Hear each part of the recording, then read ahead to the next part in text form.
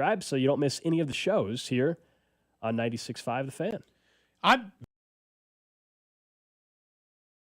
Make me think that at this point, there's almost no question that they sat in a meeting room and they said, we can beat the Giants without Xavier Worthy. Okay? Like, it's fine. We don't have to rush him back to take on Russell Wilson and Brian Dable. We'll figure out a way to win that game. Let's make sure that Worthy is available and ready for the game against the Ravens. Because fundamentally, nothing's really changed in his injury. Just time. Yeah, just time. And, without truly being there, I don't know. But I'm with you that now you get the payoff, which is a competitive advantage of only having 3 snaps on film in the year 2025 for Xavier Worthy. And I think you and I both agree their chances, of course, of winning this football game on Sunday go up significantly. Absolutely. If Xavier Worthy plays. Now, one thing that I had mentioned yesterday was, there's the national narrative around both these teams, despite being 1-2, and how nationally, and not even in Baltimore, because I was on in Baltimore this morning, and they're actually picking the Chiefs to win, and they're really, really concerned about their football team. They're feeling down, huh? They are. But they should be, just like we obviously know the concerns here in Kansas City. But nationally, and I saw another clip today from one of the national talking heads, discussing these two teams and acting as if the Chiefs are in way worse shape than Baltimore. And I don't get that. And you did some digging as well, Cody, on why that also is silly. Well, I was thinking more about it because the way we were talking about it, I'm like, if anything, I feel like these teams should be talked about equally. Underperforming, one side of the football, completely letting them down, real flaws and problems exposing themselves in the first 2 weeks, but also both teams are dealing with injury. Like no Matabuke this weekend, which we can talk about its impact here in a little bit. They've had problems there. But in digging in the numbers, the Chiefs, I know points per game is going to throw this thing off a little bit. So you're going to have to bear with me because I understand that does matter. The fact that they're getting in the end zone does still matter. But the Chiefs' offense, in my opinion, is far, far, far closer to the Ravens' offense than the two defenses are from each other. So, for instance, Baltimore's averaging 330 yards a game. The Chiefs are averaging 315. They have 1 yard different in the passing attack. They have about 30, 40, 50 yards different.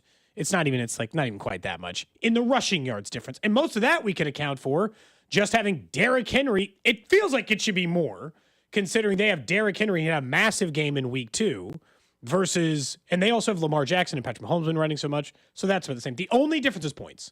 On defense, however, so it's yards, EPA per play, yards per game. The Chiefs and the Ravens are all pretty much the same. The Ravens are better getting in the end zone. I won't take that away from them. That is what separates their two offenses. Not all the other stats, just simply points. On defense, they are 120 yards worse. They've given up 250 more passing yards. They've given up 150 more rushing yards. They're giving up more rushing yards. They're giving up 150 rushing yards per game and are giving up a difference of, instead of 18 points per game for the Chiefs, 32 points per game. So like the same gap in the offense, except all the other underlying numbers are closer.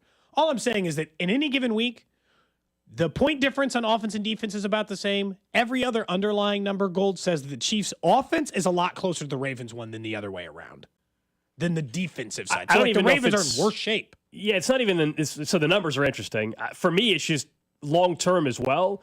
The Ravens are pretty much roster-wise what they are. They may not get Matabuke back. Kyle Van Noy probably hurt, not going to play on Sunday. The Chiefs know they're getting Rice back. They know they're getting Worthy back, and it looks like it's going to be this week. And so there is still holding out that this offense is going to improve. No matter what, it's going to improve. The question is to what extent. Like, we can debate what level the Chiefs' offense is going to eventually get to. Nobody knows that answer. We can speculate. One thing it is a fact, I think, is it will be better than what it is today. Like, there's no way it's not. There's just, and by the way, it may not be correct increase the way we all want it to increase. It may not jump them to a top 5 or top 10 offense. But they're scoring 3 to 4 more points. There's no way they're going to be back. just the exact same when Rice, Worthy are on the field at the same time, let alone if Hollywood Brown is still healthy as well. I think that's just reality. Whereas the Ravens, to me, what they are in terms of the personnel is their personnel. Now, it doesn't mean that they can't get better. Can they clean some things up? Sure. Is Derrick Henry going to keep fumbling every single game? Probably not. I don't think he's going to finish the season with 17 fumbles, right? Like that's probably not happening. I would love for him to start the first 4 weeks with 4 fumbles, as in he fumbles on Sunday. That'd be awesome. But I don't think that'll continue. So some of this evens out. We had Ross Tucker on the show yesterday. Made a good point about, looking back at the last couple seasons, the first month of the year, while you can dig yourself a hole, it still can tell us a lot of things that are not true and cause freak out that's not real about football teams, or a team can look really good that's not going to end up being really good. So we're still in that period of time. I do think these teams are very, very similar. Someone on the text line said overall they think the Ravens still have a better roster. And there's certain areas where I would totally agree with that. I would say, though, with their injuries right now, I don't know if it's as clear-cut as we make it out to be. Now, the Chiefs are missing Rashee Rice. But in terms of overall roster, I actually don't think these teams are as separated. This goes back to the continued conversation from last year about how everybody perceived the Baltimore Ravens, where in every EPA stat and all these things in DVOA, the Ravens were the best team in football, but ultimately they didn't ever win big games. I would classify this Sunday as a big football game, as we have gone through. Just like last week was for them with the Lions. The narrative and the path that you go on is huge. Now, I will give Baltimore this. For them, if they lose, given their division right now, it still seems like their division would be far and away more in play than if the Chiefs lost a football game, just because the Chiefs have a team like the Chargers who probably are going to start 4-0 with 3 division wins. They play the Giants on Sunday. Whereas Baltimore, is anybody really buying into the Steelers? Cincinnati doesn't have a quarterback. Cleveland is terrible. They just have a great defense. And so you go through and you look at their division, they could start 1-3, and I can make a much stronger case that the Ravens could still win their division, in my opinion, than the Chiefs winning it at 1-3, only because the Chargers would be 4-0. So that part I will get. If you're saying the Ravens would be better positioned long-term, even with a loss from the Chiefs for the division race, yeah, I think that's just true, the maths. In terms of actual football team, the Chiefs have way more room to grow, in my opinion, as a better football team as the year goes on than Baltimore. I just think 3 games through the year, they've been better. They've been better than Baltimore. And that, look, I get it. It's like, ooh, wow, your 1-2 team's better than our 1-2 team. All I'm pointing out is that, again, points per game scored versus, the difference in that in points, and points allowed per game are about the same, Gold. Like, the Chiefs give up way less points than the Ravens, and they score, technically, way less points than the Ravens score. But everything else points to something being a lot closer to Patrick Mahomes and Andy Reid's point. The underlying numbers, and Gold, we've said this with, I don't remember what this was, with hitting, right? Like, at some point, the underlying numbers pointing to the idea that they're getting closer doesn't hold weight. But after 3 weeks, it does, right? The fact that the numbers are telling you the Chiefs offense should score more points and will score more points here going forward. So, I don't think that it's as far off from being at least a functional offense versus no stat. And what the Ravens are doing suggests they are anywhere close to being a functional defense. They have been horrible.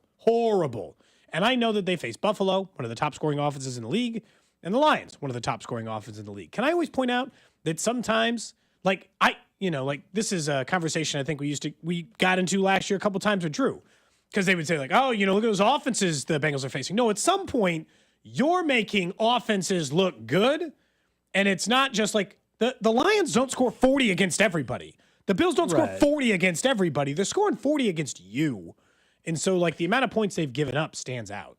They're just better. Chiefs are better at overcoming a lot of their issues most of the time, too. That's why this year has been such a weird anomaly. I keep saying that. I still think a lot of it is just the optics of when you watch the Ravens, when a team moves the ball as easily as they do and they score, you tend to think everything's fine. But I can tell you, talking to people in Baltimore this morning, they're very, very concerned. So it's weird. As much as we're down on Kansas City right now and feeling like, oh my gosh, can they survive this stretch? Their issue there, they're worried about their team, and they're not as confident that their team is just going to snap out of it defensively in the next week or two. Whereas I think in Kansas City, there's the real thought about, okay, when they get this guy back or that guy back, they'll be fine. That doesn't include the Jawan Taylor stuff, which we discussed yesterday, which you and I both are in agreement, which is Andy Reid, they're just being very, very loyal to Jawan Taylor at this point. That's the only explanation. Or they don't think Jalen Moore is that good. It's one of the two.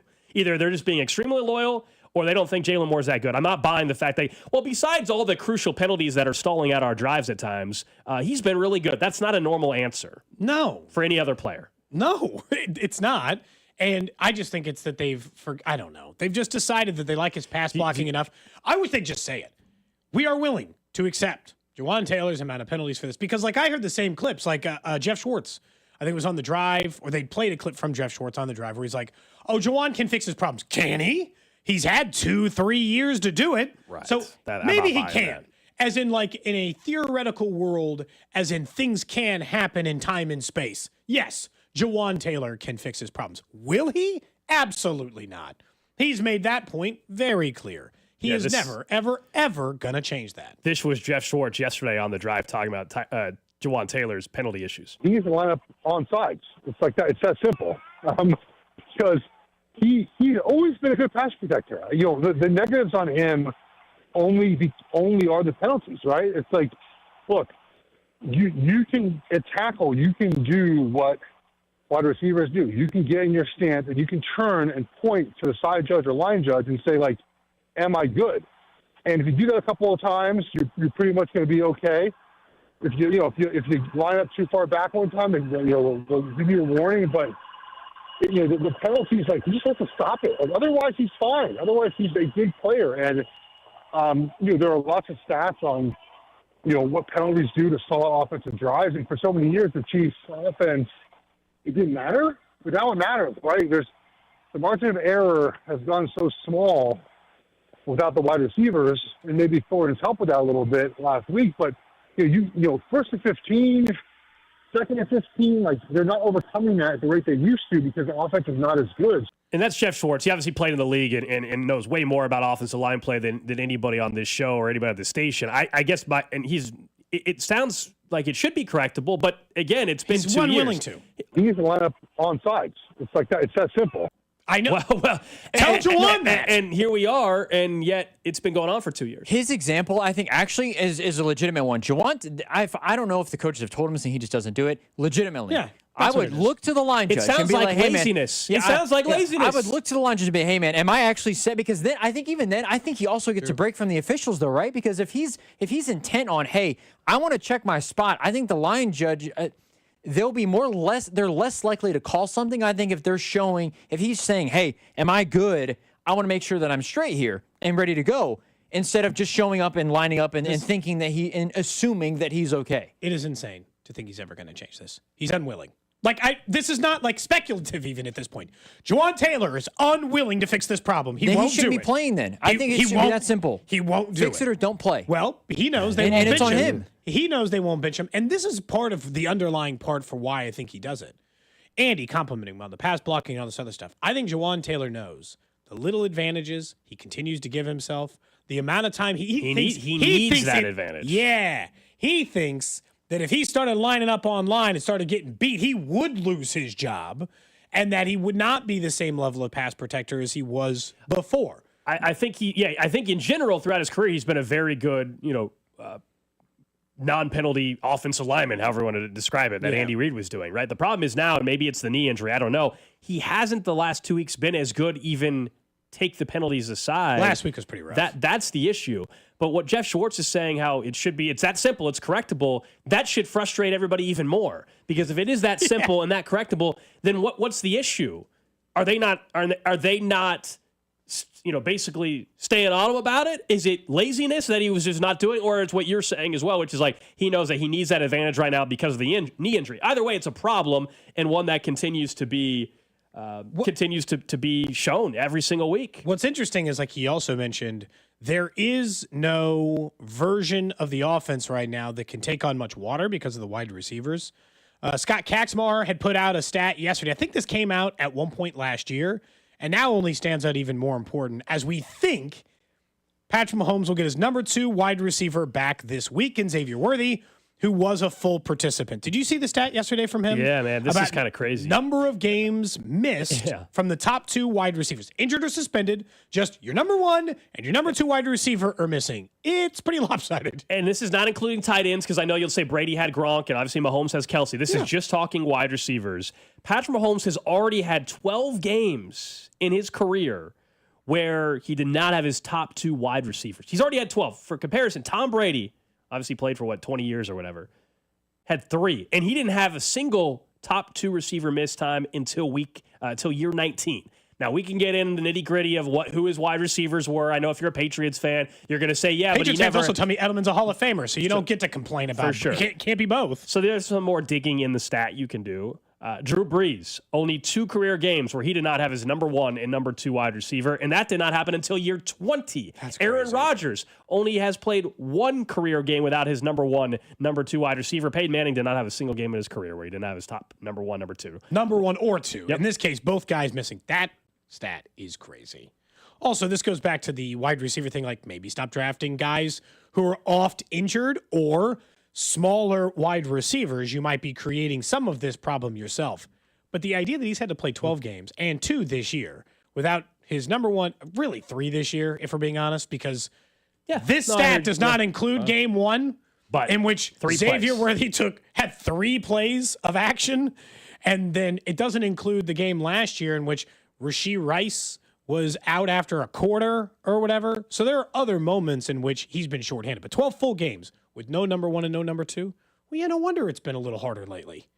Like when you start getting down to, and this is, again, Tyquan Thornton's been a very good player, and we can talk about that, how that relates to Mahomes here in just a second. But it makes everything harder when you're without your top 2 wide receivers. All of this speaks to, and this is why this game is so interesting. Chiefs are still missing weapons. Ravens are still missing weapons. They're both desperate. The Chiefs are at home. Like I'm still surprised the Ravens are a favorite, considering they lost to Detroit. I don't see But it goes back to the big national difference between the two, but yeah, some of it is that. It goes back to, again, remember, like Vegas sets the line, but also they're trying to get action on both sides. And so it's like, yes, Vegas thinks X is going to happen, but also it's what number they set to try to get the bets on a particular side or another side or whatever it may be. And so I think it's the national narrative that exists out there is leaning into that, because you're talking about the general public that's out there making bets as well, and they know where people are leaning. And if you look at any of the books this week, I think 75% of the bets are on the Baltimore Ravens. Not surprised to see that. It goes once again into exactly what we were just saying. I think what's interesting, and tomorrow we'll break down some other elements of the game. We'll talk more about Derrick Henry and Spags' history and everything. But basically, if we agree that blatant issues on defense for Baltimore, blatant issues on offense for Kansas City, 2 desperate teams, all this kind of stuff, games at Arrowhead. Well, then you're saying, is it coming down to coaching? And where's your confidence there? And I know we've had our issues this year in particular with how certain things have been handled on the Chiefs side of things. But who do you still trust in if we're talking coaching is really going to matter? A staff that has Steve Spagnuolo with the history he has against Baltimore, Andy Reid going up against Harbaugh, and a Baltimore staff that, I know it's a different OC, but just 2 years ago in the playoffs refused to run the football and got greedy and passed and all this, pass happy. Yep. Who do you trust more in a big spot? I still side with, despite all the discrepancies that you could point out and how the Chiefs have handled each game, I'll still say the coaching edge is clearly on Kansas City's side heading into this game. And if it's going to be a close game and all these things are true, well, then more advantage towards KC. The other part is that I continue to, as we do with great quarterbacks, look for the development. You had mentioned with Mahomes, maybe it was just, hey, take him what you got right now because he's throwing it faster than he ever has in his NFL career. Well, another thing's coming back. And honestly, genuinely, a way more important thing as far as the next evolution of Mahomes needs to have the deep ball back in the offense again.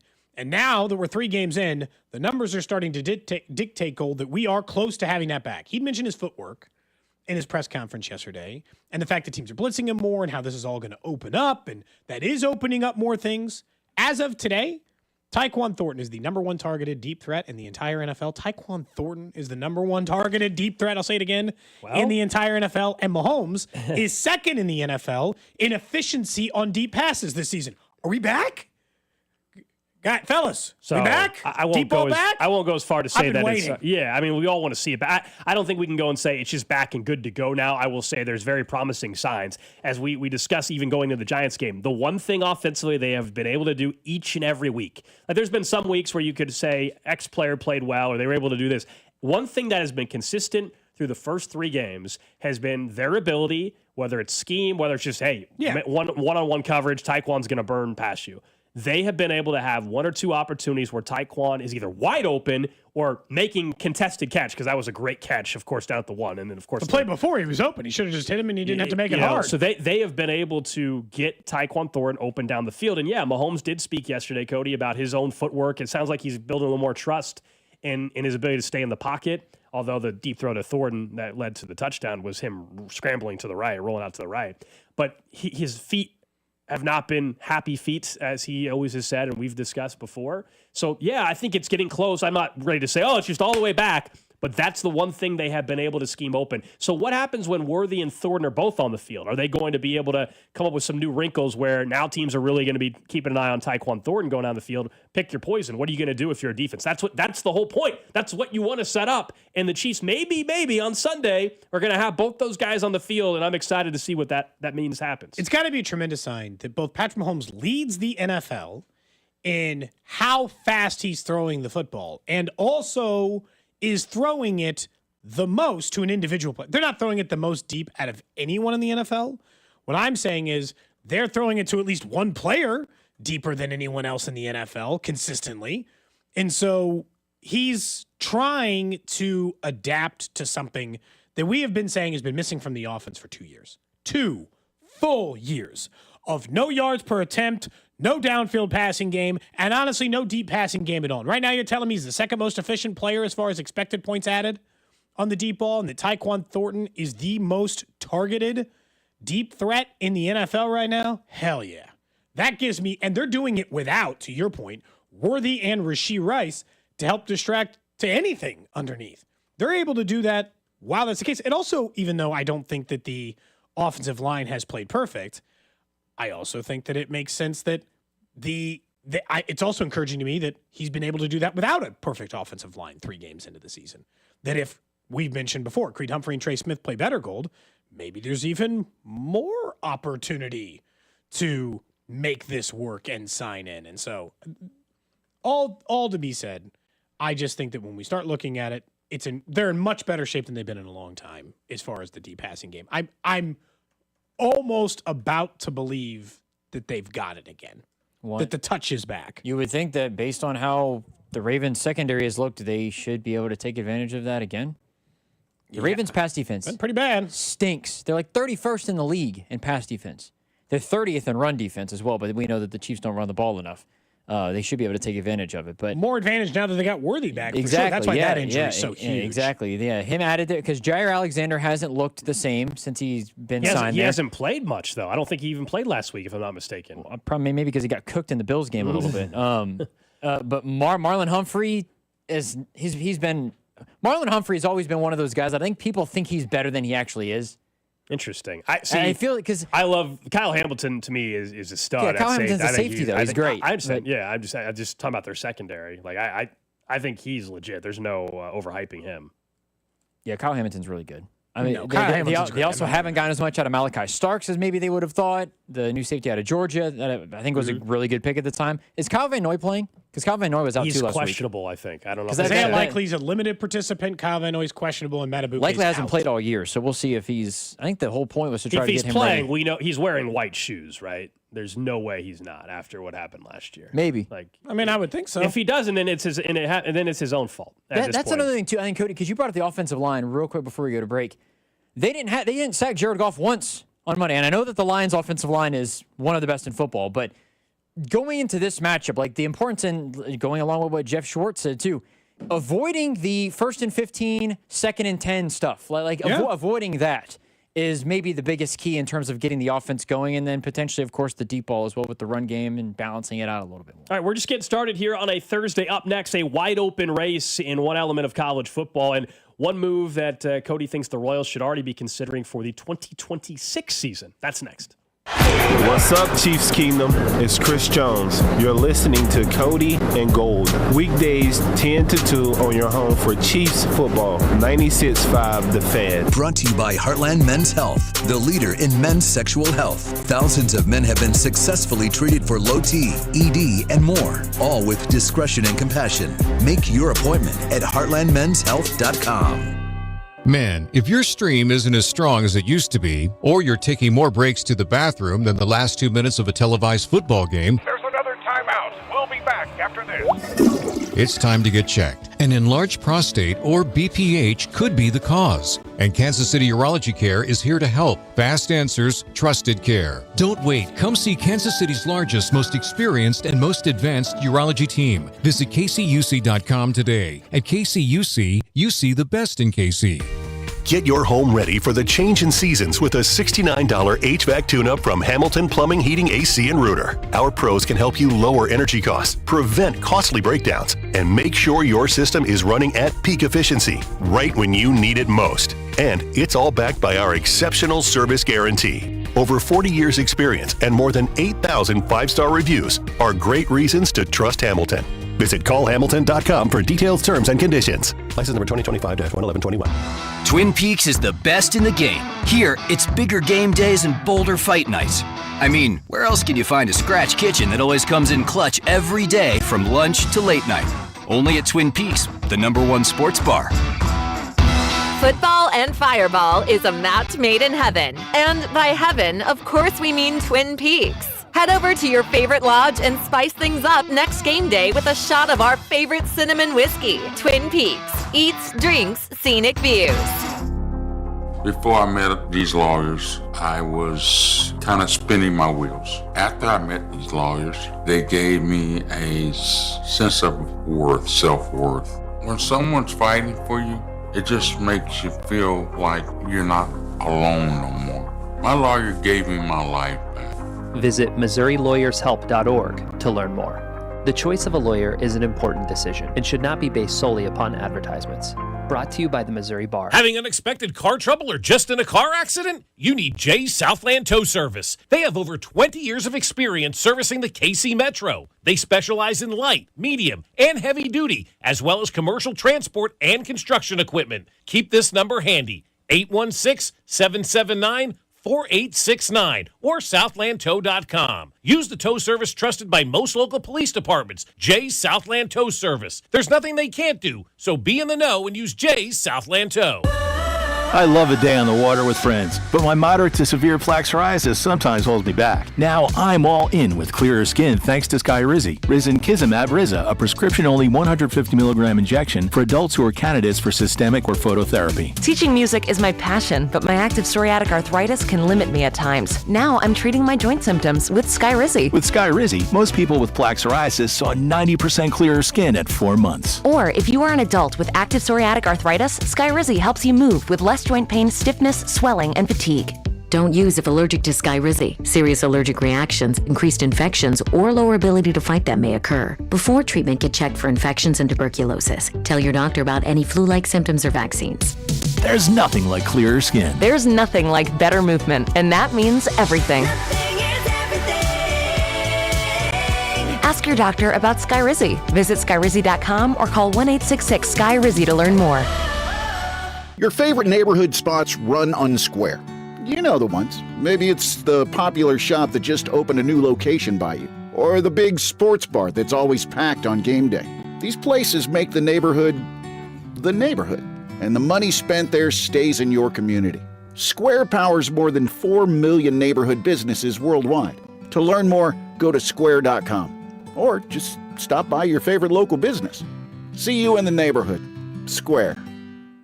This is the story of the one. As a maintenance supervisor at a manufacturing facility, he knows keeping the line up and running is a top priority. That's why he chooses Grainger. Because when a drive belt gets damaged, Grainger makes it easy to find the exact specs for the replacement product he needs. And next day delivery helps ensure he'll have everything in place and running like clockwork. Call 1-800-GRAINGER, click Grainger.com, or just stop by. Grainger, for the ones who get it done. This is the story of the one. As a custodial supervisor at a high school, he knows that during cold and flu season, germs spread fast. It's why he partners with Grainger to stay fully stocked on the products and supplies he needs, from tissues to disinfectants to floor scrubbers. All so that he can help students, staff, and teachers stay healthy and focused. Call 1-800-GRAINGER, click Grainger.com, or just stop by. Grainger, for the ones who get it done. Did you hear? Allstate car insurance now costs even less. So when you bundle with home, you can save even more. Check Allstate first to bundle and save with a new lower auto rate. You're in good hands with Allstate. Not available in every state. Only applicable for new auto insurance business. Rates will vary by several factors, including how you purchase the policy. Potential savings may vary. Allstate North American Insurance Company and Affiliates, Northbrook, Illinois. Hey guys, did you know that prostate cancer is the second most common cancer in American men? That's right. Prostate cancer is the second most common cancer in American men. 1 in 8 men will be diagnosed with prostate cancer in their lifetime. Early prostate cancer often has no symptoms, which makes regular screenings key. The 5-year survival rate is nearly 100% when caught early. So get checked early and often. If you're a man over 50 or 45 if African American or with a family history, you should talk to a doctor about screening. A prostate cancer diagnosis can be scary, but no one should fight alone. Join us in raising awareness and saving lives. Don't wait. Visit kcuc.com today. At KCUC, you see the best in KC. You're listening to 96.5 The Fan from the Mission Plumbing, Heating, and Cooling Studios.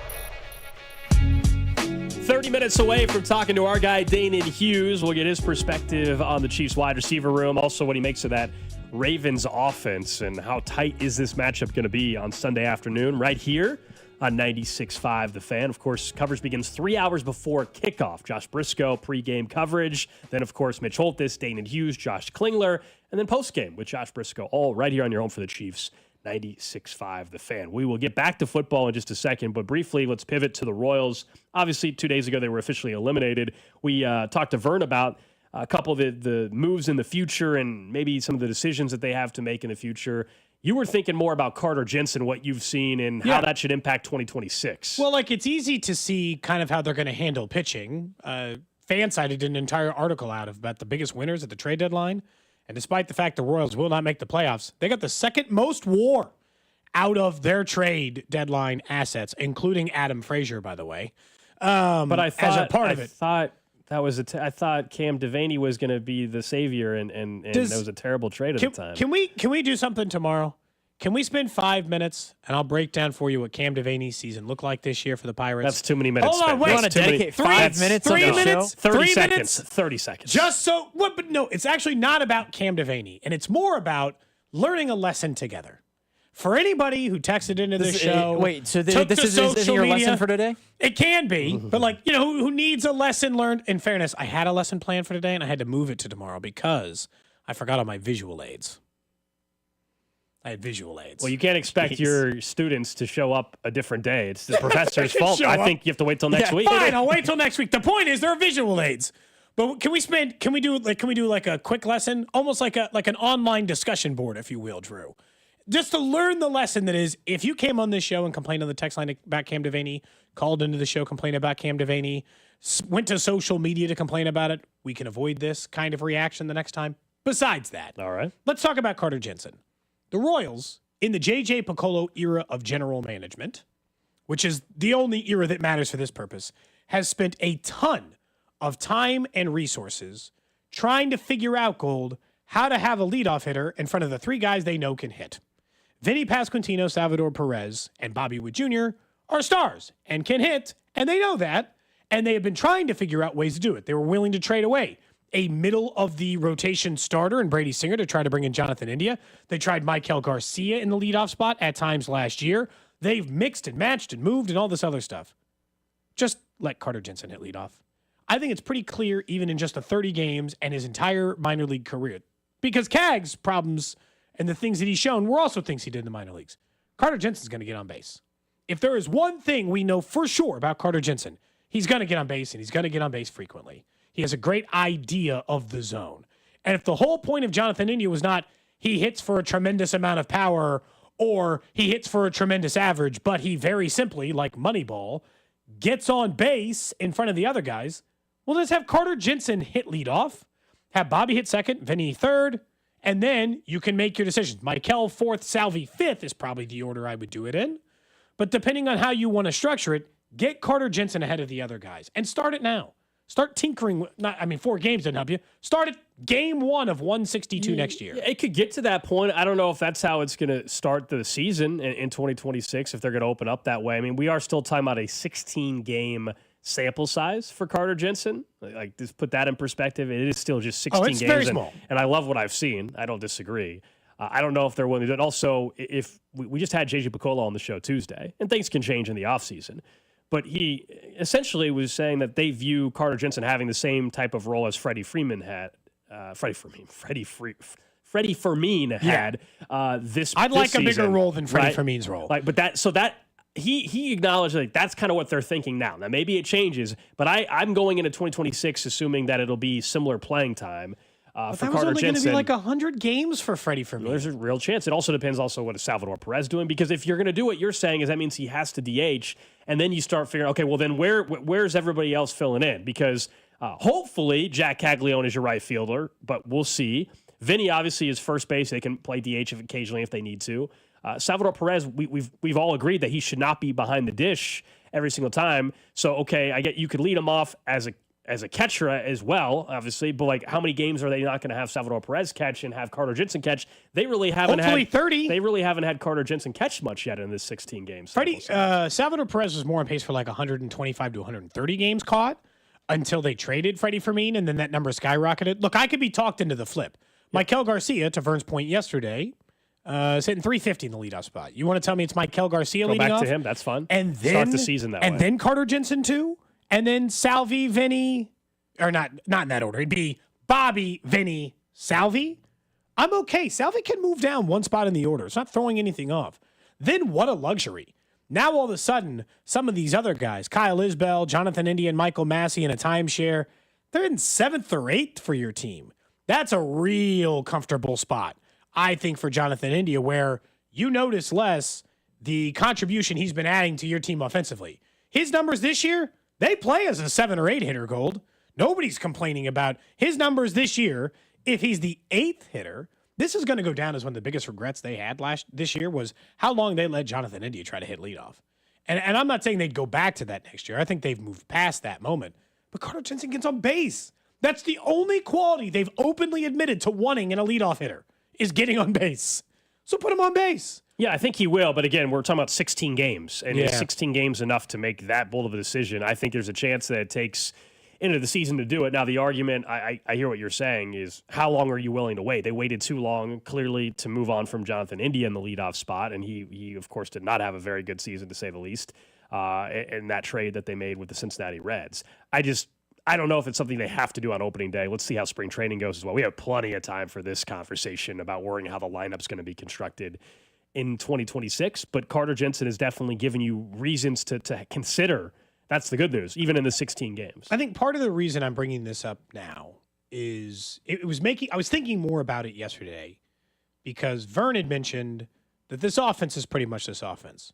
The way he sounded like he expected it was, maybe they bring in a platoon left fielder, maybe not. Maybe they bring in a platoon center fielder, maybe not.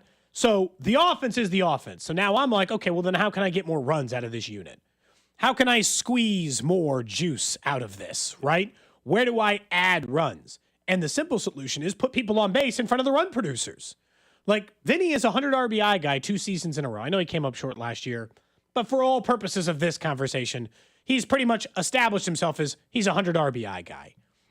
Bobby Wood Jr. is on average a 100 RBI guy over the last 2 years. He's going to come about 10 short this year.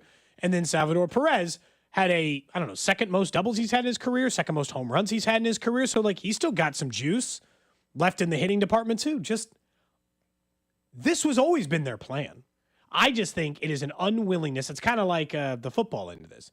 It's an unwillingness because of how it went with Cags this year, or how it goes with young players a lot of times, to just say Carter Jensen, as you've pointed out, 16 games into his career is hits in the 2 spot. You're like, But if it's a way to make it work, it doesn't have to stay forever. If it's going bad after a week and a half, 2 weeks, you can adjust quicker than you did last year with Jonathan India. That's all. You don't have to stick with it for 60 days. No one makes you. It'll be a convo during spring training, and so much also is dependent on what moves do they make. But if they only just kind of do what Vern is saying, they're likely to do in the offseason. You know my concern there. It's just that you're truly just banking on some guys that had some bad years recovering. Another guy's a good year's not going back. Yeah, that's a risky proposition. And it's not that I don't believe in Maikel Garcia. It's just, is he going to have career year type numbers again? I mean, that's just, even if this was the issue this year. Bobby Wood Jr. did not have a bad season at all. but he had slight regression from an all-time season. And that, along with some regression from 3 other players, and then your left and right fielder being a disaster and not even on the roster. Awful. You know, then you ended up being in the spot you're in. So you're banking on Michael virtually being about the same player next year. Salvador Perez, Father Time did not get him this year, but you're banking on it not getting them next year. You're banking on Vinny, you know what I mean? Like, there's certain things that I'm not as concerned about. Bobby and Vinny, to me, I can lock them in. Michael, I think I know what I'm getting, but I don't know if I can lock in the exact type of season that he had this year. But you might get more out of Bobby. I think that might be the inverse. Well, then where's your balance? A little less out of Michael, but I think they might get a little more statistically out of Bobby Witt Jr. I'm just looking for ways to find offense. Look, the simple solution is Carter Jensen and Jack Caglione rake. Sure. And then offensive problem solved. I mean, I think part of the solution next year and that they're going to be banking on if they're not going to go and make any acquisition is going to be that Caglione figures it out. Carter Jensen continues to get better. And there you go. There's 2 new offensive pieces for a full 162 that are going to fix some of these issues. It can happen. I'm just saying there's definitely some heavy risk in just going with that and waiting to the deadline again to try to acquire offense. They do also still have a massive lineup imbalance. Wow, which, we could, I mean, I don't know, maybe that's a problem for a different day, but they do have an issue with when a lefty starts on the mound against the Royals. Let's just say based on the lineup as it currently sits, what the hell do you do? Your whole lineup is left-handed. Like, you can't go into every week and be like, well, every time they start a lefty, it's going to be Tyler Tolbert and Adam Frazier. And you're like, is there other ways to do this? Or like, can we negotiate this in some other way? They do still have an issue there, but that's also, I don't imagine any left fielder they would hypothetically bring in as a platoon guy wouldn't be right-handed. So I guess some of those problems solve themselves. You can't count on much, but you can always count on Sundays with the NFL on CBS and Paramount Plus. Watch your local NFL game all season long, kicking off with the Week 4 matchup, of course, on Sunday between the Ravens and the Chiefs. Visit ParamountPlus.com/NFL to get started today. Let's talk a little college football, and then Danan Hughes is going to join us in 20 minutes or so. The Heisman race is fascinating this year. This is the most wide-open Heisman race we've had in a while. Last year, I know there was some debate between Ashton Genty and Travis Hunter, but Travis Hunter was kind of the front runner for much of the season. Yeah, and he ended up winning the Heisman. There's some names that I'm sure 90% of the audience doesn't even know. And nor should you. Okay, we can start with me. I'm a great casual guest. Do you know who the favorite is? Do you know the quarterback is at Indiana? He's the favorite. I mean, listen to that sentence. I know. There's no chance. He's probably going to go in the top 10 of the draft, or at the first round of the draft this year. Yeah. The way things are going. Fernando Mendoza. He is now the favorite at plus 850 to win the Heisman. Now, I do not think he ultimately is going to win the Heisman, if you're just asking me. He once was 35-1, as in last week.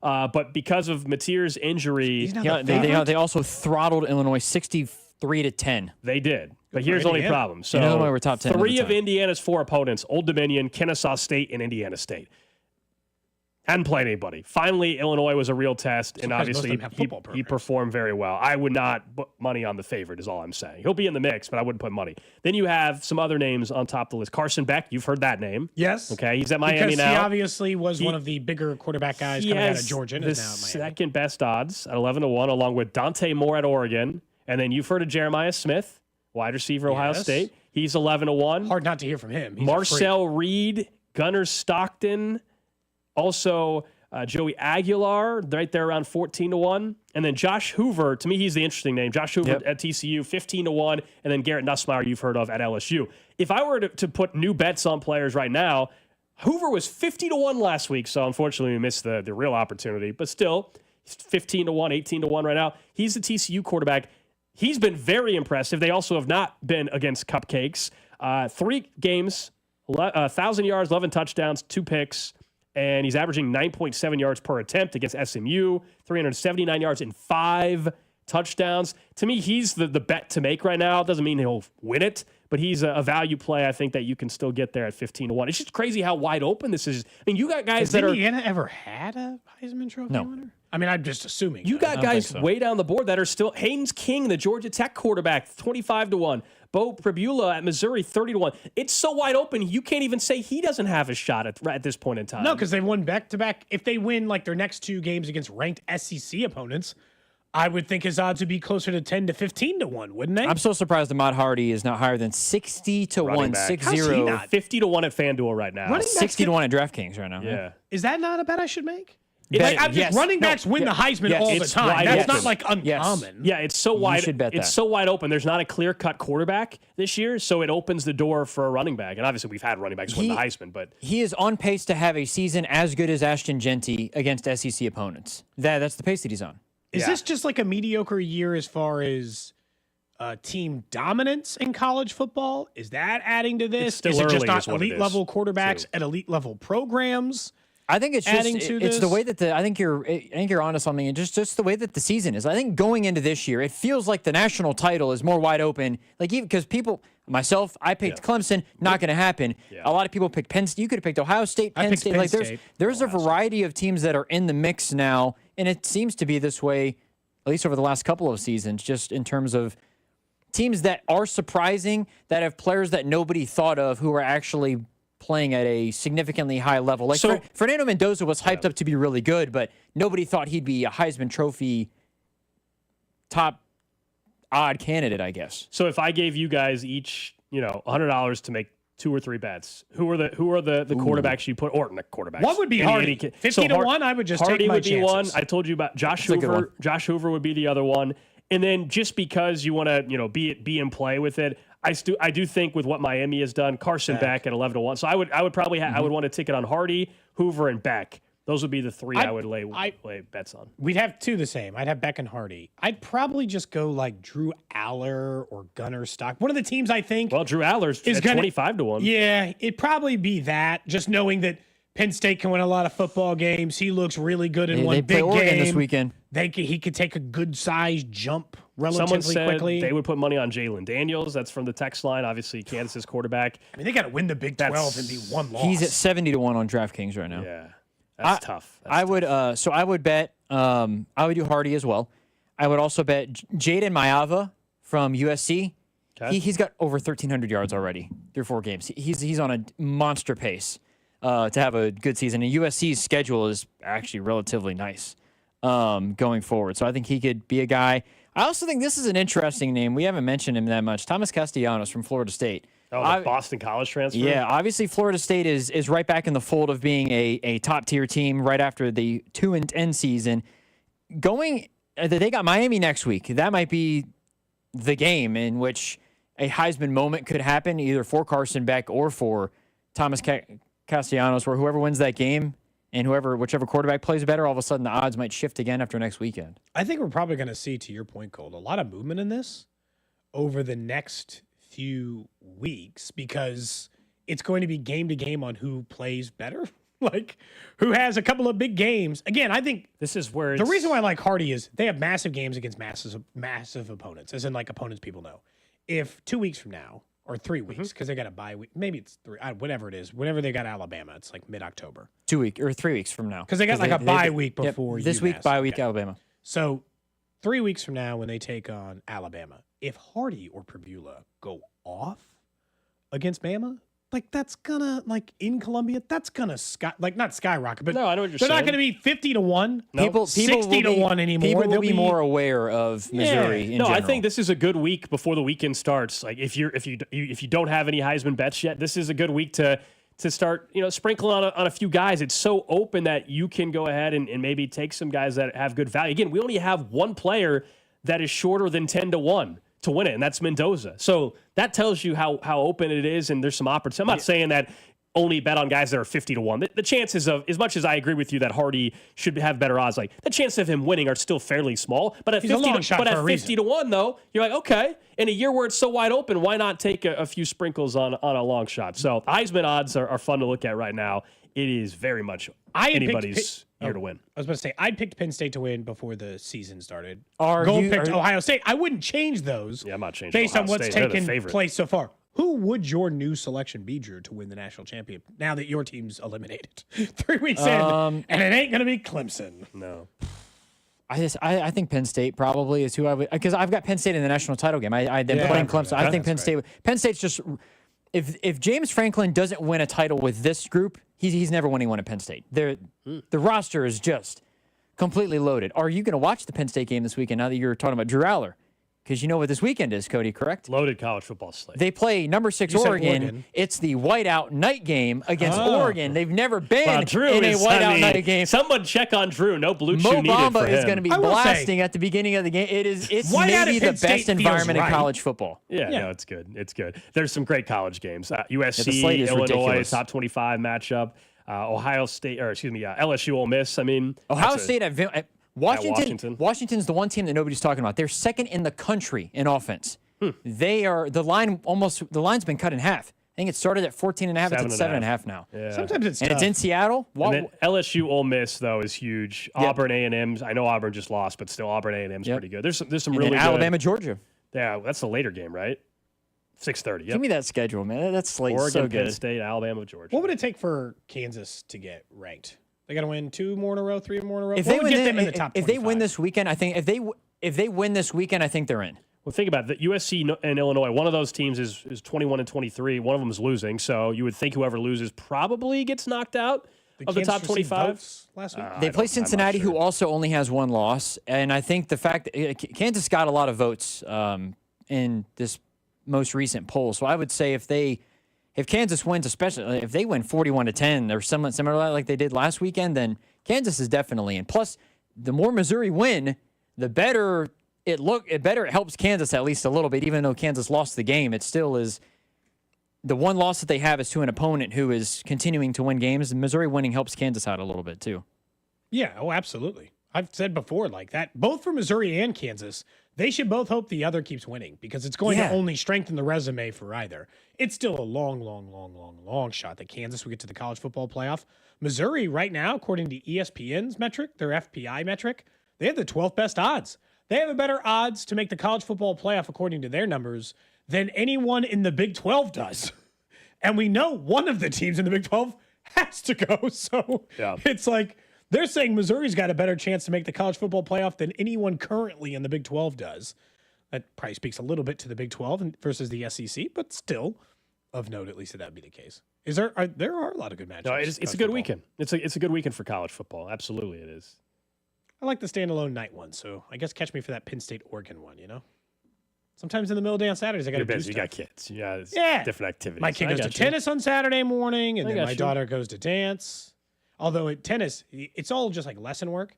He's like, I want to go versus someone. Like he's ready. Like he's like, I got the game. Put me on the other side of the net against somebody. I'm ready to play. He doesn't like to practice. He just wants to play. Kid wants a match. I said, we can go to a court. We'll play versus. Is Josh Klingler teaching your kid tennis? He's not, but we also don't live in similar parts of the city. That's true. Yeah, that'd be Otherwise, I would have Kling do it. Why not? I think you should have Kling. Give him a lesson. A lesson in versus. I got a versus for you. You ready? And then just have Kling like really serve one over the net. That would be pretty funny. We play against each other in ping pong, where you're starting to learn the rules before tennis lessons starts. Ping pong's one I've never been like ping pong. I've always stunk. I can't play ping pong at all. I love playing ping pong. I'm not claiming I'm the world's greatest ping pong player. I've never been into ping pong. That's one of those like I've always wanted to be able to, but nah, can't do it. And then you watch the Olympics and you're like, you got to be kidding me. Oh well, I can't play ping pong like that. But I like if it's like 40 of us just randomly stepping into a bar, I'm guessing I'm one of the like 12 best. Oh, okay. Like I think I'm viable. I'm 30. I'm a viable ping pong player. I'm 39 or 40. Drew and I played once and I beat him, but it was also on like not a regulation table. Is this true? Yeah. It was not. We played on the conference. I love how Cody remembered it. Drew doesn't. Cody remembers this. Well, we were talking about the thing. We played. We played on the back conference room table on like the. I don't remember what I said. Not a regulation table. I don't remember what. I'm not very good at ping pong. Like I don't claim to be good at ping pong either. All right. Up next, Danan Hughes, former Chiefs wide receiver. He'll be on the broadcast this Sunday. He'll stop by. We'll talk to him about Xavier Worthy being a full participant, what to look for against the Ravens. That's coming up here on Cody and Gold. What's up, Kansas City? This is Bobby Witt Jr., and you're listening to Cody and Gold, weekdays starting at 10 on 96.5 The Fan. Brought to you by Heartland Men's Health, the leader in men's sexual health. Thousands of men have been successfully treated for low T, ED, and more, all with discretion and compassion. Make your appointment at heartlandmenshealth.com. Football tonight, and you could be making selections over on Underdog, one of the best places to select entries and win money all season long. And you can play right now on the Missouri side. It's super easy. Just download the app, choose which players you think will go higher or lower than their favorite stats. So touchdowns, receiving yards, interceptions, and more. So I like Smith and Jigba to go higher than 84.5 receiving yards tonight. You might think that's high. He also is one of the top receivers in the NFL as it sits right now and seem to have a connection with Darnold at the moment. You can make those selections and so much more. Mix and match sports. If you're thinking, hey, the playoffs are around the corner for baseball, maybe I want to get a little football, baseball, one going in my selection game. That's all available, and so many other ways to play. Ladders and drafts with streaks, pick'ems and champions contest as well. All of those available over at Underdog. So sign up today with promo code TAPP, T-A-P-P, to score $50 in bonus funds when you play your first $5. That's with promo code TAPP, T-A-P-P. Must be 18 plus and present in Missouri. Terms apply. See assets.underdogfantasy.com/web/play and get terms _DFS _@.html for details. Concerned with your play? Call 1-800-GAMBLER. Visit www.ncpgambling.org. Nationwide is so much more than a great insurance company. They're one of America's largest financial services companies. Like how I'm more than just Peyton Manning. I'm also motivating Manning. When I say insurance, you say financial services. Insurance. Financial services. Insurance. Financial services. Now when I say Nationwide, you say is both. Nationwide. Is both. Nationwide. Is both. For your insurance and financial needs, Nationwide is on your side. Nationwide Investment Services Corporation, member FINRA, Columbus, Ohio. Trust, price, and ease of transaction. That's our philosophy at GiveMeTheVin.com. We love to buy cars. Fat ones, skinny ones, curvy ones, fast ones, slow ones, round ones, and square ones. Yes, square body Chevys. We buy them at GiveMeTheVin.com. Go to GiveMeTheVin.com right now, put yours in, and get a quote. We'd love to buy it. GiveMeTheVin.com, America's best car buyer. Sell us your car. GiveMeTheVin.com. So easy you can do it in your underwear. Sailor Jerry's Rum presents FAC 31, Saturday, October 4th at Cable Dahmer Arena. Witness a full night of MMA action. Stream live worldwide. The main event is champ on champ when Jose Hernandez takes on Ray Hayes. Zach Scroggin will battle Alonzo Martinez in the co-main event. Tickets for FAC 31 are on sale now through Ticketmaster or the Cable Dahmer Arena box office. Sponsored by Gary Crossley Ford, Healthy Looks Pet Spa and Wellness, Dream Machine Motorsports, Apple Roofing, and Tentmaster. That leaf pile is 100 feet tall. Your dad can't handle this. Not without the right equipment.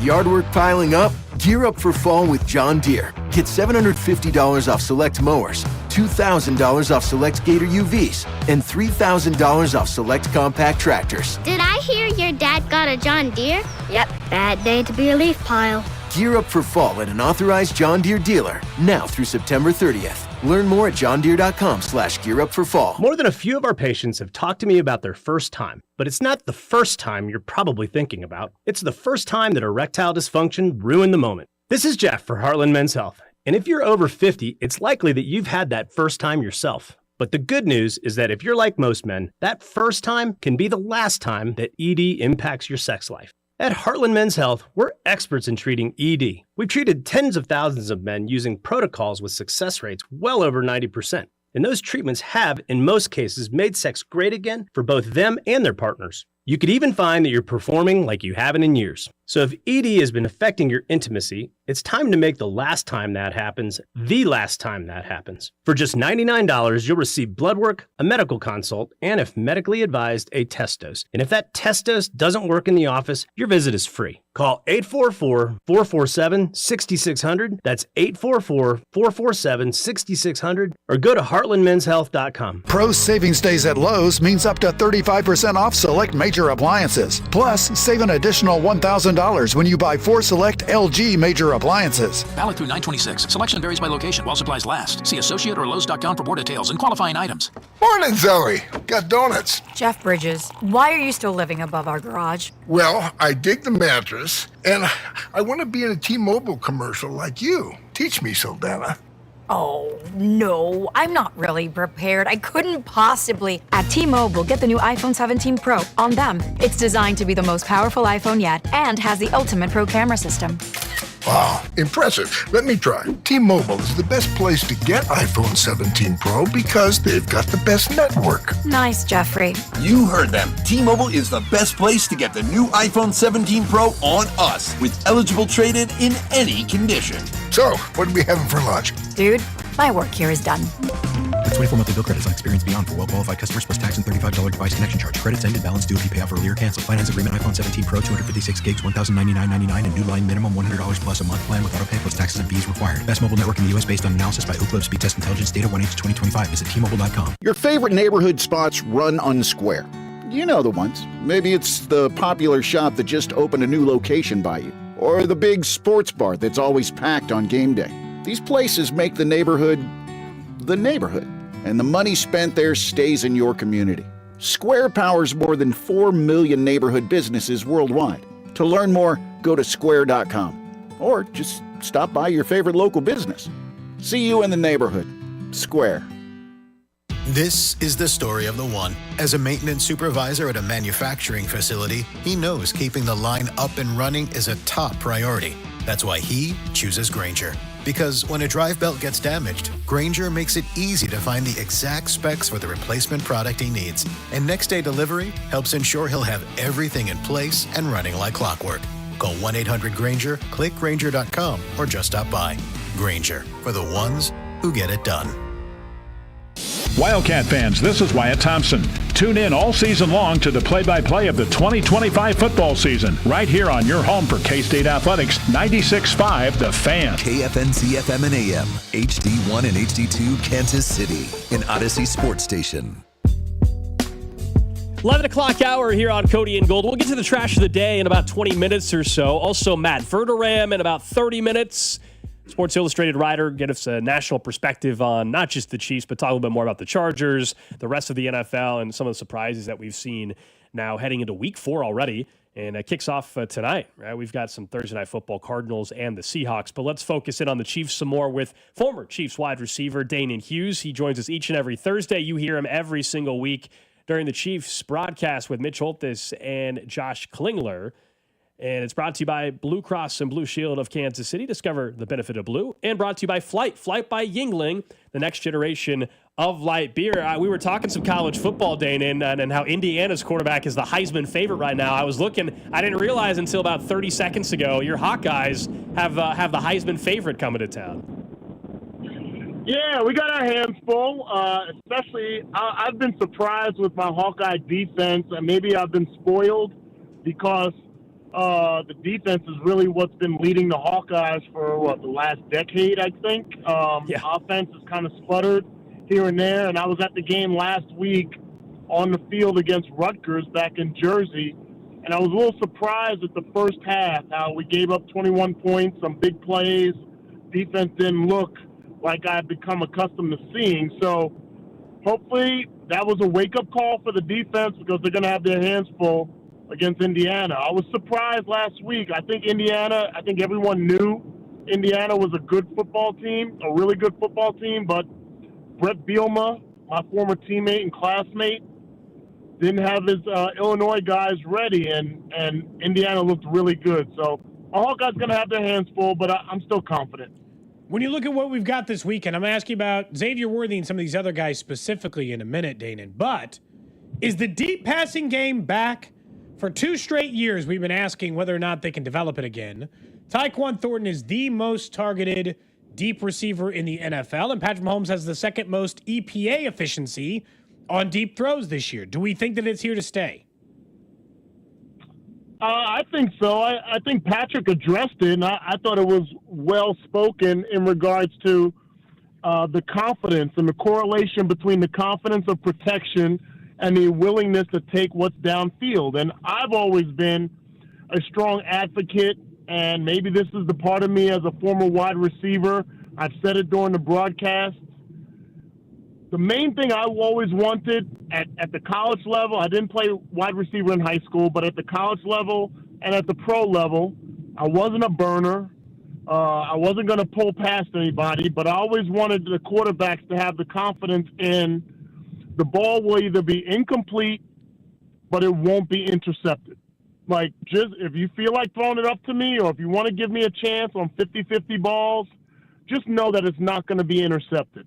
And I feel like Patrick has garnered enough confidence with Tyquan Thornton, especially, that he's willing to give him a chance. I mean, to go to him back-to-back plays like he did against the Giants, if there's no other example of confidence, that's one. I mean, to do it in that fashion, in those circumstances, tells you about the confidence that he has in Tyquan. And I like that component of our offense. I mean, if we're not going to have big hitting plays in the run game, we got to figure out, and I've said this from the offseason, we had to figure out how to get chunk plays offensively. And if that's going to be by way of through the air, then I'm all for it. Xavier Worthy obviously can change some things for them on Sunday. He was a full participant yesterday. I know we all thought maybe he was going to play last week, but now that he's a full participant, I think at this point people are even more confident that he's going to play his first game since week 1. What does that do for this offense and the advantage maybe that exists only having 3 plays on film in 2025 of him? I think it's huge. I think that you go into the OTAs through the preseason. When you come out healthy, you kind of knew that Rashee Rice and that whole situation was going to unfold similar to what it did. And when you come out of the preseason, you say, you know what, we got that guy healthy, we got that guy healthy, we got this guy healthy, and oh, by the way, we got this diamond in the rough in Tyquan Thornton.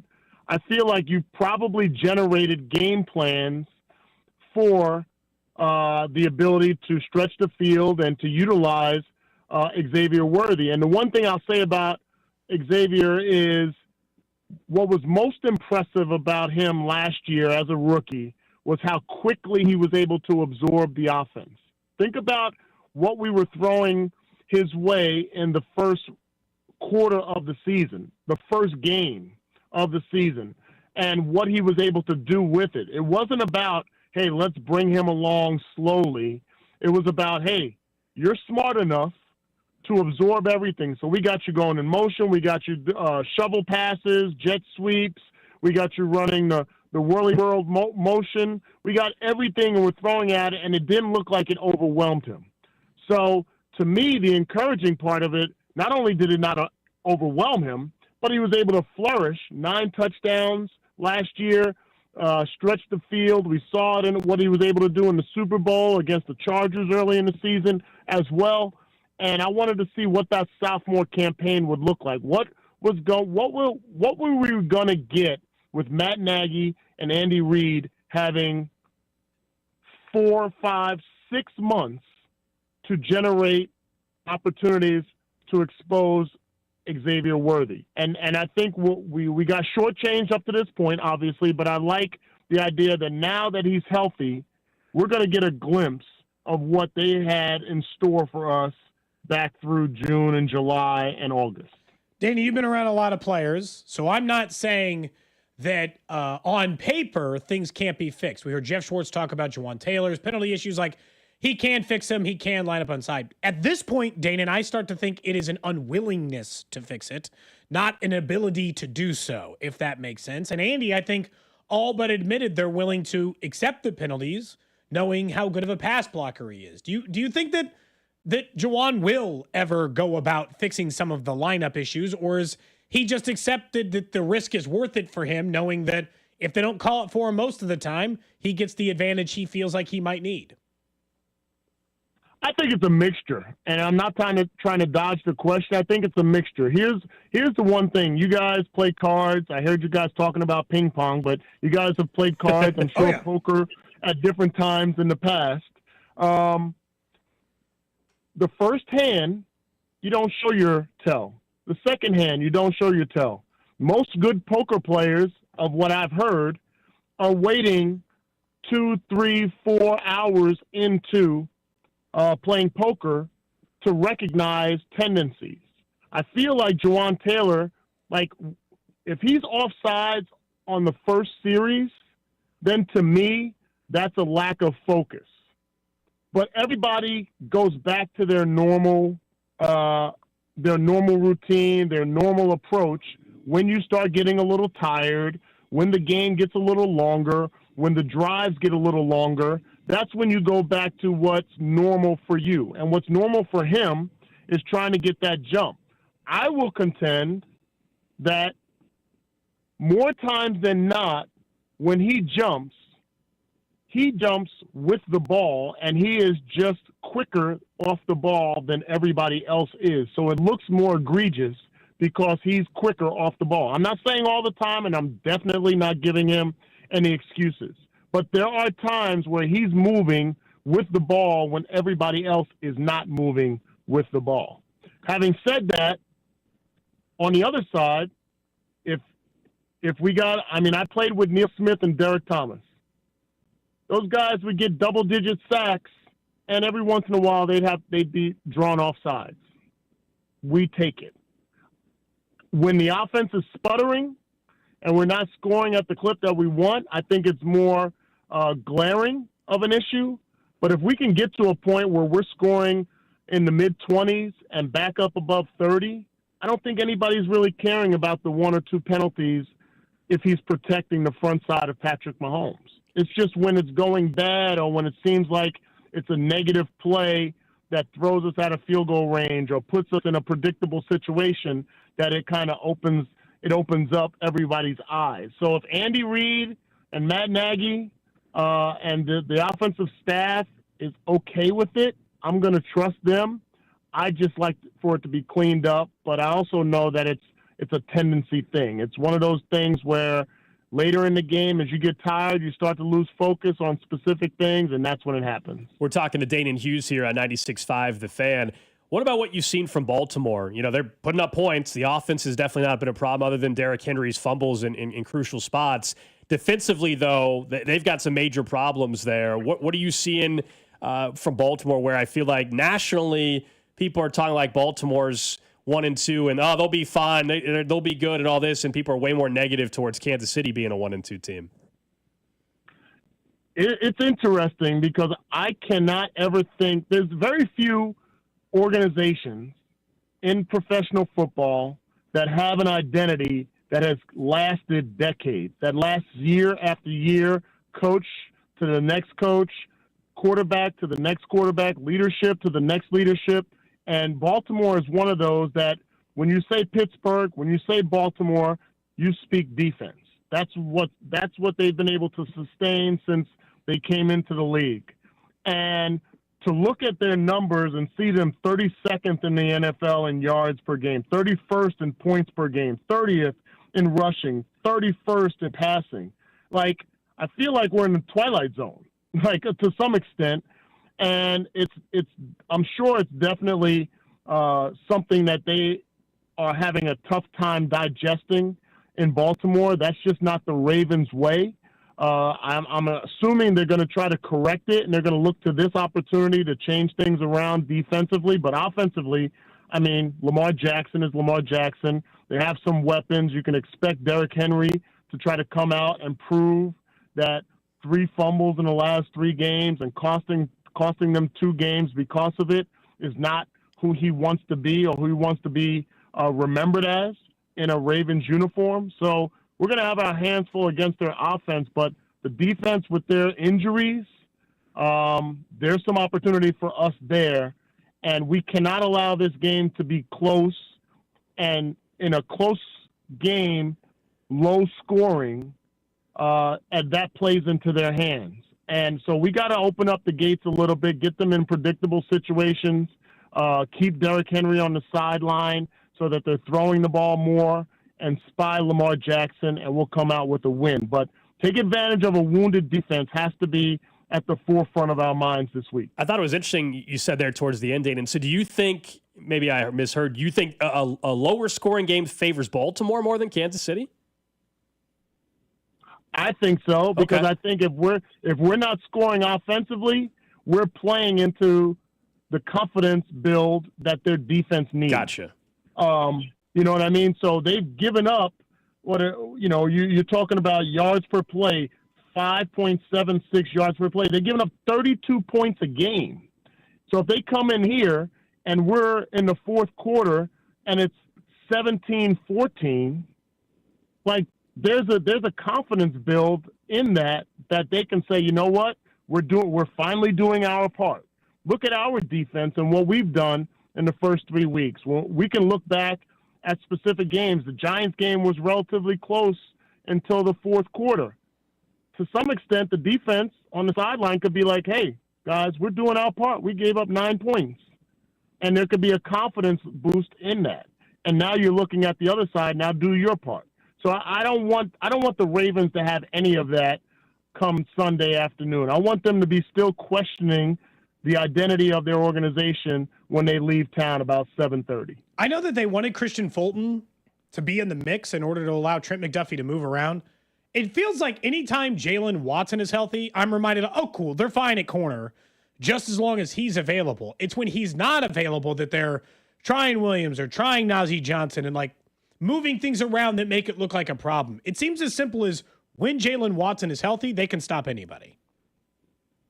Oh, absolutely. I mean, I think he's definitely a solid number 2 corner. He's very physical. He understands the scheme that Spags is trying to play. I like his presence in the blitz game between he and Trent McDuffie. You go back to that Eagles game, and I think I mentioned it last week. When you talk about putting your foot on the gas pedal from the beginning, we had every defensive back blitz in the first series of that game except for Brian Cook, who was playing center field as a free safety. That tells you about the confidence, but it also tells you about the versatility of guys like Jalen Watson. Now, Christian Fulton is a huge asset because, one, we didn't know what we would have in Noah Williams. We didn't know what a rookie would bring to the table, being isolated man-to-man on an island opposite Trent McDuffie. And he stepped up and he's played well, but he's still a rookie. What Jalen Watson being healthy does, as well as Christian Fulton, if he's able to get back on the field, it allows Trent McDuffie to move inside. And he is one of the more dangerous slot corners / blitzers in the NFL. But if either of those guys are hurt, now you're relegated to have Trent playing more outside, which takes away that aspect of our defense. Yeah, having Jalen Williams be healthy is great. Having Jalen Watson being healthy is great. Having Noah Williams be a guy that can be depended on and grow as a rookie. And then if you're able to get Christian Fulton back in the mix, like that makes our complete defensive backfield very, very formidable, one of the tops in the league. Danan Hughes, former Chiefs wide receiver. Of course, you'll hear him on the broadcast this Sunday afternoon as the Chiefs take on the Ravens. Appreciate it, man, and we'll be keeping an eye on your Hawkeyes as well. Please do. Maybe throw up some prayers, bro. We might need it. Yeah, sounds like it. There you go. That's Danan Hughes as the Hawkeyes do take on Indiana and the Heisman favorite. But, of course, Danan on the broadcast right here on 96.5 The Fan, Sunday afternoon. It feels like a long time since I was comfortable saying, hope they're in a high-scoring game against each other, because that has not been the case for the Chiefs for some time. I kind of get it in the sense that those are the games the Ravens are losing. The ones in which points are being scored are inevitably the ones in which the Ravens are going down. I guess some of this is the Chiefs' career record against Lamar Jackson, 5-1. Their consistency in beating them in huge games, sometimes close huge games, all that stuff. I guess I wouldn't mind if it was low scoring. It's the way they've won the one game they've won so far this year, and a way they won a huge amount of games last year. And until the offense is like all the way up and running, I'm not sure I want to get in a 30-27 game with Baltimore. That feels like a dangerous game for the offense. That's what I was thinking as well. I get what Danan's saying in terms of all of a sudden the Ravens defense is feeling themselves again, and it's the fourth quarter and they've only given up 14. And they're like, oh, we got this figured out. And does that give them confidence? I get what he's saying. I would be still surprised, I guess, if the Chiefs offense, though, is capable of getting into the 30s. That's also probably part of my thought process is like, I don't think the Chiefs can get to the 30s right now with their offense, unless you tell me that special teams has a return and sets up a really short field, or obviously they forced 2 turnovers against Russell Wilson. If they force another Derrick Henry fumble for a 4th straight game and it sets up a short field, something like that. We'll talk more about Derrick Henry tomorrow, but our conversations with Danan Hughes are brought to you by Blue Cross and Blue Shield of Kansas City. Discover the benefit of blue, and brought to you by Flight by Yingling. The next, people aren't noodles. It doesn't work that way. So we could do that, or How about this? People aren't noodles. Yeah, true. Good quote. How about the Fair 10 enough. friendliest cities in America, according to a new survey? Oh, is Kansas City one of them? They are not. We are not. Okay. Philadelphia, shockingly, I know, not on the list. Neither was Baltimore. I am stunned that Boston made the list, though. Boston's on the list? Yeah. Okay. Anyway, here we go. This comes from Yuzu, a social app. I've never heard of this. Y-U-Z-U. Anybody? They were asked to rate how pleasant the people in their own cities are.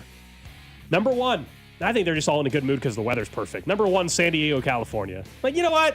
Everybody's in a good Wi-Fi. 75 degrees every day and sunny. Feeling good. Yeah. Number 2, I've never been to this place, but Raleigh, North Carolina.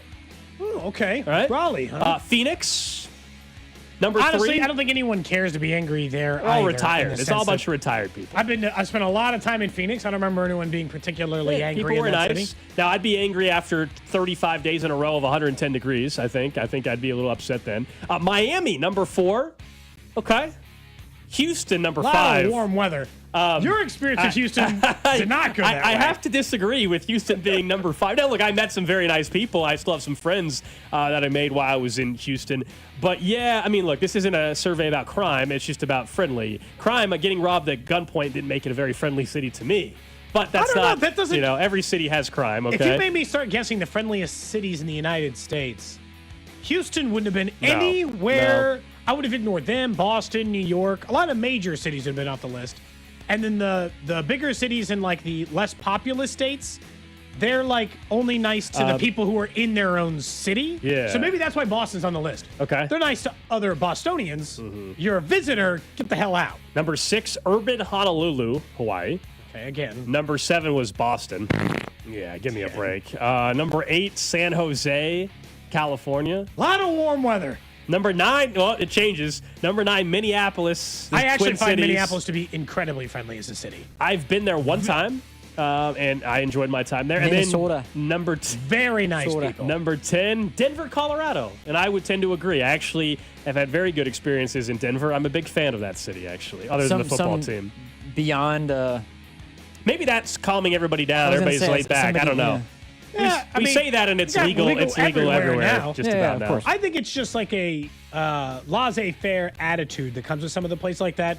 Nobody's worried about being on time. Everyone's just like, oh, it's fine. That's the thing I will say. It's the go with the flow attitude, something I'm terrible at and very much do not enjoy. Yes. About a personality of other people. I know we should have a plan and to be arriving at a particular time. We should not be just doing things flippantly without an order. I do like Denver, but you're right about the laissez-faire attitude. But, when you go there, they're on mountain time, literally on mountain time, and it is. If they're an hour late, they don't think they're that late. But I'm even saying at the restaurants. Restaurants, really just taking forever. It's the same at lake. Like you go to the lake, it's the same thing. Just the mentality is a little bit different. And every time I've eaten in multiple of the cities you mentioned in California. It's like you're like, hey, San Jose. I'll take the check. I mean, I've been here for like forever. It was that way in Santa Clara too. Yeah, you don't want me to leave? Like I'm ready to leave. I'm surprised that you're not ready to do that. I think that might be part of it. Is that because as a collective unit, they're asking the people in your own city. Like as an outsider, it'd probably be like, why are we doing this? Why are we acting in this? So there you go. The 10 friendliest cities in the United States. I did not see a full list. I don't know where. Kansas City, Kansas, or Missouri. I think Kansas City would be a very friendly city. I think so. Midwest nice, We got that going for us. Yeah. That's the trash of the day. Up next, Chiefs Red Half Hour. Matt Verderame from Sports Illustrated is going to be on the show. We'll ask him about some of the biggest surprises 3 weeks in, now heading into week 4 of the NFL season. And, of course, a little more in-depth on the Chiefs-Ravens matchup. That's coming up right here on Cody and Gold. This is Wyatt Thompson, and you're listening to Cody and Gold, weekdays 10 to 2, right here on your home for K-State Athletics, 96.5 The Fan. Brought to you by Heartland Men's Health, the leader in men's sexual health. Thousands of men have been successfully treated for low T, ED, and more, all with discretion and compassion. Make your appointment at heartlandmenshealth.com. Danan Hughes here. I've seen a lot of stat lines in my playing days, but these numbers, they caught my attention. Flight by Yingling. 2.6 carbs, 95 calories, and all the crisp, refreshing flavor you want in a light beer. It's brewed by the oldest brewery in America, so you know it's got some serious history behind it. If you're into stats and taste, you're going to love this beer. Flight by Yingling, the next generation of light beer and the official beer of Danan Hughes. DG Yingling & Son, Pottsville, Pennsylvania. Man, if your stream isn't as strong as it used to be, or you're taking more breaks to the bathroom than the last 2 minutes of a televised football game, There's another timeout. We'll be back after this. it's time to get checked. An enlarged prostate, or BPH, could be the cause. And Kansas City Urology Care is here to help. Fast answers, trusted care. Don't wait. Come see Kansas City's largest, most experienced, and most advanced urology team. Visit kcuc.com today. At KCUC, you see the best in KC. Around here, we've got each other's backs. When it comes to health insurance, we want that same kind of support. Blue Cross and Blue Shield of Kansas City gets that. They're from around here too. Backed by the national strength of the Cross and Shield, they help you make confident choices, no matter where you are. Blue Cross and Blue Shield of Kansas City. From here, for wherever you are. That's the benefit of blue.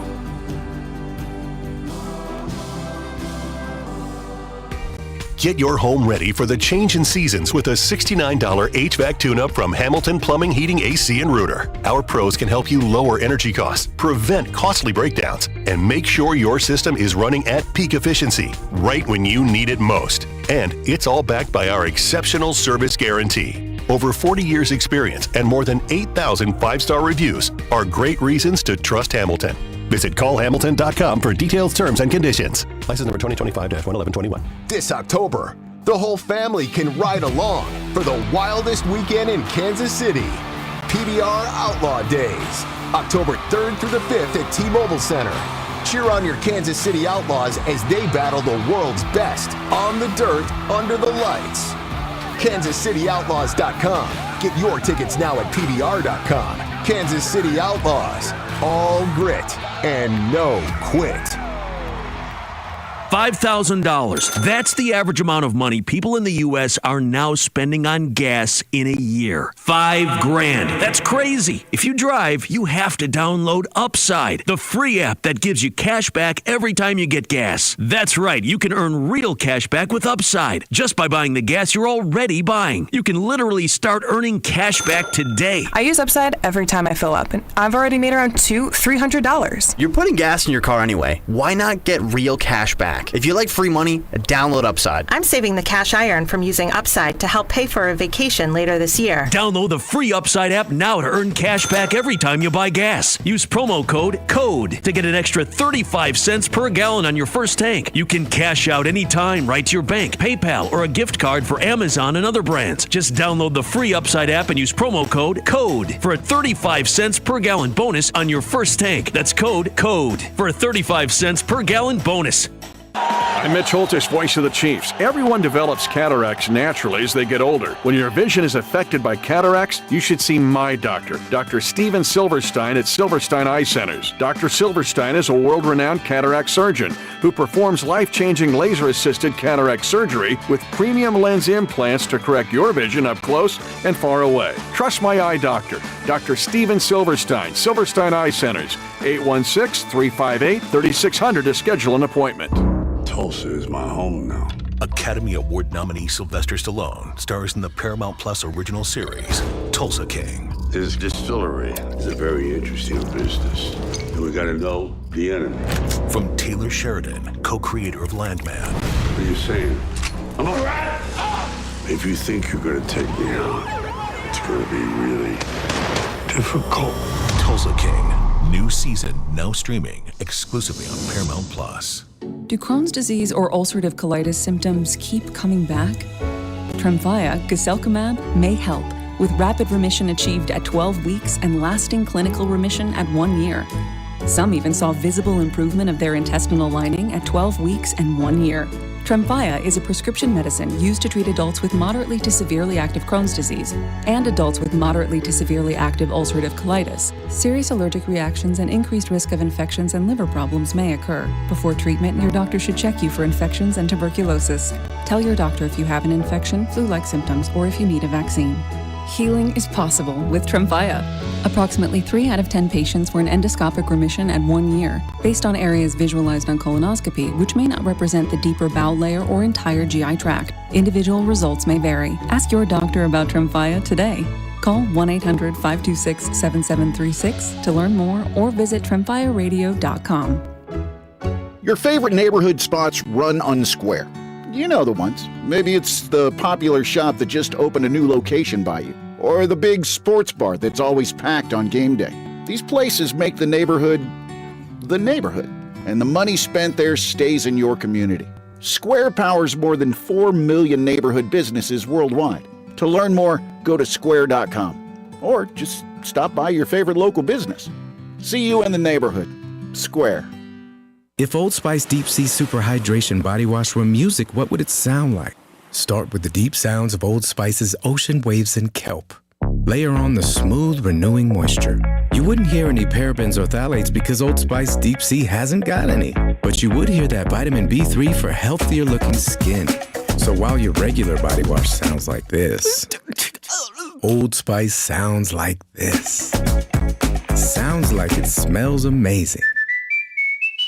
This report is brought to you by Surfside Iced Tea and Vodka and Surfside Lemonade and Vodka. Surfside Iced Tea and Vodka and Surfside Lemonade and Vodka. Proud partner of the Kansas City Royals. Each can of Surfside is only 100 calories and the best part, 0 bubbles. Grab it at the K or ask for it at your favorite bars and liquor stores.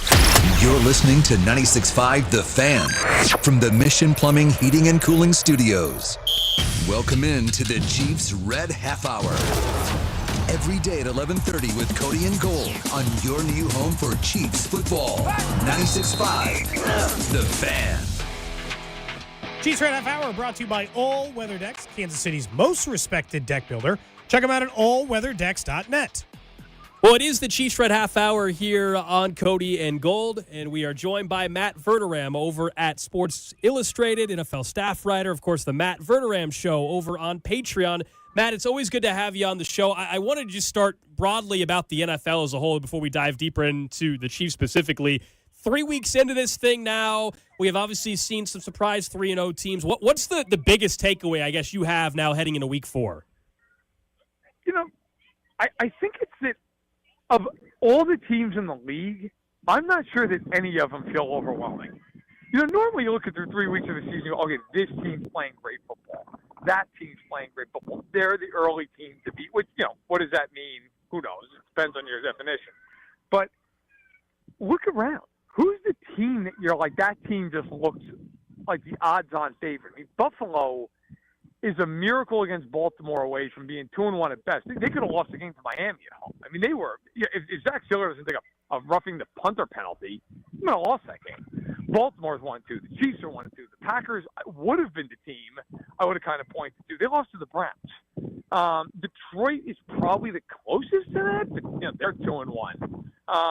You know, Philadelphia's 3-0, but they've not looked dominant in any game they've played. There's just early on. There's no team that I look at and say that team is just playing great football 3 weeks in a row. Last year, because the Chiefs won 15 games, I don't think at any point this shifted.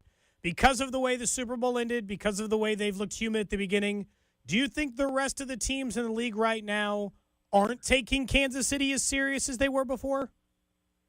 Oh, no, God, no. I still think, I mean, they're who they are until proven otherwise for an extended period of time. I mean, look, I think teams might feel like they're a little more vulnerable maybe than they've been in recent years. But, you know, look, the Chiefs, everything's going to be determined with them in January. I mean, that's just, look, I think we'd all be shocked if they're not in the playoffs, barring some kind of cataclysmic injuries. And, yeah, if they're a 7 seed, right, like the worst case scenario for playoffs, if they're a 7 seed, they're a 2 seed, they're going to Baltimore. Is Baltimore going to take them lightly in that game? No. Like, no, nobody. Like, let's be honest. If you were a Bills fan in that scenario, you're like, oh my God, please beat them, please, like knock them out of, you know. So no, I think teams feel like they're immortal. I also would say though, I think part of it is this. You know, I think if you're a Baltimore or Jacksonville or Detroit here the next 3 weeks, you're like, hey, we're getting them when we want to get them. They don't have rights. They're kind of, you know, they're struggling through a little bit. I'll be very curious to see when the Chiefs, if they can ever get to full strength, what they actually look like. You had mentioned like something I think that is very true about this team, and because you watch even more of the rest of the league than most people, the Chiefs' offense doesn't look good. But for the majority, we tried to say this, but I'm curious if you feel the same. It's not like it's one of the worst offenses in football. It feels that way comparatively because we're used to the Chiefs looking a certain way. This is what an average NFL offense looks like, right? Yes. I mean, right now, and forgive me, I don't have it right in front of me. I think they're dead center in the league in yards per play. They're tied with Denver. They're either 16th or 17th. Like, they're right there. And then if you're a big believer in the analytics of it all, EPA, they're 7th. Yep. Like, you look at them and go, how is that even possible? And I believe their passing EPA, they're 4th. If you're their EPA, their success rate passing the ball. But they're top 10 in like every metric on offense in terms of the analytics. Now, if you just go by standard stuff, they're more middle of the league. But again, I think the one big question that is obvious, but that is unanswered, what does this team look like when Worthy comes back? We may find out this weekend. What does this team look like if they have Worthy and Rice together? Because I understand there are a lot of people out there who say, well, that's not just going to fix everything. Look, it's not going to fix the run game, but it is going to fix a lot of things. I mean, if the Bengals didn't have Chase and Higgins on the field, they're going to look a lot different. If the Chargers don't have McConkey and pick a guy, Keenan Allen on the field, they're going to look a lot different. So I think there is a little bit of, and I know just from talking to people around the team, survive. Just survive these 6 games. Get to 3-3. And if you do that, all of a sudden you get a lot healthier and you'll get the back half of the schedule, back 2/3 of the schedule. Other than playing at Buffalo, there's no game you look at and go, that's a really hard game. I mean, what is the second hardest game out of their last 11 games? What is it? At Denver? Maybe the Chargers at home? Like, they're going to be favored in almost every game they play the last 2/3 of the year if they're healthy. So I think there's help on the way, and the defense is at least starting to look like a real defense. We're talking to Matt Verderame here on 96.5 The Fan. You brought up the run game. A, do you think it does improve? And B, can it improve with what they have in-house, whether it's playing Brashard Smith more, whether it's just Isaiah Pacheco figures it out, or do you think there is a real chance they actually pull off a trade at some point this year? Well, I think Brashard Smith's kind of the wild card that we don't really know about. I would love to see them play him a bit more. Obviously, he's a former receiver in college. He can throw him out of the backfield. He's got hands. He's got 4.4 speed. I'd like to see them utilize him and just give him a shot and see what you have. If he's not the answer, I don't think the answer's in-house. Hunt's fine in short yardage. Pacheco, it just feels like Pacheco has never really recovered from that leg injury. Maybe that's oversimplifying it. I know he had 4.5 yards per carry against the Giants, but let's also be honest. I'm not trying to pick on Isaiah Pacheco. He also authored one of the worst reps I've ever seen from an NFL player in my life. I mean, that was unconscionable. Like, I still don't know what he was doing.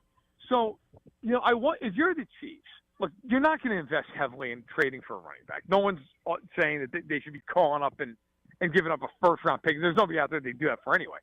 But would you give up a 5th for Kamara? Maybe even it's a 6th. I think if you're the Chiefs, like, you've got to make that phone call, right? Like, I think that's worth the phone call. Would you give up something similar for a Breece Hall? Achane, I would think is going to cost a little more in Miami because there's more team control. But if you can get Alvin Kamara for like a 6th-round pick, I think if you're the Chiefs, you've got to really think about it because unless Smith is terrific, I just don't think they have the horses in the building to make it go. Let's look at a few things this weekend, and then we can take a look at the rest of the NFL. For the Chiefs, do they, without Xavier Worthy or with Xavier Worthy, can anybody take advantage of the Ravens' defense? Where have you seen their deficiencies? Do you need Worthy in order to take advantage of it? Where do you attack the Ravens' defense, other than seemingly everywhere at the moment? Well, I mean, look, the Ravens are one of these weird teams, and you see this every year in the NFL. There's always 2 or 3 teams like this. You look at their personnel and you think, like, oh, they're going to be great. And then you watch the games. Oh, my God. Like, what is happening? I mean, the only game they played well defensively is against Cleveland, and I'm pretty sure the 3 of us and 8 guys off the street could hold Cleveland at 12 points. So, I mean, I think Worthy being in this game is huge because if you have Worthy, then you have Brown and Thornton, and all of a sudden you have a lot of speed on the field. You can stretch them in ways that will open up the underneath, will open up some of the run game. And I think that's something in this game that's got to happen. Like, I was sitting here watching the film right before you guys called the Chiefs-Giants, and the Chiefs were blowing the Giants off the ball at times in that game. Like now the Chiefs running backs are not Jahmyr Gibbs and David Montgomery. They're not going to take advantage of it the way Detroit did. The Chiefs don't have to run that effectively, and they're not going to run that effectively, but you have to be able in this game to try to move them off a little bit, because if you can do it, look, Matabike may not play in this game. Van Noy's probably not going to play in this game. That is not the same front the Chiefs are used to seeing in Baltimore. It is a watered-down front, and if you can run the ball some and just not let them tee off in the pass game, I think there's going to be open spaces. You can throw against Baltimore. I mean, Baltimore has given up 1 million yards in the early part of the season. In fact, they've given up more yards than anybody else in football, and that includes the game against Cleveland. So I do think the Chiefs can move the ball, but I think it starts with having a respectable running game. It doesn't have to be overwhelming, but it's got to be respectable. How do you think that they'll do it? More under center, more, because we've seen them maneuver themselves a little bit, I guess, Matt, over the last couple of quarters. Yeah, I think they do need to continue to go more under center. They had success with that against the Giants. I like to see them do that. I thought that the most they did it was the first drive of the second half against the Giants. That was the best drive they had in the whole game. Yep. I also think if Worthy plays, not that you're trying to get extra hits on him, but maybe you'll see a little bit of some jet sweeps and some looks like that. Maybe Brashard Smith is a guy you run a play like that with in the game. Even a Hollywood. Hollywood's going against his former team. I'm sure he'd love to be involved in this game plan. You need to find a way to get Baltimore off balance, and you need to find a way to just back that front off a little bit, because that's been the problem early for the Chiefs. It's just when you don't run the ball at all, these other teams can just look at you and go, well, we're just going to pin our ears back. I mean, what reason is there not to? It's just, you've got to force that to change. And I do think if you're the Chiefs in this game, get under center a little bit, run to the outside a little bit, try to get to the edge, take Roquan Smith out of that run game a little bit by getting away from him. If they can do that, again, they're not going to rush for 6 yards a carry, but if you can even run for 4.5, it drastically changes the way Baltimore can play against you defensively. We're talking to Matt Verderame, NFL staff writer over at Sports Illustrated. In the AFC West, you brought up the Chargers a couple minutes ago, just about maybe tough games on the backside of the schedule for Kansas City. What do you make of the AFC West now? Because everybody in the offseason talked up how much better it's going to be. The Chargers certainly have 3 wins in their pocket already, 3 divisional wins. What do you make of the entire division at this point? I think as long as the Chiefs get healthy, I think this division is going to come down to them and the Chargers. I just look, and I was somebody who in the offseason really believed that Denver was going to be better. I thought Denver would win about 11 games. I've watched Denver through 3 games, and I don't know how you feel. They look like the exact same team from a year ago. I mean, Nix has been awful. Outside of the first half in Indianapolis, he's been terrible. Sutton is the only guy in that team that can catch a pass. He can't do anything else. Everybody talked about Evan Ingram. Evan Ingram has 4 catches in 3 games.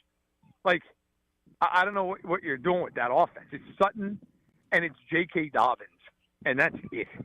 And, you look at them and just go, they're going to have to win every game 13-12. And that just doesn't work in the NFL. You're not going to do that. I think they're about a 500 team. The Raiders, to me, are what I thought they'd be. I think the Raiders are like a 6 or 7 win team. They just look. Gino's been fine. The defense isn't good. Gentry's been a disappointment so far. I'm not, and I've never been a fan of Chip Kelly. I just don't like the way they call the game. The Chargers, to their credit, look, they're very good defensively. Offensively, they played well against the Chiefs. They really haven't been good in the other 2 games. But their schedule is easy. Like, the Chiefs are probably going to have to win that game in December, and they're probably going to have to win their 12 games, which is not going to be easy. But again, look at the schedule after they finish up against Detroit in Week 6. I mean, it's not overwhelming. It is not a schedule that you're like, wow, the Chiefs are going to struggle. So I do think it's going to come down to the Chiefs and the Chargers, but I do think the Chargers pose a real threat this year, where I feel like most years they pose an off-season, a preseason threat, and then the Chargers are not even worth talking about after Week 8. You give Jackson Dart any chance to upset him this weekend? Yeah, only because the Giants have a great defensive line, and the Chargers do not have a good offensive line. And Dart, whenever you have a guy coming in like that, there's no film. You don't know how they're going to play. It was actually funny you say it. Like, against the Chiefs, in that game, when Dart got a couple plays down the red zone, I actually thought to myself, if he scores a touchdown here, they might not ever play Russell Wilson again. Like, this might be it. And they ended up taking him off the field, and we saw what happened. We saw the most uninspiring 4 plays in a goal line situation you've ever seen in your life. But, no, I think the Chargers win, but the one thing that scares you for the Chargers in this game is you really don't know what you're getting. When you look at the rest of the slate and the rest of what we're going to expect out of this, the AFC as a whole, let's just say the Chargers are a part of this conversation. Other than the Bills and the Chargers, are there any other teams you think to take, obviously the Ravens for now, that you take seriously in the AFC? Do you take the Colts serious, any of these squads? No, I don't. I mean, look, I respect the Colts from the standpoint. Steichen, I think, is a good offensive mind, and Anarumo is an excellent defensive coordinator. So I respect them from that standpoint. But if you're asking me, do I think the Chiefs would be scared of them in a playoff game? No, I don't. I think right now, just sitting here looking at the AFC, I mean, if you said to me, who's in the divisional round, and I know one of these teams is about to be 1-3, I don't care. It's going to be Kansas City, Baltimore, Buffalo, and the Chargers. And, here's the weird thing about this. Let's say the Chargers are a super high seed. Especially if the Chiefs or the Bills play them on the road, it's going to be like a home game for those teams. True. Yeah. You don't even care, right? In some ways, if you're the Chiefs, you're like, all right, yeah, we got to go to SoFi, big deal. It's going to be 80% Chiefs fans, and it's a fast track. So I don't know. I think those are the four best teams, even though two of them are 1-2 right now. Maybe it's one of these weird years where, the Ravens and the Chiefs are 10-7 to 11-6, and they kind of muddle through. But you know how this goes. Who's healthy? Who's hot? And it's a long season. If you're the Chiefs and the Ravens, you just don't want to get buried right now, and that's why this game is important. However, as bad as the Chiefs have played, if they beat Baltimore, everybody's going to have the game going, hey, 2-2. Feel pretty good about where they are. Feel great about where they are. I mean, and that's the nature of this thing. It can flip on a dime. No question about it. Matt Verderame from Sports Illustrated. Appreciate it as always, man. Enjoy the rest of the week. Hey, you guys got it. Anytime. Absolutely. Good to have Matt on the show. And it's true, though. This is what's fun about the NFL. Literally one win on Sunday. It's a big one for either team. We know that. But all of a sudden, yeah, you are. If you're Baltimore, you're saying you're 2-2. If you're Kansas City, you're 2-2. With a massive win against a difficult opponent. And you say, okay, well, they were able to survive, and not just survive, but get a win in that circumstance where you're not at full strength, when you know your offense is still a work in progress. This is another one of the games where it doesn't matter how you have to win. We were talking with Danan Hughes before even Matt came on, right, about the style of game and low scoring versus high scoring. It's another one of those, truly, just find a way to win. You'll worry about eventually what the offense needs to look like by the time you get to the postseason or later on in the year when you have Rice and everybody. Right now, can you, I don't want to even say steal one because the Ravens have the same record, but can you go ahead and find a way to get a win anyway against Baltimore, feel good heading in the Jags game, and then see where you're at? I still think that's true, what Matt was saying about right now, if you were still predicting the final four teams in the AFC, who's not going to still have Baltimore and Kansas City along with Buffalo, and then, maybe it's the Chargers. Maybe there's another surprise team. I guess last year taught me a lot about the win ugly, win big. I know this team is at least good enough to go to a Super Bowl Gold if they win ugly for 17 games. So I don't care. I don't care anymore. You don't have to prove to me that you can win pretty against anybody.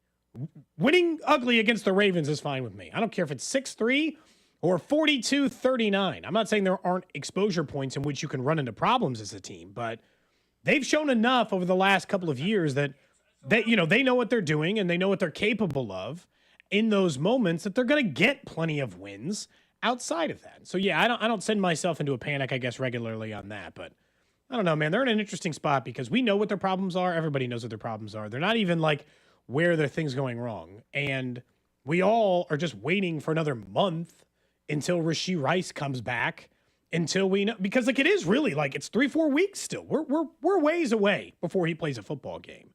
And so it's gonna take some time before we're actually watching Rashee Rice. And then how long does it take the offense to come together?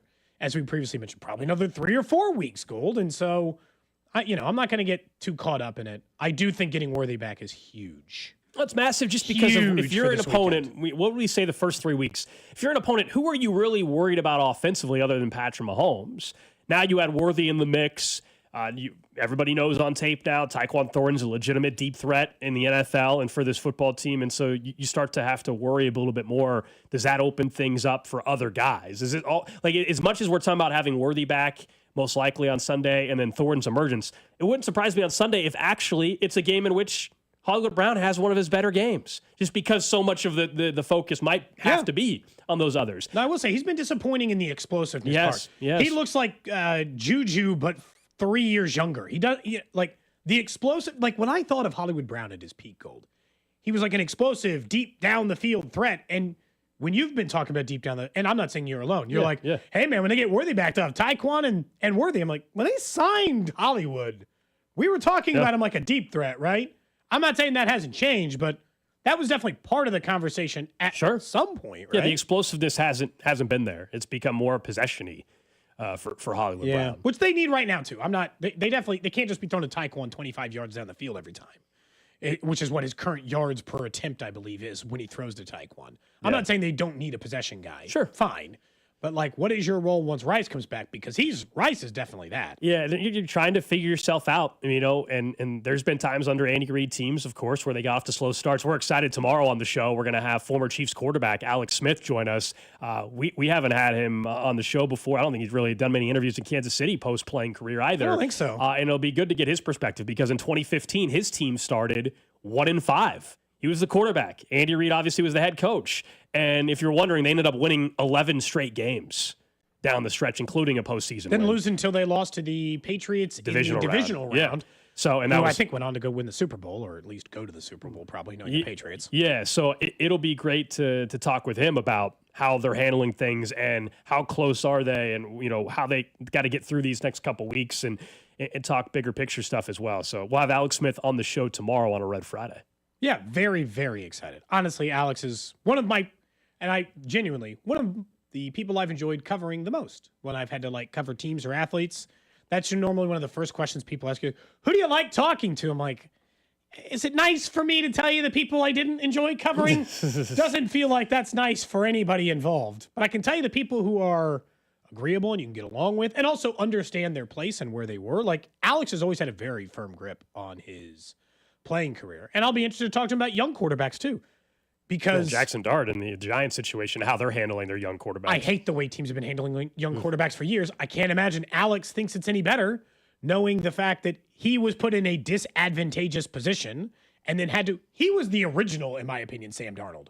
A guy who completely reinvent his career he was the number 1 overall pick and a massive disappointment, and nobody thought he was going to make it in the league anymore. And then he had to come to Kansas City, start for Andy Reid, and prove that he was a viable NFL guy. And that he'd just been stuck in changing coaches, changing positions, changing organizations. It was just kind of a mess. So really excited. Yeah. So that'll be on the show tomorrow.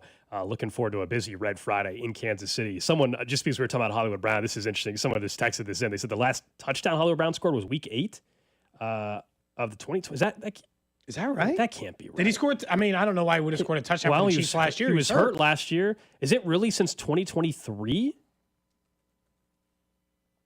I guess it's not impossible. I would have to go and double check. I got to be honest, man.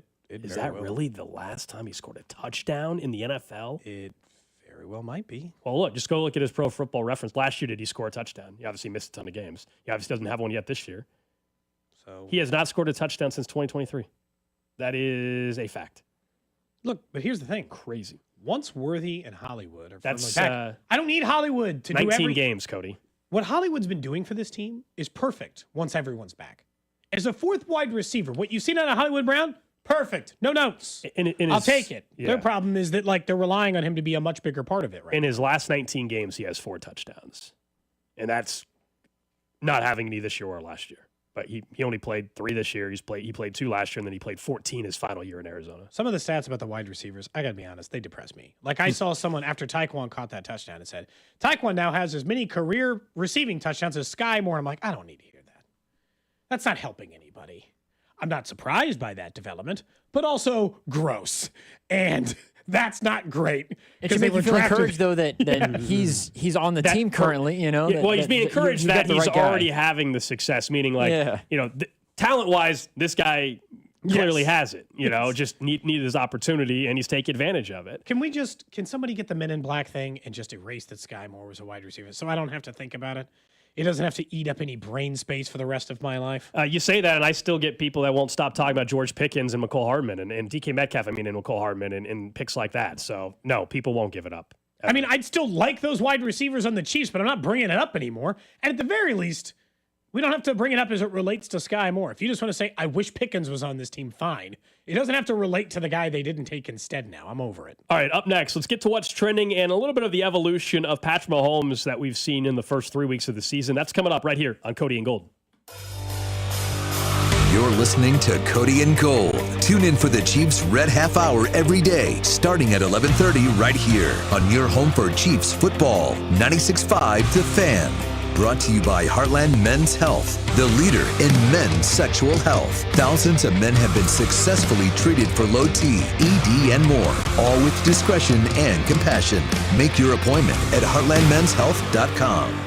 Ready, Set, Forward. That's what Shawnee Mission Ford is all about. Bringing meaning to Ready, Set, Forward. I've been driving a Ford F-150 from Shawnee Mission Ford for over a month now. And if you saw a video I put out yesterday, I was explaining one of the features I enjoy the most in the vehicle is that 12-inch touchscreen. It stands out right when you're sitting there in the vehicle. It has your CarPlay that you might be used to at this point in time. It also has a 360-degree camera. Someone like myself that had not been driving a truck on a regular basis, the first few weeks that I had it was very, very handy. It makes it easy when you're trying to navigate parking lots, when you're trying to back in to spot something that, as someone that drives a truck right now, I tend to do on a regular basis. It also has sensors in the vehicle.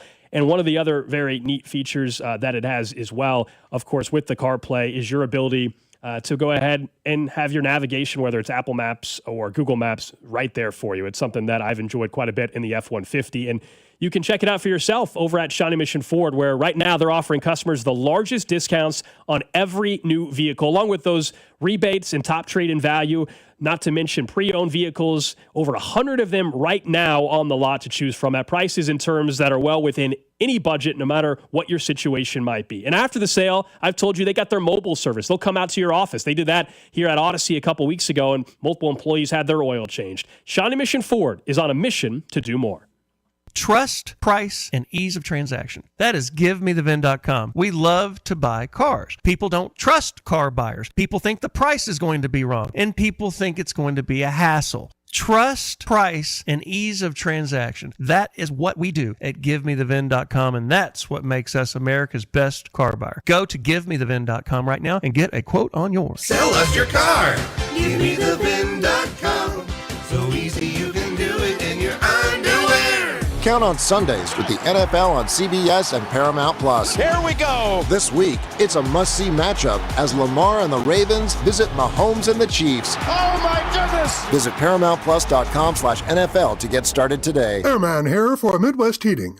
Now, we like to approach life in a lighthearted manner, but with the projected rise in natural gas prices, this winter's heating bills may be no joking matter. Many old furnaces have efficiency ratings as low as 60%, which means you're literally burning money. So think about this. Midwest Heating has a variety of high-efficiency Lennox systems that can heat your home, drastically improve your air quality, and boost that efficiency as high as 99%. Saving that kind of money each month will be a nice help for the other bills in your life. Even better, Midwest offers up to $1,800 in rebates on qualifying Lennox home comfort systems and up to 60-month 0% financing with approved credit. Dial 943-8787 or go to MidwestHeating.com for complete details. Now, for 7 decades, it's the same story.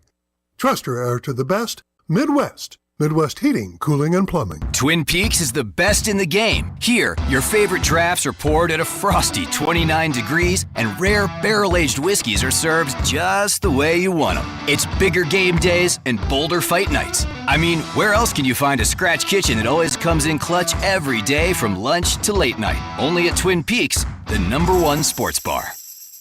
Stick around after the sun sets. Twin Peaks is open really late. Wind down with bourbon and late-night bites. This is Danan Hughes. In Kansas City football, we honor tradition, but we always look forward to what's next. That's why I'm all in for Flight by Yingling. It's brewed by the oldest brewery in America, but built for today. 2.6 carbs, 95 calories, crisp, clean, and full of flavor just the way a light beer should be. It's got the legacy and the stats to back it up. Flight by Yuengling, the next generation of light beer and the official beer of Danan Hughes. D.G. Yuengling and Son, Pottsville, Pennsylvania. Flu season is here. Get your flu shot today at your local Hy-Vee pharmacy. It's easy, convenient, and no appointment is necessary.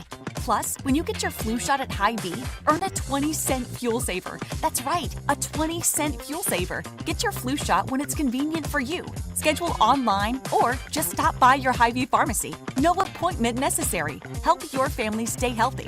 Get your flu shot and get a 20-cent fuel saver only at Hy-Vee. See store for details. Some restrictions apply. This is the story of the one. As a custodial supervisor at a high school, he knows that during cold and flu season, germs spread fast. It's why he partners with Grainger to stay fully stocked on the products and supplies he needs, from tissues to disinfectants to floor scrubbers. All so that he can help students, staff, and teachers stay healthy and focused. Call 1-800-GRAINGER, click Grainger.com, or just stop by. Grainger, for the ones who get it done.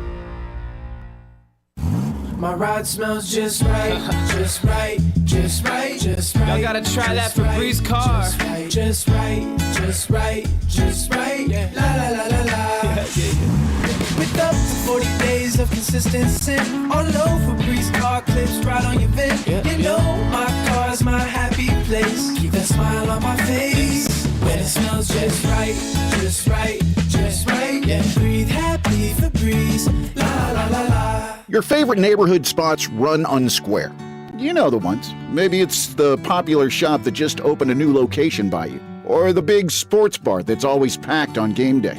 These places make the neighborhood, and the money spent there stays in your community. Square powers more than 4 million neighborhood businesses worldwide. To learn more, go to square.com, or just stop by your favorite local business. See you in the neighborhood. Square. If Old Spice Deep Sea Super Hydration Body Wash were music, what would it sound like? Start with the deep sounds of Old Spice's ocean waves and kelp. Layer on the smooth, renewing moisture. You wouldn't hear any parabens or phthalates because Old Spice Deep Sea hasn't got any. But you would hear that vitamin B3 for healthier looking skin. So while your regular body wash sounds like this, Old Spice sounds like this. Sounds like it smells amazing. Hey, it's Trent McDuffie. The Chiefs Radio Network pregame show starts 3 hours before kickoff right here on your home for Chiefs football. 96.5 The Fan. KFNC FM and AM, HD1 and HD2 Kansas City, an Odyssey sports station. What's trending? Number one on what's trending, the Royals did drop a game to the Angels yesterday, 3-2. Stephen Kolek did go 6, only allowed 2 earned runs. Obviously, looking at Another the good future. start from the young guys. Yeah, they're looking at the future. You like seeing that. The Guardians, meanwhile, in the Central, have officially overtaken the Tigers. No tiebreaker needed. They are outright leaders in the AL Central after a win there. 4 games to go, and the Tigers are now a game back of Cleveland after being up 15 games or whatever. And only a game up on Houston. For the final wild card spot. They could just miss the playoffs. If they miss it altogether, oh my goodness. I said it yesterday. I stand by it. I would much rather, if they miss the playoffs, I'd rather be the Royals this year than the Tigers. I couldn't take it if I was the Tigers. Yeah. It would be, the twist of the knife would be too much for me. Well, it'd be painful. Yeah, it'd be painful. The Astros can only be a wild card now. Yep. The West was won by the Mariners. So it is, the Tigers or Astros are going to get the final wild card spot. Or I guess the Guardian. You know what I'm saying? Like that's what's going to happen. I mean, I think the Guardians are going to win the division. I think it's over. I think all the momentum is the Tigers are toast. I think they're going to miss the playoffs. That's how toast I think they are. Next up on What's Trending, we'll get further confirmation later today, but Xavier Worthy was a full participant in practice today. Obviously, its coordinators meeting with the media today, so we won't find out until a little bit later on whether or not he's a full participant again. But barring a setback, it looks like Xavier Worthy is on track to play for the Chiefs coming up on Sunday. That's after missing the first 3 games of the year, or the first 60 1 plays after the first 3 and then the next 2 games. So the first 3 games of the year, he is on track to start for the Chiefs on Sunday against the Ravens. Some news in the NFL, more on the business side of things. The Patriots have reportedly reached an agreement to sell a stake in their franchise at a valuation that exceeds $9 billion. So 2 groups, 6th Street buying 3% and then Dean Metropolis 5%. But they're valuing it at $9 billion. So Metropolis paid $450 million? Yes. Man, I'd be selling 5% too. Yeah, the values are crazy. If I'm Clark Hunt and you're telling me that I sell 5% of my team and I get $450 million, that pays for the rest of Mahomes the rest of the time. Wipe my hand to that. Or, this whole stadium. Get paid. Turns out they're trying to figure out the stadium stuff. Yeah. And if you're going to privately fund it, that'd be one way to do it.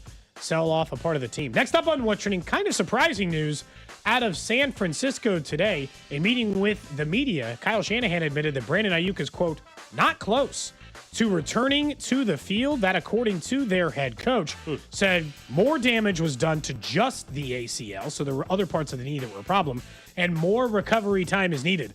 If you're a 49ers fan, you cannot like hearing the words not close as it relates to Brandon Ayuk's return. He was hurt late last year. Yeah. Nobody thought he was going to be ready for the beginning of the regular season, but certainly thought he might be available by now.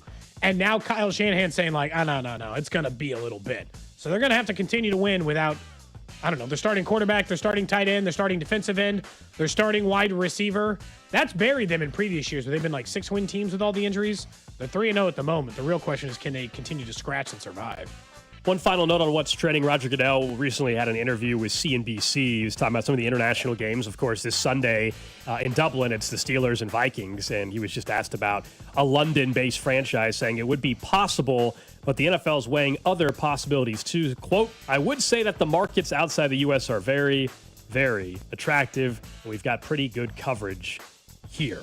He also said that a streaming Super Bowl could be on the table. Yeah. Oh, I think Raj that's wants you to go to happening. YouTube to watch a Super Bowl that is taking place in London. That makes it sound like he's more likely to do Mexico City or Canada than he is London. I guess I hate it. I just like it. The I'm Super Bowl. talking about adding another team. No, I know. Adding the other team I can live with. The Super Bowl stuff, it always goes back to the same thing.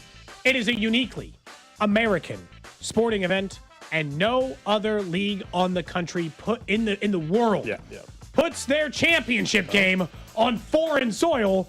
That's crazy. Yeah, you know where I stand on it. It's for your country. You know where I stand on it. That's, to me, where I draw the line. Like, no, the Super Bowl takes place in the United States of America. Thank you very much. You'll watch it on YouTube. Of course I'll watch. Like, whatever. Oh, there'll be teams in London. Okay. Now, I will say the one problem is if you create an overseas division, you create an overseas team. You put a team in Mexico City, you put a team in London, and then you are kind of opening up the whole Super Bowl part of it, in my opinion.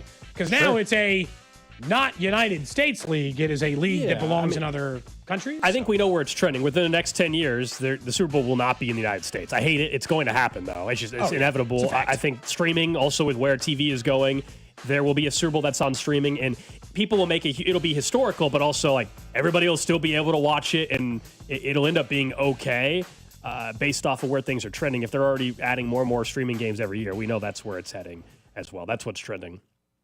Here on Cody and Gold. Coming up in 20 minutes or so, Paul Charchian of Guillotine Leagues and Matthew Berry's Fantasy Life going to join us. Talk a little fantasy football. What do you do with the Giants offense? Jackson Dart's going to start. Obviously, Travis Kelce, is he startable still? Is he an automatic start?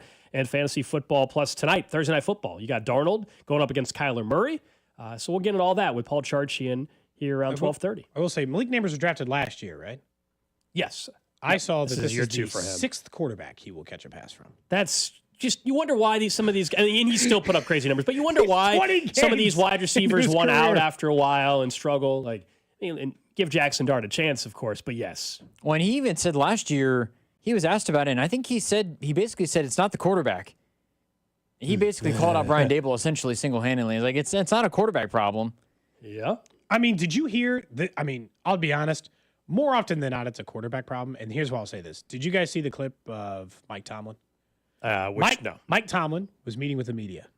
And he said in a game last year, he told his defense to make sure that Anthony Richardson stayed upright so that Joe Flacco didn't get in the game. He's like, whoa. Jeez. Don't be hitting Anthony Richardson. We're trying to keep his ass in. I was like, that is one of the coldest things I've ever heard an opposing coach say about Anthony Richardson is never going to be a Pittsburgh Steeler. I was like, Oh my God. He's like, no, I told him, don't hit him. Keep him in the game. We don't want Flacco coming in. Wow. Well, that's in fairness, that is a like.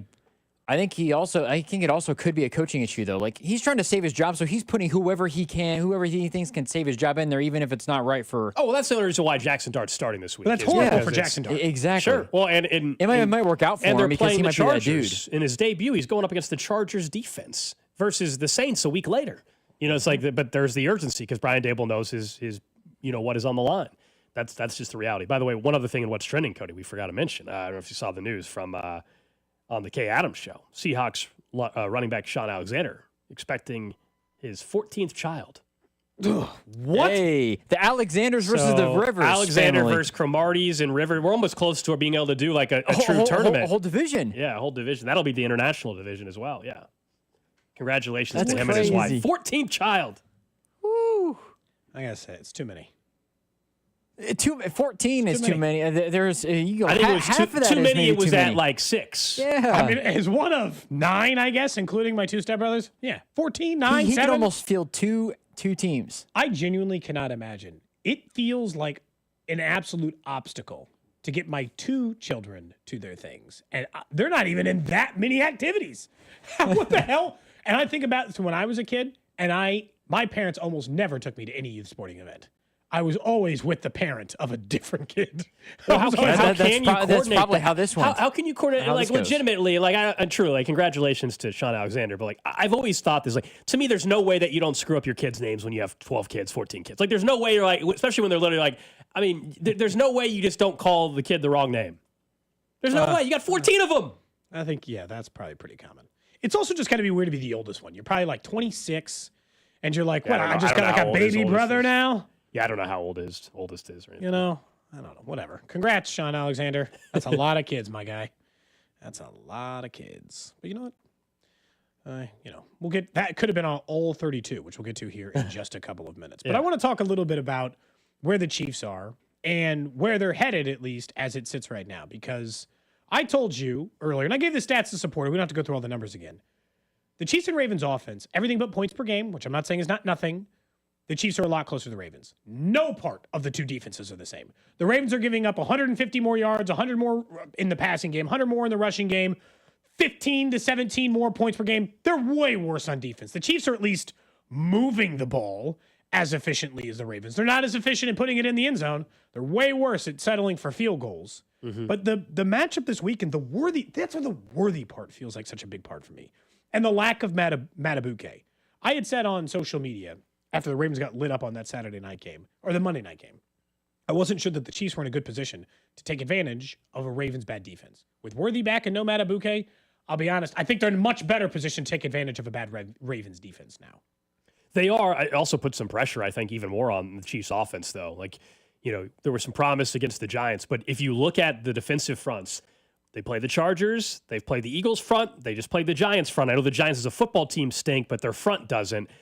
This is the best opportunity in the quote-unquote easiest defensive front they have faced in the first 4 weeks. That's just the reality of it. Now, it doesn't mean that the Chiefs' offense is going to go out there and just have consistent success and score on every drive. That's not what I'm saying. But the opportunity for them to have their most success of the season is set up. Worthy's back, as you said. You're facing a defensive line that hasn't been good and is banged up. You're now 4 weeks into trying to figure out this offense without having Rashee Rice. I think they found something on that opening drive to start the second half. Yeah, this is an opportunity for you maybe to be able to take some of the pressure off of your defense on Sunday if you're Kansas City. I know this happens a lot. Like, as the week goes on, you talk yourself into certain things and like that. I am feeling more confident as the week goes on. I am. Xavier Worthy is going to play, it looks like, and now we know for sure Matabuke is not. I mean, those are 2 of the biggest reasons, but also there's still 2 Ravens guys we don't know will play, right? Including Isaiah Likely. And the more we talk to some outside of Kansas City, experts as well, like, it gives me some more confidence. When we have them on the show, I know the national first take talking head shows will tell you that the Chiefs are in bigger trouble and all that. But, like, I'm talking about former players. Tomorrow we'll have Alex Smith join us at 12:30 on the show, and how these guys that played in the league, how they're viewing the Chiefs offense, how they're viewing the Chiefs versus the Ravens. And yeah, I think there's an opportunity for them to get some things corrected even this weekend. I do too. I mean, I certainly don't rule it out, at least because of where they are and where they have kind of been. But a lot of this comes to the same thing, which is they're going to have to show it against a Ravens team that is going to be just as hungry for a win as them. Oh, and they're still upset about honestly, I bet the week 1 last year, the opener in Arrowhead last year, where they were marching down the field. They obviously get the late touchdown, and then they needed the 2-point conversion or whatever it was. And Isaiah likely was out of bounds. Yeah. And they would have gone for 2, I assume. Or it wasn't the 2-point. It was the touchdown. He was out of bounds, and then they would have gone for 2. I assume they would have gone for 2, considering it was the waning moments of the game, and they were on the road in week 1 against the defending Super Bowl champs at that time. I do assume that they would have gone for 2. But yeah, look, they're going to be motivated. There's no doubt about that. And I'm sure that they're frustrated by the way that they're playing all the same. Must win might be a little strong on the wordage, but it is a massive game for both teams. And must win in the sense that if you're planning on winning your division, it might be. And I know that the North is significantly worse than the AFC West appears to be on paper. Although I'll point out, the Broncos have been massively disappointing in the early portion of the season, especially based on quarterback play. Their defense is still very good. Yeah, the Chargers have been above, and the Raiders are still bad. So, the AFC West is not murderer's row. It's just that the Chargers have a 3-0 start against division opponents that's making theirs a challenge. Now, some of this data is based off of wild card expansion, so the percentage is probably higher. But going back to the 90s, 1-3 start meant you had about a 15% chance to make the playoffs. Mm-hmm. Now, in the 90s, they didn't have as many wild card teams. There's a whole extra team. So it's let's probably say it's 20, 25. Yeah, let's say it's a 22% chance of making the playoffs if you fall to 1-3. And the Chiefs, we probably give another 10 or 15% on that? Well, honestly, yes. Yeah. So, okay, I'm up to 50-50. And the Ravens, too, by the way. Oh, yeah. I would say the same thing. If the Ravens lose on Sunday, I don't think the Ravens are toast either, especially I still think their there's a 50-50 division. chance they make the playoffs. I think they still win their division, Cody. If they can still win the division. I think they do. Well, I mean, I'll the tell you this Steelers going to keep up all year. Look, I have the Steelers as a playoff team preseason as a wild card, not winning the division. I think Cincinnati with the quarterback situation, I don't believe they're going to rattle off enough wins to run away with that, even though they currently are leading the NFC or the AFC North. I think we can talk about Bo Nix tomorrow. Do you know that the 2 worst Pro Football Focus rated quarterbacks are in the NFL right now? Bo Nix dead last. Aaron Rodgers second to last. Those are the 2 worst. And one with the winning record. Is that right? One's 2-1. One's 2-1. The Steelers. One's 1-2 because they're the Broncos. Pittsburgh Steelers. Yeah. And one's 1-2 in the Denver Broncos. Those are the 2 worst rated. Wow. Bo Nix doesn't start playing better. The Broncos will be an 8-win team. That doesn't make any. It's hard to make sense of it though, because I think Aaron Rodgers has played completely fine, and there's other quarterbacks who stink that are better than him. I think Aaron Rodgers. They've been playing. Is that because you don't like? Is that because you don't like Aaron Rodgers? Man, I'm always accused of this because of no, because Here we go. Sometimes it comes across as that way. Well, I don't like Aaron Rodgers. I'm not denying that. Aaron Rodgers, I've said, was a perfectly fine quarterback last year. He was awful the year before that. I've said on record he was a perfectly fine quarterback last year in which he did it. He's not looked good this year. What do you mean looked fine? You're too used to watching AFC North football. I think that's what it is. You look at a 13-10 game and you're like, perfectly good quarterbacking. We did it, everybody. I only think he's played one bad game this year. I only think he's played one bad game. I think against Seattle was his worst game of the year. I don't think he was that terrible against the Patriots. In week 1, obviously, he was awesome against the Jets. He was week 1 against the Jets. This is obviously very objective, but if we're going off quarterback rating alone, he's 14 points higher than Patrick Mahomes. He has 97.3 I mean, it's QB rating. He hasn't played that bad. Quarterback rating, I think, is a particularly bad stat, but that's fine. But I thought he's really good against the Jets, and I think he's been stinky the last 2 weeks. I was not blown away by his performance against. He didn't have to. Part of it is also he didn't have to do anything. Yeah, I mean, hard the stats, 139 yards passing. If that's what you're going to say, I hear you. I think he's been fine. I don't think he's played like the worst quarterback in football. That's surprising. No. Well, the second worst. I don't think he's played like the second worst quarterback either. All right, let's get to all 32. I want to talk about a player that is in action tonight, actually. Thursday Night Football. I think he's a little underrated right now. I'm talking about Jackson Smith-Njigba. That's somebody I wanted the Chiefs to draft 2 years ago who didn't. Ohio State wide receiver. Most underrated wide receiver in football right now, man. And that was when a wide receiver didn't get taken until the 20s, right? I do not know the exact timeline. It was pretty late. It was later in the draft than typical. That's all. Yeah, 22 catches, 323 yards. He's got the second most yards of any receiver in football, the 5th most receptions. He's getting targeted at a crazy rate. He's clearly the favorite target of Sam Darnold. They get the Cardinals tonight. I'm just saying, I don't put him in the category of Amon-Ra or Chase or Jefferson. Of course not. But I think he is underrated. He is one of the better wide receivers in football, and he's going to put up some insane numbers this year with the amount of target share he's getting. So that's all. I'm just saying, a little love for JSN. Honestly, good for Darnold for immediately just being like, it was really easy to just sort of Justin Jefferson a lot. Hello, Jackson Smith and Jigba. Would you like to do that? Because this seems to work pretty well for me if that works for you. They've had a good running game. They've overall been good. The Darnold signing has put them back at least into the mix in the NFC West, which is a team that felt like it was kind of floundering a little bit with Geno and maybe just wanted a little bit of new blood. They're not way different in quarterback quality, but at least he found a way to use Jackson Smith and Jigba more.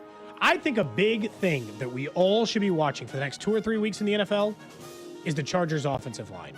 For the first 2 games, you didn't notice that they were missing their left tackle, and we stopped talking about the fact that they were without Rashawn Slater. Last week, it showed. They won. They get credit for winning. Who were they playing, though? What defensive line? Very good defensive line group.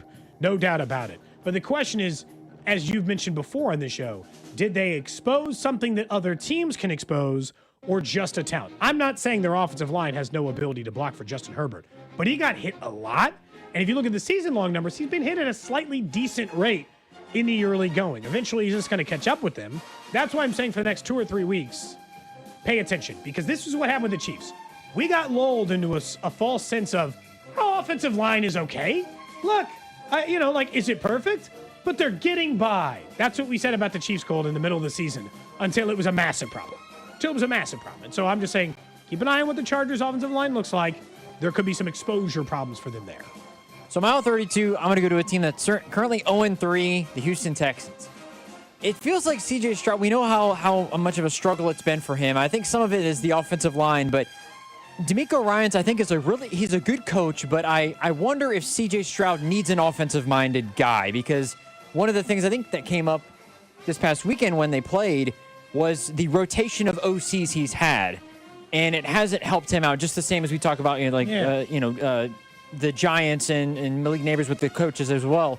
I think it's the same thing with the offensive coordinators, where maybe it's time to just get the next offensive mind head coach, and not that it's DeMeco Ryans' fault, but it's for the betterment of C.J. Stroud and your franchise quarterback. I mean, it's kind of his fault. I think it's something to monitor. He was on my stock down on Monday when we did stock up, stock down, and some of the reason was the change in OC. The O-line's a disaster. I'll say this. I also agree that I think DeMeco Ryans is a very, very good head coach. But if this continues to go really, really far south, his job will absolutely be in jeopardy at the end of the year. I mean, they're in danger. I think they are going to beat the Titans this weekend. Otherwise, they're 0-4, and then we are really talking about him getting fired mid-season, not the end of the season. I think I think they get to 1-3 after this weekend. Stroud is just he just doesn't look like the same quarterback, guys. I understand it hasn't been the perfect setup for him, but there was an article in Houston talking about whether or not he's jeopardizing his extension. I mean, that's crazy stuff. 2 years ago, we all what you would have called me a complete moron. Some of you still do, but you would have called me one if I would have told you then that there was no way an extension was going to happen. That's in jeopardy here. I'm with you on the philosophy. I've long said on this show, if I was an owner of a team or a GM, there is no way I would ever have my young quarterback be attached to a defensive-minded head coach. It doesn't mean that there aren't defensive-minded head coaches that have success. But I do not want my young quarterback having an OC that, let's say he does succeed, well, then he gets another job. That's going to be the interesting to watch even with the Commanders. So Cliff Kingsbury is now in year 2 as the OC with Jaden Daniels. I think Jaden Daniels is going to be pretty damn good for a while, but most likely if things go well, Cliff is going to get a head coaching gig again, so they're going to have to bring in a new OC because Dan Quinn is a defensive-minded head coach. That's the beautiful thing in Minnesota. Kevin O'Connell's not going anywhere. Nope. Sean McVay's not going anywhere unless he's going to broadcast football games sometime in the future. Is there a decent chance that the loser of the football game between the Texans and the Titans is the fired head coach? Tell me Callahan keeps his job. I think Callahan's fired in the year anyway. I meant after this week. Oh, can no. The loser of this, I think DeMeco Ryans can get fired for losing to the Titans. Not after this week. They're not going to fire. They're not going to fire DeMeco after making the playoffs 4 weeks into the season. That's a bit. It is grounds for you, Cody. It is grounds to his seat is becoming scorching hot, I guess. But because I think, like what you said, Gold, he's not a bad coach, but I think if you're the team and you believe in the quarterback, you take the quarterback over the coach.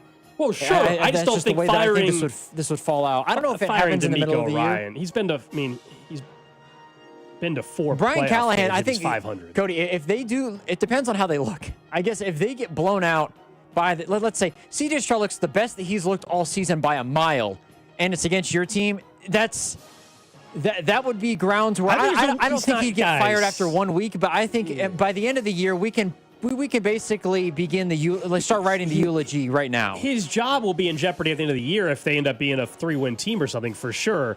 But he's been 10-7 in a playoff team. I don't think D'Amico Ryans is not getting fired. He's won the division in his only 2 years as the head coach. 10-win, and all of a sudden he starts 0-4, and you guys want to fire him? I wouldn't want to fire. I'm asking you. Callahan makes more sense, Cody, I think, than D'Amico Ryans does. I don't think it's as crazy as we think if you start the season that way. People have been fired for less. He's 2-2 in his playoff career as well. Yeah, I'm not saying. Look, this isn't even like an indictment necessarily. Only year 3 for him. I think D'Amico Ryans overall does a pretty nice job there, but his once looked like budding star quarterback is playing bad, and if they start 0-4. No, got to get it corrected. I'm not saying it's good times in Houston. I think they missed the postseason, and it's an offseason convo. But he has not nearly been bad enough to get fired after an 0-4 start for the first time in his coaching career or something, if in fact that happens. But I do think the Texans will beat the Titans. Spoiler, I think that might be one of our picks for circa millions this weekend. Could be. Yeah, it might be. Those lines are just out, so we'll have to take a look. Up next, though, let's talk some fantasy football with Paul Charchian. Brought to you by Twin Peaks. Eat, drink, scenic views. We'll get his perspective on tonight's game, who to start, and also, is Travis Kelce still an automatic start at tight end in fantasy football? This is Cody and Gold. Tune in for Nate Taylor every Tuesday at 1 o'clock, right here on your home for Chiefs football. 96.5 The Fan. Cody and Gold are brought to you by Heartland Men's Health, the leader in men's sexual health. Thousands of men have been successfully treated for low T, ED, and more, all with discretion and compassion. Make your appointment at heartlandmenshealth.com. It is about to be a week of absolutely gorgeous weather in Kansas City. Don't you want to be enjoying that time outside on your dream deck? All Weather Decks is ready to build the right deck at the right price and build that dream deck for you. Kansas City's most respected deck builder and a 24-time winner of Angie's List Super Service Award. They make the process so easy. Came out, take a look at it. Here's the different materials. Here's the different style. Here's pictures of work that we've done in similar neighborhoods or similar sizes of your yard. You've been looking at it. Maybe you've been thinking about that covered patio or that new deck or that new fire pit. As fall is around the corner, or at least fire pit, actually already is fall, and you could be having that space for you. Schedule a free estimate today and find out what that dream outdoor space and that dream deck look like for you. Give them a call, 913-206-1974. That's 913-206-1974 or online at allweatherdecks.net.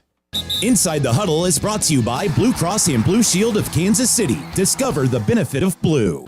Around here, we've got each other's backs. When it comes to health insurance, we want that same kind of support.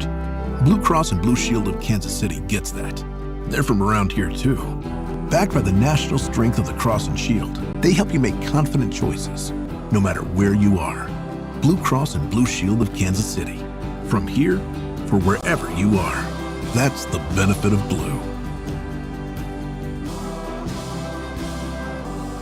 More than a few of our patients have talked to me about their first time, but it's not the first time you're probably thinking about. It's the first time that erectile dysfunction ruined the moment. This is Jeff for Heartland Men's Health, and if you're over 50, it's likely that you've had that first time yourself. But the good news is that if you're like most men, that first time can be the last time that ED impacts your sex life. At Heartland Men's Health, we're experts in treating ED. We've treated tens of thousands of men using protocols with success rates well over 90%. And those treatments have, in most cases, made sex great again for both them and their partners. You could even find that you're performing like you haven't in years. So if ED has been affecting your intimacy, it's time to make the last time that happens the last time that happens. For just $99, you'll receive blood work, a medical consult, and if medically advised, a test dose. And if that test dose doesn't work in the office, your visit is free. Call 844-447-6600. That's 844-447-6600. Or go to heartlandmenshealth.com. Bud Light and Tanners are teaming up to make every college game day legendary. Every Saturday, rep your college team, catch every play, and enjoy $15 buckets. Only at Kansas area Tanners locations. Bud Light and Tanners. From the stands to the bar, your game day headquarters. You're on the list for Macy's Fall VIP Sale. That means you're invited to save big on this season's top designer looks at prices you'll love. Like an extra 30% off Calvin Klein, Steve Madden, Hugo Boss, and more.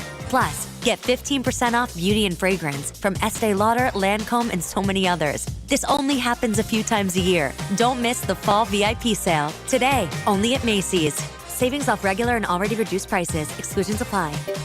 Finding great candidates to hire can be like, well, trying to find a needle in a haystack. Sure, you can post your job to some job board, but then all you can do is hope the right person comes along, which is why you should try ZipRecruiter for free at ziprecruiter.com/free. ZipRecruiter doesn't depend on candidates finding you. Its powerful technology identifies people with the right experience and actively invites them to apply to your job. You get qualified candidates fast. So while other companies might deliver a lot of hay, ZipRecruiter finds you what you're looking for. The needle in the haystack. 4 out of 5 employers who post a job on ZipRecruiter get a quality candidate through the site within the first day. ZipRecruiter, the smartest way to hire. And right now, you can try ZipRecruiter for free. That's right, free. Just go to this exclusive web address, ziprecruiter.com/free. That's ziprecruiter.com/free. ZipRecruiter.com/free. Your favorite neighborhood spots run unsquare. You know the ones. Maybe it's the popular shop that just opened a new location by you, or the big sports bar that's always packed on game day. These places make the neighborhood, and the money spent there stays in your community. Square powers more than 4 million neighborhood businesses worldwide. To learn more, go to square.com, or just stop by your favorite local business. See you in the neighborhood. Square. It all comes down to this, folks. Yep, the entire season is on the line. But my throat has officially thrown in the towel. Sounds like you need Vicks VapoCool drops. They're max strength and vaporize sore throat pain. Whoa! These VapoCool drops hit fast. Speaking of fast, did you just see that play? Yeah, he vaporized that ball. That pun should have come with a penalty. Vaporize sore throat pain with Vicks VapoCool drops. Use as directed. Chiefs coverage sponsored by Renner Garage Door, RENNER, forward and back. Hey, it's almost Andy Reid. Renner Garage Door has proudly served our community for decades. The best styles, technology, and family values. That's Renner. Get your free repair or replacement quote today. Forward and back. RENNER, RENNER. You're listening to 96.5 The Fan from the Mission Plumbing, Heating, and Cooling Studios. Random question of the day coming up in 12 minutes here on Cody and Gold. Hope you guys are having a great Thursday here in Kansas City. As you were mentioning during your last read, Cody, it is beautiful in Kansas City. Gonna be nice now. We got the rain out of the way. Gonna be a nice weekend for sports. And I know you said your kids got tennis and stuff, soccer, all that kind of stuff going on this weekend as well. We got fantasy football to worry about as well. All right, we got to get going here. It's time for a good week 4, and to talk more about it, we got Paul Charchian from Guillotine Leagues and Matthew Berry, Fantasy Life, to join us as he does each and every Thursday. He's brought to you by Twin Peaks, Eats, Drink, Scenic Views. Charch, let's work in reverse here a little bit. Normally we save Thursday night football for the end, but let's start with tonight. I'm excited for this Seahawks-Cardinals game. I was telling Cody, I think that Jackson Smith-Njigba is extremely underrated. Do you agree? He's a must-start right now, right? Yeah, absolute must start. And by the way, who would have guessed Seattle, Arizona would have multiple fascinating storylines? And this looked like a pretty mundane Thursday nighter a few weeks ago, but now there's all kinds of things that make this pretty compelling tonight. And yeah, Jackson Smith-Njigba, Alex, is a superstar receiver that almost nobody's talking about. I don't think he's on the Jamar Chase, Justin Jefferson, Puka Nacua level, but he's right there after those guys. And honestly, outperforming both Jefferson and Chase. He's number 2 in receiving yards, 108 per game. He's the 5th most targeted receiver. And Jackson Smith-Njigba would probably be higher, but the Seahawks crushed the Saints last week and really didn't even have to pass. And potentially sitting on a big game tonight. Cardinals are going to be without their best cornerback. His name's Will Johnson. He's got a groin injury. 5th-round rookie Denzel Burke is the replacement. And that guy's gotten eaten alive in what the work he has seen so far. The last 2 number 1 receivers to face Arizona have both topped 100 yards. So Jackson Smith and Jigba potentially sitting on a really big game. He's my number 3 receiver for the week. One of the guys on the other side, we do a little segment on Monday, stock up, stock down. Doesn't necessarily be a player, coach. I don't care. One time it was blocked kicks. The stock was up. Marvin Harrison Jr. 2 weeks ago was stock down. He has not been the type of wide receiver that he was drafted to be. Fantasy wise, borderline unplayable now. I don't know if that's far enough. Would you start benching him? Yes. No. Yeah. Absolutely. I think Marvin Harrison's lost all the benefit of the doubt. The draft equity, 4th overall pick in the draft, that's all dissolved now.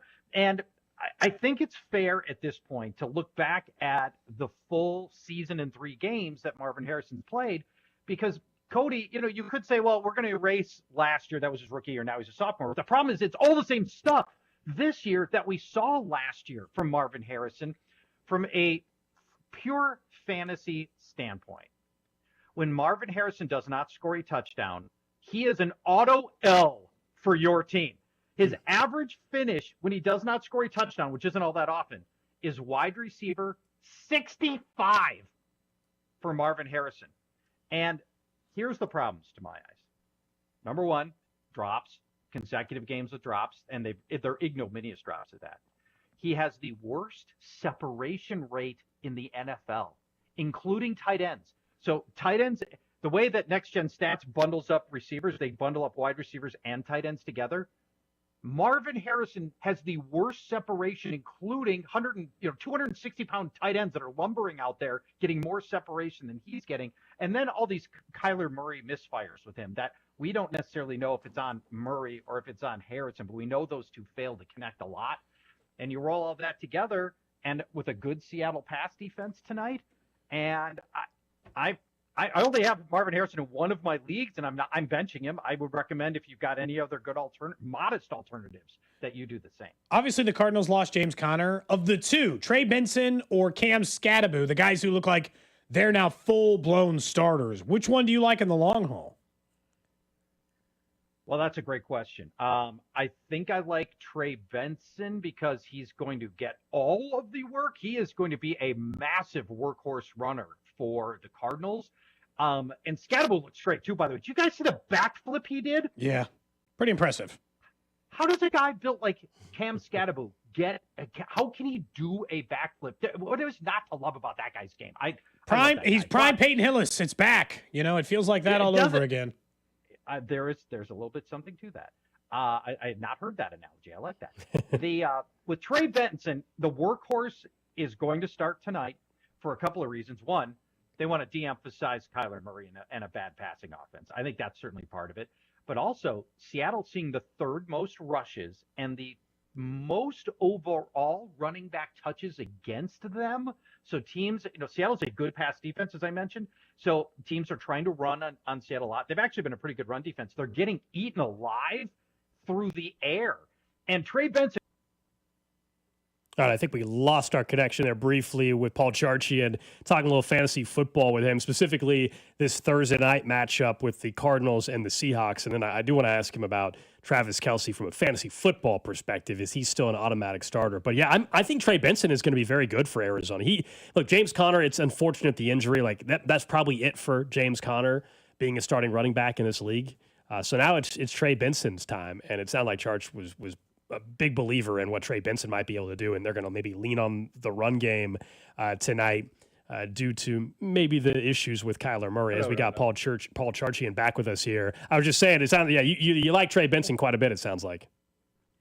Yeah, I'm not sure where we dropped there. Although I don't know. I got the new iPhone Air, and normally, the software I use to connect to your station, it works fine. But somebody called me, and normally that's not a problem. But I think that knocked me off the air when somebody called me. No, you're good. Anyway, you were just saying he's the next workhorse back. Mm-hmm. Yeah, he is. And tonight, it's going to start tonight. Seattle has seen the most total running back touches against them. That's receptions plus rushes. No team has seen more than Seattle, and you got to minimize Kyler Murray and Marvin Harrison. So it's going to be a nice opportunity, and especially through the air, where Seattle's allowed the most receiving yards to running backs out of every team in the league. So I think we're going to see it start tonight. 20 total carries for Trey Benson and a workhorse role incoming. Let's go to Kansas City on the fantasy football end. And Travis Kelce, Xavier Worthy looks like he's going to play. He was a full participant in practice. But Travis Kelce, is he an automatic start at tight end still in fantasy? No. Guys, I think it's come to this. And I mean, I'll be fascinated to hear what you have to think. I mean, here's, eye test is one thing, but let me give you some metrics to sort of go along with it. His separation has dropped from last year. He was 3.5 yards, and that was down from closer to 4 yards the year before to 2.9 yards per play, his separation rate.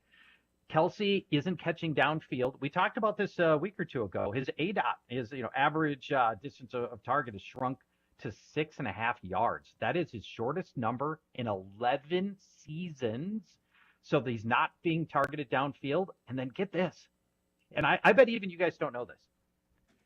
Kelce ranks second to last in tight end pass blocking. He's 58th in tight end pass blocking. If he can't pass protect, then Noah Gray starts turning into a third down option. As a fantasy player, we don't want Kelce off the field on third downs. So I have a lot of concern going forward. Travis Kelce was in guillotine leagues. He was the, I believe, fourth most chopped player at any position last week and the most chopped tight end last week. So you guys tell me, is Travis Kelce an auto start anymore? Probably not an auto start, but just knowing where tight ends are in fantasy in general, he's like starting any other tight end at the moment. I think my biggest thing, Charch, is the target share. He used to be a 6 to 7 target guy a game, and now he's more in the 3 to 4 range, which means he kind of has to get in the end zone to make him better than the wash at tight end, especially where you selected him, probably the wash. Because, and then that's always, the tough part. Because, where we selected him, I was going to ask you this week anyway.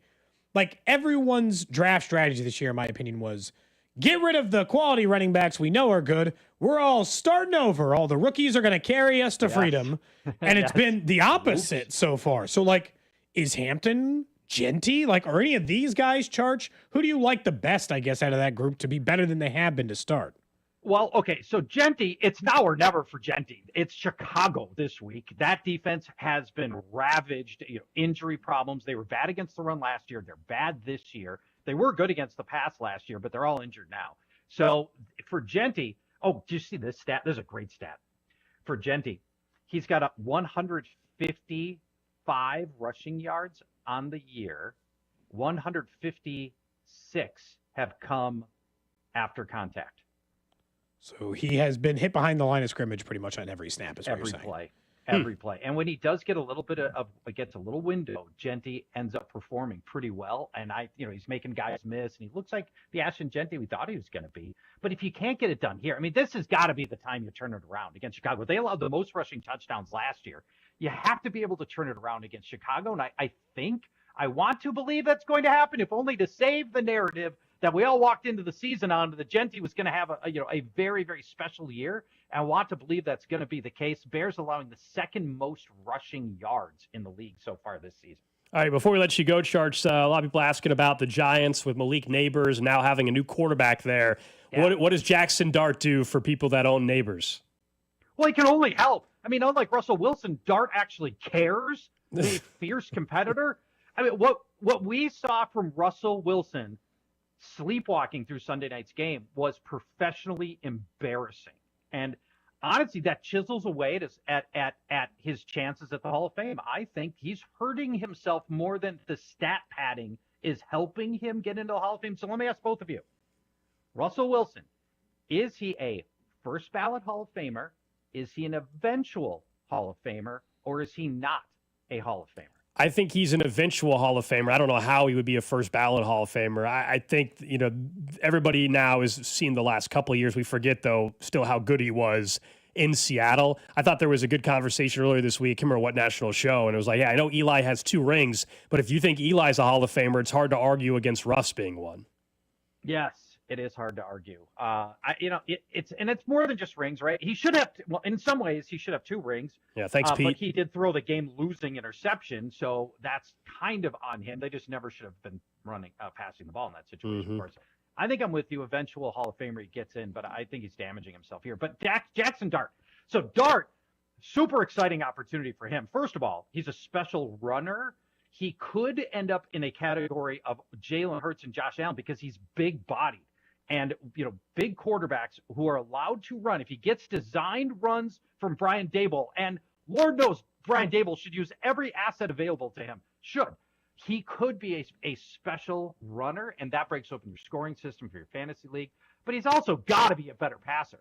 If what we saw in the preseason was very promising. It's only preseason, and there's tons of bad reads in the preseason. But I do like the idea that we're going to have a higher completion percentage quarterback, and somebody who's not just throwing Hail Mary rainbows downfield. He can throw aggressively downfield on a big arm. Jackson Dart can only help this offense. I genuinely feel bad for Malik Neighbors, who's been a great fantasy player and has had 6 now different quarterbacks throw him the football. Once Are you serious? Dart throws him a pass and completes one. That'll be the 6th quarterback to throw him a pass in 20 NFL games. That's insane. Oh, and by the way, all the other 5 are all awful and don't even belong in the NFL. Except Daniel Jones? Yeah, Daniel Jones would be the one caveat. Honestly, Brian Daboll looks way worse now because Daniel Jones is dealing in Indy. Absolutely. I mean, he's been outcoached by Shane Steichen. Shane Steichen rolled into this year as the Vegas odds favorite to be the first coach fired. And look what he's done with Daniel Jones that Brian Daboll could not unlock at all. Unbelievable. Paul Charchian, appreciate it as always, man. Thanks, friends. We'll talk to you next week. Bye-bye. There you go. Good insight from Charch every Thursday at 12:30. And our conversations with Charch are presented by Twin Peaks Eats, Drinks, Scenic Views. Can you name the 6 quarterbacks for Malik Neighbors? So Drew Lock was one of them last year. Drew Lock, Russell Wilson, obviously. Daniel Jones. Was the 6 including Dart or no? Tommy DeVito. Did the 6 include 6 will be Dart. Okay, Dart is 5. Okay. I mentioned Tommy DeVito. Missing 1. Who the heck are we missing? Some other guy who got in after DeVito. Don't you include Dart? I thought you included Dart. Yeah, but we only got to 5. Okay. There's one more missing. Who the heck? Was it last year? Yeah. I mean, he's got drafted last year, right? Tyrod Taylor? Oh, that's we didn't mention him. There we go. Tyrod. What a list. Murderer's row of quarterback Jones, play. DeVito, Taylor, Jones, Locke, DeVito, Russell Wilson, now Dart. Hideous. I mean, just hideous. Genuinely. Sixth quarterback. He hadn't been in the league that long. But yet. So it says, if Russ actually got in the Hall of Fame, that Hall of Fame speech would be the most cringeworthy speech in Hall of Fame history. It'd be awkward. It'd be very cheesy. It'd be very awkward. It would be for every very, person very cheesy. Involved. Yes. You got a good rush drop? Random question. No, not quick enough. I was going to say I was waiting. You got a good rush drop? Not quick Okay. enough. Unlimited. The random question of the day brought to you by Kansas City Urology Care at KCUC. Remember, you see the best in KC. Visit kcurology.com today. For you, Gold, you, Drew, text line 913-586-7965. And, of course, over on Twitch, Twitter, YouTube, and Facebook, where we live stream the show 4 hours every day just for your pleasure. The question I have today comes via a media survey that took place about Gen Z's film-going and film preference habits. As you might say, well, what could that possibly mean? Well, it turns out there's a trend amongst Gen Z movie watchers, and I want to know what you prefer in a movie. A film industry account had posted about an industry survey about Gen Z consumers, found that near supermajority of young people thought television and movies had too much sexual content. These are some of the comments. I skip past it, always unnecessary long, useless, and adds nothing. It literally ruins a movie or show for me. It isn't even needed to be kept platonic. We could literally don't need to see it clapping, is what it says. It's always awkward when watching people and totally unnecessary when watching alone. So the question I have for you is, do you think sexual content sometimes adds to a movie or television show? Are you a Gen Z here and you don't need it? So Gen Z the is... hint of the sexual content is enough for you?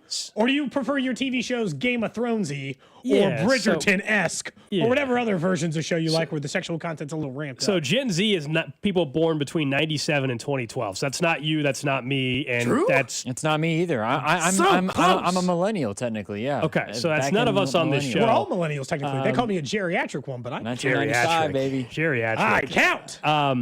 To answer the question, yeah, like I don't need, like, if you've watched Righteous Gemstones or Game of Thrones, like I don't need just, that. But otherwise, yeah, I think there's just the right amount. Like I'm pro having some of it in my television and movie shows, but I don't need, if you've watched Righteous Gemstones, you know what I'm talking about. I don't need that much of that. Someone says this is the reason why America's birth rate is failing. They don't even want to watch, they don't even want to watch sexually based content. It's so weird because like growing up, that was a thing that like people discussed as being something like when I saw American Pie and they're like, ooh, yeah. Oh, look at what we, like that was like a moment, like a defining moment, apparently is what it felt like. So that felt like something you grew into. Now I don't watch, like it doesn't bother me in game, like nothing in Game of Thrones. That makes sense. I'm not like, yes, that definitively adds to the storyline and here we go. But also, yeah, I don't need it in every single episode all the time. They're saying they just want it out altogether. They just want it to like fade to black, lights turn off, and you just assume they. Well, had that's sex. silly. That feels a little light. Can we get a middle ground? Yeah, I'm with you there. That's fine. Someone says my wife loves watching those type of shows. I always ask why she watches people have sex but won't have sex with me. I had to censor that a little bit, but I hear you. You did? Yes, just a little. You had to censor that a little bit? Yes. Someone says, isn't explicit content why people watch Euphoria? Yes, but apparently not Gen Z. Mm-hmm. That's us millennials. Yeah, Euphoria definitely like is full of that. Yeah. A lot of shows are. Yeah. It's a very common part of like HBO or I don't have have level of programming. In general. I'm pro sex, Cody. I don't know about you. Pro sex. This show does not kink shame, as That's right. it's well established on this show. So we got to do that. That's why I was asking. I was surprised to find out that all of Gen Z was like less sex in my general television and movie consumption. Drew, where are you at? How much of it do you prefer in your content?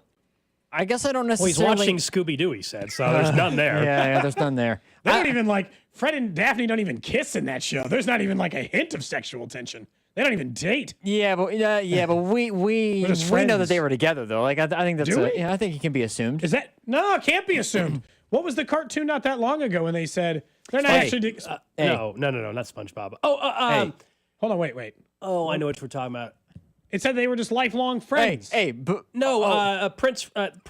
Peach. Oh, Princess Peach and Mario. And Mario. We're like, sure, okay. They're just, can't assume anything. What is it? Friends. Basically, they describe them as friends with benefits. Who help each other out. Listen, before I give my opinion, all I want to say is anytime they wanted to go and look for clues, Fred never went with Scooby and Shaggy. He was always going with Daphne closer and friends. Velma. That's how friend groups work. He was always going. The episodes would have gone by a lot quicker if anyway. They'd have a lot less time for a crime if they just get to it. Anyways, go hunt for ghosts in abandoned houses. Someone thinks just be a normal teenager. Someone said, on the text that they think Fred was maybe interested in the opposite sex, perhaps. Look, I don't. Is it the ascot that's making people think that? What's the driving force? I guess I don't mind it, but I'm not. I don't think it's necessary. Like I'm not going to Game of Thrones for that content. Of course, like, nobody's saying anybody is doing that. Like if it comes up, I think it's fine. I think you can overdo it where it's like, all right, I didn't have to have all that, but to me, it just is what it is. Like I don't have a preference. I guess if it's there, it's there. If it's not, it's not. It is interesting though how, and you mentioning growing up and watching movies, Cody. It's interesting how the ratings have changed. Sure. Like there really aren't G-rated movies anymore, to my knowledge. No. It's more PG-related things, and PG is different than it was in 1995 when I was born. They do the same thing they did in kids' movies when we were a kid, and they sneak in stuff for the adults. Be like, whoa, I see what joke you made there, and obviously my 7 and 9-year-olds, it's over their head. I do think that there's more of it now, and I think at times, to this person's point from the 816, it can just be. It doesn't have to be everywhere, I guess. There is a point to that. I think I probably lie in that side of the Someone says fence. we go from buying apples in the produce section in a scene to then sucking something. I will say I do feel bad. I do feel bad for that type for that vegetable because it's turned into something that is not. I feel bad for that vegetable. It had a clean reputation. It's been besmirched. Drew just said he feels sorry for the eggplant. I feel bad for the eggplant. He feels sorry for the eggplant. No, I feel sorry for the eggplant. I feel sorry. Yeah. I'm sure it's a great vegetable, but people now. I got to be honest. If anything, if you were an eggplant farmer, this has helped you. Someone randomly buying one, even if they're not planning on cooking it, just for the visual joke of making a post. Yeah, but are they not buying? They're not buying it. They're just thinking of it, because if you see eggplant, I'm not thinking, I'm going to go buy eggplant because I want to have it. I'm saying that's a vegetable I didn't even think of. Drew, when you go to the grocery store and you see an eggplant, are you just constantly thinking of? Traditionally, I do not think of. It sounds like it's interfering with your grocery shopping. You can't stop. You can't help it. You go right by the eggplant and you just can't stop but feel sorry for the eggplant. I intentionally avoid the eggplant. Can we create a PSA on the show? Have you or someone you love been impacted by eggplants? Impacted by an eggplant emoji? Here at Cody and Gold, we're here to help. It's just terrible that it's turned into that for the eggplant. Someone says, never mind. I can't read that. No. Better to just. Someone said Shaggy and Velma are a couple in Mystery Incorporated have you seen that? show. No, I haven't. Is that the more geared towards adult one on adults on HBO? I don't know. Or eggplant. If it's the more modern cartoon version, I haven't watched that because I think that it's totally different. I'm not about that. But Shaggy and Velma together. Okay. God, he's a purist when it comes to Scooby Doo. I had no idea. And he's calling himself a Scooby Doo purist, and he's probably listened to the one when it was like Good Charlotte doing the intro. That's not OG Scooby Doo. Scooby Dooby Doo. Yeah, the one that sounds like pop punk. That's not OG Scooby Doo. It's like Good Charlotte or Newfound Glory. It's one of those I like the Scooby Doo's like with the Harlem Globetrotters, where you this is like 70s Scooby Doo, like 70s and 80s, where you can tell that they were images stacked together because the lines around the people's bodies change. Oh yeah. Someone says, just turn on the show. What the heck? How did we get here? Yep. Someone says, Drew feels bad for an eggplant. I'm effing dead. Someone said I've got an honest soul. Yeah. I didn't. Someone says, don't let Drew watch the Veggie Tales. Keep him away. I grew up on Veggie Tales. Makes sense. It makes sense. Simple Plan is the band. I want to get that right. I might come back with that as the bumper music. Please actually, don't. as a matter of Please fact. don't. You don't want to you don't want to hear Bob and Larry? Never seen that. Nope. I don't know what you're talking about. Oh, you guys missed out. That show looked lame. Bob, Larry, and eggplants. Something's Bob wrong the there. tomato, and Larry was the cucumber, and then you had the asparagus. After my time. All right. Up next, back to football, I promise. Patrick Mahomes has been dealing with something that nobody else has over the last 15 to 20 years. We'll tell you what it is next. What's up, Chiefs Kingdom? It's Trent McDuffie. You're listening to Cody and Gold, weekdays 10 to 2 on your home for Chiefs football. 96.5 The Fan. Brought to you by Heartland Men's Health, the leader in men's sexual health. Thousands of men have been successfully treated for low T, ED, and more, all with discretion and compassion. Make your appointment at heartlandmenshealth.com. Century Roofing has done it again. Voted best roofing company in Johnson County for the 4th year in a row. If you didn't get your roof inspected after last year's hailstorms and your neighbors are getting new roofs, you might have damage too. Don't wait. Book your free inspection today and take advantage of our free material upgrade sale. This can mean big savings on your insurance premium. Trust the pillars of strength with female-owned Century Roofing. CenturyRoofingKC.com. That's CenturyRoofingKC.com. Century Roofing. Trust the pillars of strength. Around here, we've got each other's backs. When it comes to health insurance, we want that same kind of support. Blue Cross and Blue Shield of Kansas City gets that. They're from around here too. Backed by the national strength of the Cross and Shield, they help you make confident choices, no matter where you are. Blue Cross and Blue Shield of Kansas City. From here, for wherever you are. That's the benefit of blue. Whether you're looking for a Bronco, an Explorer, an F-150, or even a commercial vehicle, Robside Ford has the selection. That's right, Kevin. We've got it all. And we've got the lowest prices in Kansas City. No gimmicks, just great deals on every new Ford. And it's not just inventory, it's how you do business. Robside Ford makes it very simple. We do it different on purpose. Non-commissioned sales team, upfront transparent pricing, top dollar trade-in values, and a process that's actually easy. You've even got the reputation to back it up, Bobby. Kansas City's only top-rated Ford dealer on Google. 4.8 stars, 3,000 reviews. Wow. And this year, we're proud to be voted Best Car Dealership in KC by Kansas City Magazine. So if you're ready for a better car buying experience, come see us at 135th and State Line or check us out at robsight.com. From Broncos to F-150s to work trucks, Rob Side Ford has what you need. If you want simple and easy, you're not going to find a better spot. Rob Side Ford. Buy right. Drive happy. Danan Hughes here. I've seen a lot of stat lines in my playing days, but these numbers, they caught my attention. Flight by Yingling. 2.6 carbs, 95 calories, and all the crisp, refreshing flavor you want in a light beer. It's brewed by the oldest brewery in America, so you know it's got some serious history behind it. If you're into stats and taste, you're going to love this beer. Flight by Yingling, the next generation of light beer and the official beer of Danan Hughes. DG Yingling & Son, Pottsville, Pennsylvania. Trust, price, and ease of transaction. That's our philosophy at GiveMeTheVin.com. We love to buy cars. Fat ones, skinny ones, curvy ones, fast ones, slow ones, round ones, and square ones. Yes, square body Chevys. We buy them at GiveMeTheVin.com. Go to GiveMeTheVin.com right now, put yours in, and get a quote. We'd love to buy it. GiveMeTheVin.com, America's best car buyer. Sell us your car. GiveMeTheVin.com. So easy you can do it in your underwear. Hi, I'm Lacey, your friend and jeweler at Shane Company. And yes, I'm actually a jeweler. I bring dream engagement rings to life every day in our jeweler's workshop. When I hand set your diamond into your ring, I think about creating a piece you'll wear for a lifetime. I pay attention to the smallest details and treat every ring with the same care and craftsmanship, no matter the size or price. Come check us out at your nearby store. Our engagement rings are made with love from our hands to yours, because a friend knows your love deserves the highest quality. Shane Company, your friend and jeweler. This is the story of the one. As a maintenance supervisor at a manufacturing facility, he knows keeping the line up and running is a top priority. That's why he chooses Grainger.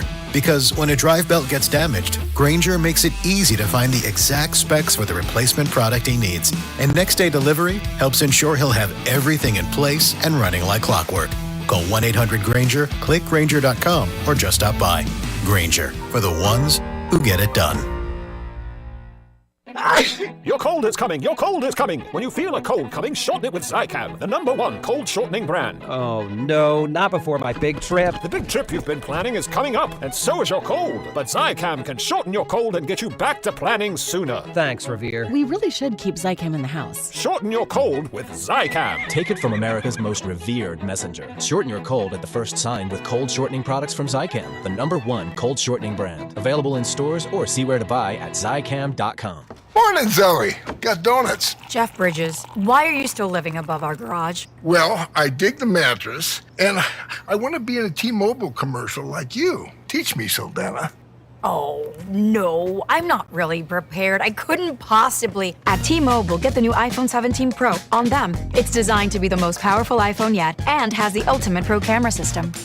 Wow, impressive. Let me try. T-Mobile is the best place to get iPhone 17 Pro because they've got the best network. Nice, Jeffrey. You heard them. T-Mobile is the best place to get the new iPhone 17 Pro on us with eligible trade-in in any condition. So, what are we having for lunch? Dude, my work here is done. 24 monthly bill credits on Experience Beyond for well-qualified customers plus tax and $35 device connection charge. Credits ended, balance due if you pay off earlier or cancel. Finance agreement iPhone 17 Pro, 256 gigs, $1,099.99 and new line minimum $100 plus a month plan with auto pay plus taxes and fees required. Best mobile network in the U.S. based on analysis by Ookla Speed Test Intelligence data 1H2025. Visit T-Mobile.com. Inside the Huddle is brought to you by Blue Cross and Blue Shield of Kansas City. Discover the benefit of blue. Listen to the Chiefs and Ravens on Sunday with pregame starting at noon. Kickoff at 3:25 with Mitch, Danan, and Kling. Right here on your home for Chiefs football. 96.5 The Fan. KFNZ FM and AM, HD1 and HD2. Kansas City. In Odyssey Sports Station. Is this the VeggieTales logo? This is what people play when they're trying to like make fun of someone like heavy walking. Oh my god. This is awful. Make you smile. Let's go. What is this? Drew. Stop. This is awful. You watch this? Yeah. Still? All right, Still? No. This is from 1996. We gotta talk. We gotta talk. Pause this and do me a favor. While this, I'm worried that you now have bad taste in music because of what you listened to as a kid. Because the shows I had as a kid, Gold has a kid, some of those had some like hits. That is awful. Like, we played it once on this show. Can you, let me see if I can find it. Let me see real quick in the system because I got to be honest, that is genuinely awful. We did a random question once where we played, like, cartoon theme songs, and we, like, had much better ones than this. Always funny. Never ceases to amaze. I was trying to see if we still had it. Nope. All right, so can you pull up, Drew, for me? Do me a favor, and we'll play it in a little bit. Pull up the theme song for the show Gummy Bears from the 80s. Then I'll show you. We have played this before. Then I'll show you what like cartoon theme songs can sound like. I think I know this song, I believe. That song is bad. That song is really bad. From Disney, correct? Mm-hmm. Okay, just give me I'll let you know what I have. Unbelievable. That was awful, right? Yes, it sounded like something from kindergarten. Well, yeah, it's not. It's meant for people who are. It's meant for kids like ages probably 4 to 8 or 4 to 9. 9? My kid's not watching that. I got a 9-year-old. Not watching that. Again, this was made in 1996, so I think probably the range is a little bit different now. But yeah, I think maybe like 2 to 4. I don't want to say for sure, but okay. I do have it ready. Are you? You want give me like a real quick. Yep. This is a palate cleanser. At least it has some musical quality, not just. This song's so simple. It has a key change in it. All right. Okay. Oh man, I needed you to get later in it because it's better when it hits the gummy. Well, someone says you didn't get past the bridge of the other song either. Yeah, you guys technically didn't even get to the veggie speed. You didn't get to the actual. Have we got a show for you? And then they jump into veggie to the chorus. How's the chorus go? Can I get Veggie Tales, Veggie Tales, Veggie Tales. They just sing the same thing over? No, they start listing. They start listing like vegetables technically. Broccoli, celery, gotta be vegetables. Bum.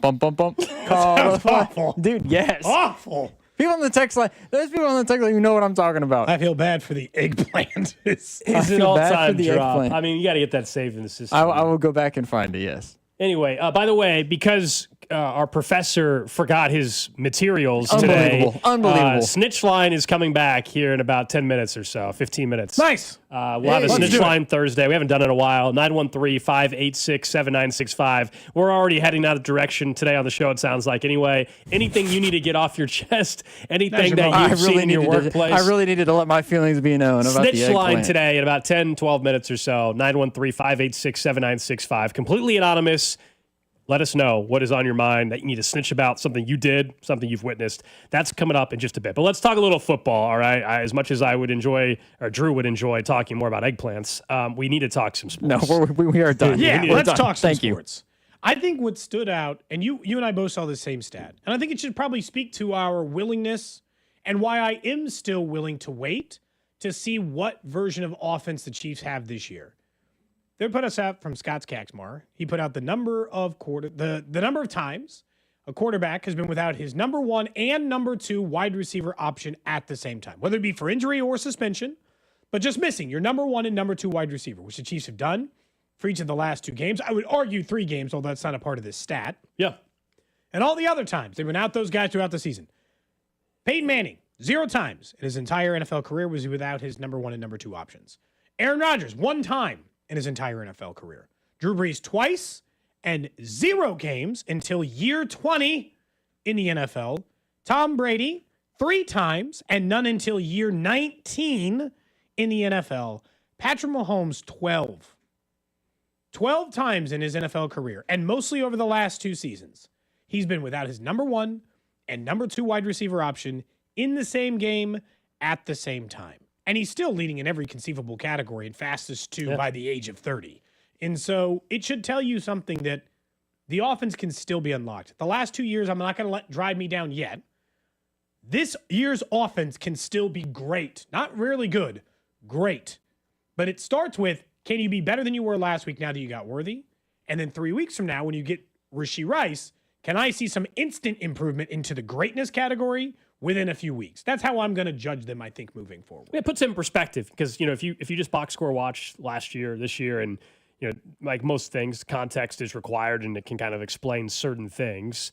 And to see that the future Hall of Famers on this list, Tom Brady and Brees and Rodgers and Manning, not that they didn't ever have a playmaker out, but having your number 1 and number 2 wide receiver out at the same time, that's a pretty rare thing. Now, it's self-inflicted in terms of the suspension, right? This is not, one's a fluky injury, the other one's a suspension that you knew was going to happen. And so, 3 plays into the season, Worthy's hurt. Otherwise, this stat would not be 12. It would be still way in front of Tom Brady, though, at 3. Now, you can say that Patrick Mahomes should be able to continue to evolve and where some of this is not as daunting, but I'll still challenge any quarterback that's out there or anybody that evaluates their team as a fan or analyst or whatever. If you tell me that Josh Allen was down his top 2 weapons or Lamar Jackson was down his top 2 weapons, what does that do? Now, Lamar, the argument would be Lamar with the running game. Maybe he actually is more equipped to overcome it because they don't rely on it as much. But if you told me Lamar was without Derrick Henry and without Zay Flowers, what's that offense looking like? If he's no Zay Flowers and no Rashad Bateman, it would look ugly. For every offense in the NFL, that's the part that is still kind of important to notice. I'll go back to Tyquan Thornton, who is a reminder, if anybody, and I'm sure a lot of you didn't watch a lot of Patriots football last year, the Patriots had no wide receivers. They had a young quarterback and no wide receivers and a desperate need to try to find somebody to go in there. Tyquan Thornton couldn't even get snaps for that team. He wasn't even on the field for the New England Patriots last year. Partially because of injury, partially because he wasn't good for them. He had no touchdowns each of the last 2 years and a total of 17 catches. He leads the team in receiving. He's got 9 for 171 and a couple of scores already. And so he's making more out of it. And 2 years ago, Patrick Mahomes won a Super Bowl with a group of players who are either not active in the NFL or like the 5th wide receiver on their team. He won a Super Bowl with Kadarius Toney not in the NFL, Sky Moore barely in the NFL. He won a Super Bowl with those guys. So yeah, I'll give it time with Worthy. Sure. I mean, somebody on the text line, 913-586-7965 says, hey, I don't understand why people believe Rice and Worthy coming back is instantly going to make this offense elite. Neither one of them are elite or even close to elite, but since we've been missing them, people hype them up way more than what they are. Look, I don't think Xavier Worthy's elite. I think Rashee Rice is potentially a top 20, 25 receiver in football. I don't think, and nobody should, maybe there are some people out there saying this, I don't think, this is where Cody and I disagreed yesterday, I don't think the Chiefs have to or are going to be a top 5 offense once they get Worthy and Rice back. But I think they can be vastly better than what they have been. Whatever they are now, what are they, like the 15th or 16th best offense in football? 20th in points per game. Points per game, 20th, okay? Yeah, better in almost every other category, so maybe 15th. So let's say 20th, points per game. That's ultimately what we kind of look at. So 20th, all right. Can they all of a sudden be 10th with Rice and Worthy? Yeah, I don't think that's crazy to say. I do think it's a bit of a stretch to think they're going to be the number 5 offense in football in a month and a half. I think that's a bit much, but they are not going to be the 20th best offense in football or the 15th for that matter when Rice and Worthy are on the field at the same time. I'm sorry. No, I think they immediately jump up to 12th or 13th, and then as time goes on, they have a chance to be 8th to 10th. I really think that's in play. I don't think I'd predict it, as in like it wouldn't be my official guess for how it goes down. I don't think it's a non-zero chance that this is one of the 5 best offenses in the league when they're all back. And not by the end of the year. It's definitely not 0%, but I think it's less than 20% chance. That might be fair. Less than 20. I'd take that. 1 in 5 odds that this is a top 5 offense. Or we all view it that way by the end of the regular season. Not in points per game, obviously. But where they are, because they're too far behind. But where they are at that time, honestly, that's the thing, though. It should still be the expectation. This is the 5th most expensive offense in football. It is the most expensive offensive line in football. That's the most expensive quarterback in football. So, it's not crazy to say, I'd like some expectation, please, and let's set one. Now that we know you have your guys back and your weapons back. The crazy part about this is what I kind of hate about their position right now. We can keep predicting it that way. When they get everyone back, they're one bad snap away from not having everyone back again. Well, sure. And then we're right back in this same boat of what can they be? Yeah, because what are they outside of that? Because, it just creates a different problem. Somebody said they weren't top 5 last year. Yeah, but Worthy is in now. Rice. Yeah, Rashee Rice was out by the end of week 4 or end of week 3, and Xavier Worthy was a rookie and clearly got better as the year went on. So, nobody can. We have never seen Worthy and Rice on the field at the same time for an extended period of time, let alone with Hollywood Brown as well. So like anybody, like good or bad, by the way, anybody acting like they definitively can say the offense won't be as better than last year. You can't say, well, last year they had them and they weren't top 5.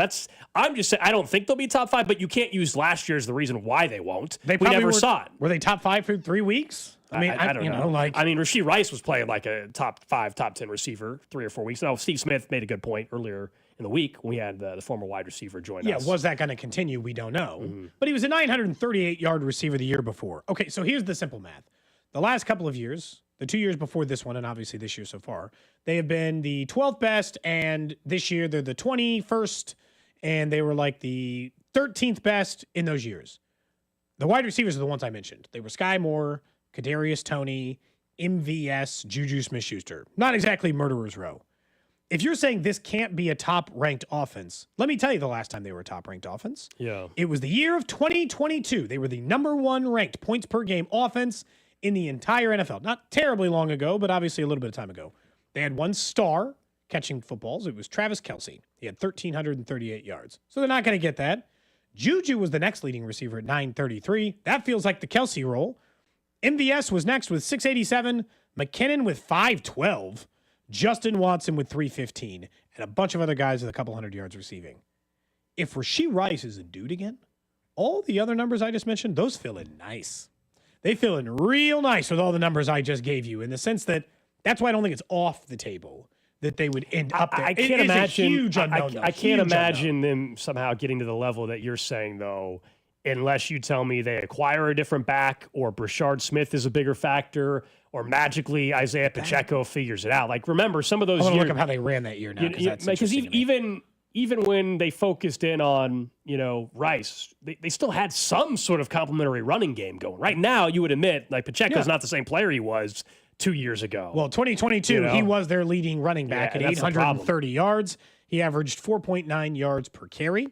So who's that going to be this year? You know what I mean? It would have to be Isaiah Pacheco. Or an outside. And that seems unlikely. Yes, or an outside piece. So that might be the one missing element. The receiving element I can find. The offensive line part, it can be as good as 2022's offensive line. I can find that. The question is whether or not we think the running game can be as complementary. And I don't know. If they got every single weapon imaginable running out on the field, even if I think Isaiah Pacheco's game has flaws, and it clearly does, I would think his job gets easier for Rasheed Rice, Xavier Worthy, Travis Kelce, Hollywood Brown, and Tyquan Thornton are all out there together. I'm a little worried, as much as I obviously thought he was going to have a nice year, and clearly it looks like that's wrong.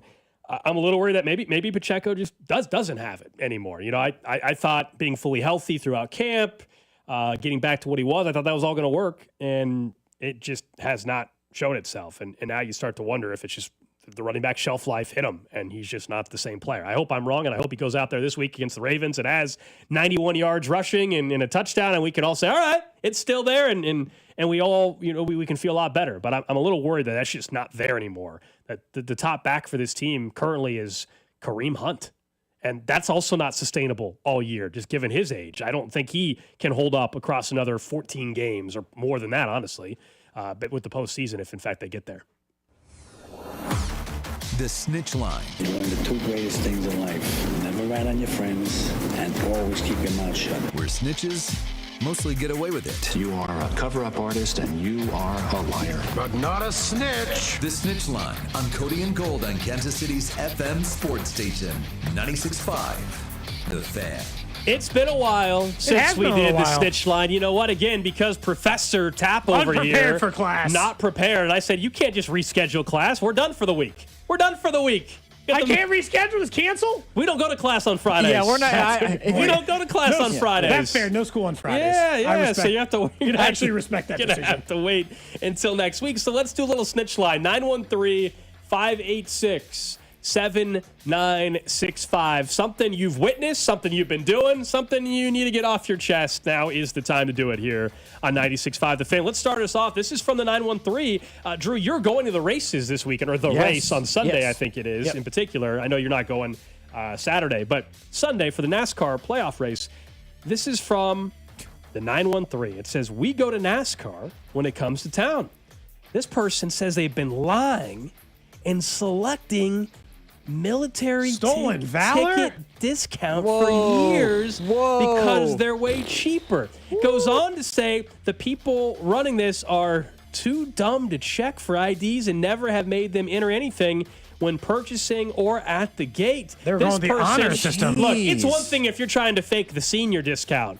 You're out here faking that's some bad karma. Yeah, also. That's some really bad karma. You're faking the military discount. That's too far. That's too far. You can't do that. Somebody was also saying that they like ran didn't they say they like accidentally ran somebody's NASCAR trailer off the road earlier today? Wait, what? Somebody said that. I don't know. I don't know if that was someone asked. Wait, like a trailer that's hauling the vehicle? That's what they were claiming. Yeah, somebody asked if I was a Kyle Busch fan. I said no. They said, well, I just ran his trailer off. Like Kyle Busch's trailer's in let on 70 right now. That's just what this person was claiming. You know? Okay, yeah, don't.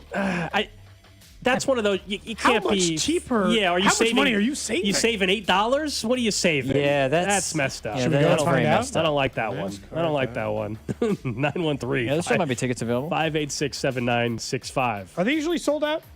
I don't go to NASCAR races very often, so I didn't know. Yeah, people are not happy with this guy on the text line. Some people that obviously did serve the country are not pleased with this gentleman or whoever. I would think even if you didn't serve, you'd have a problem with it. You can't be selecting the military discount. Come on. That honestly, I'm not surprised. I'll say that they don't check.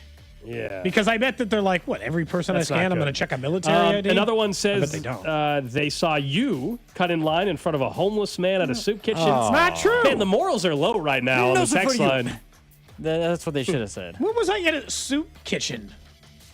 You tell me. Not recently. You tell me. I have served soup at a soup kitchen before, but it's been a long Of time. the three Someone of us, said they you were would at go to a a soup kitchen though more than Gold or I In would. what way?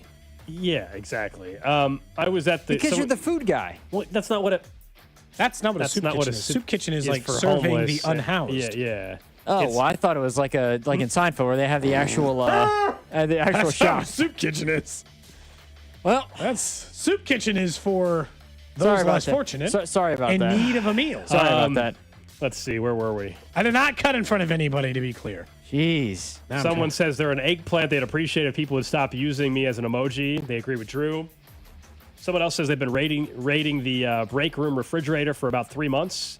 They have not had to buy lunch for the last 3 months. They've saved themselves roughly $195. I don't know who it is, but that might be someone in this very building. Earlier today, I went out to the main area and like the kitchen area, and the lovely person who works in our office, Joe, had posted yesterday in our office email, said, hey, there's enough food left over from our lunch from a Mexican restaurant yesterday that people can have lunch tomorrow. Just letting you know it's in the upstairs fridge. Guess what happened? She said someone took all of it. Every chip. What? Every piece of meat. Every taco. When?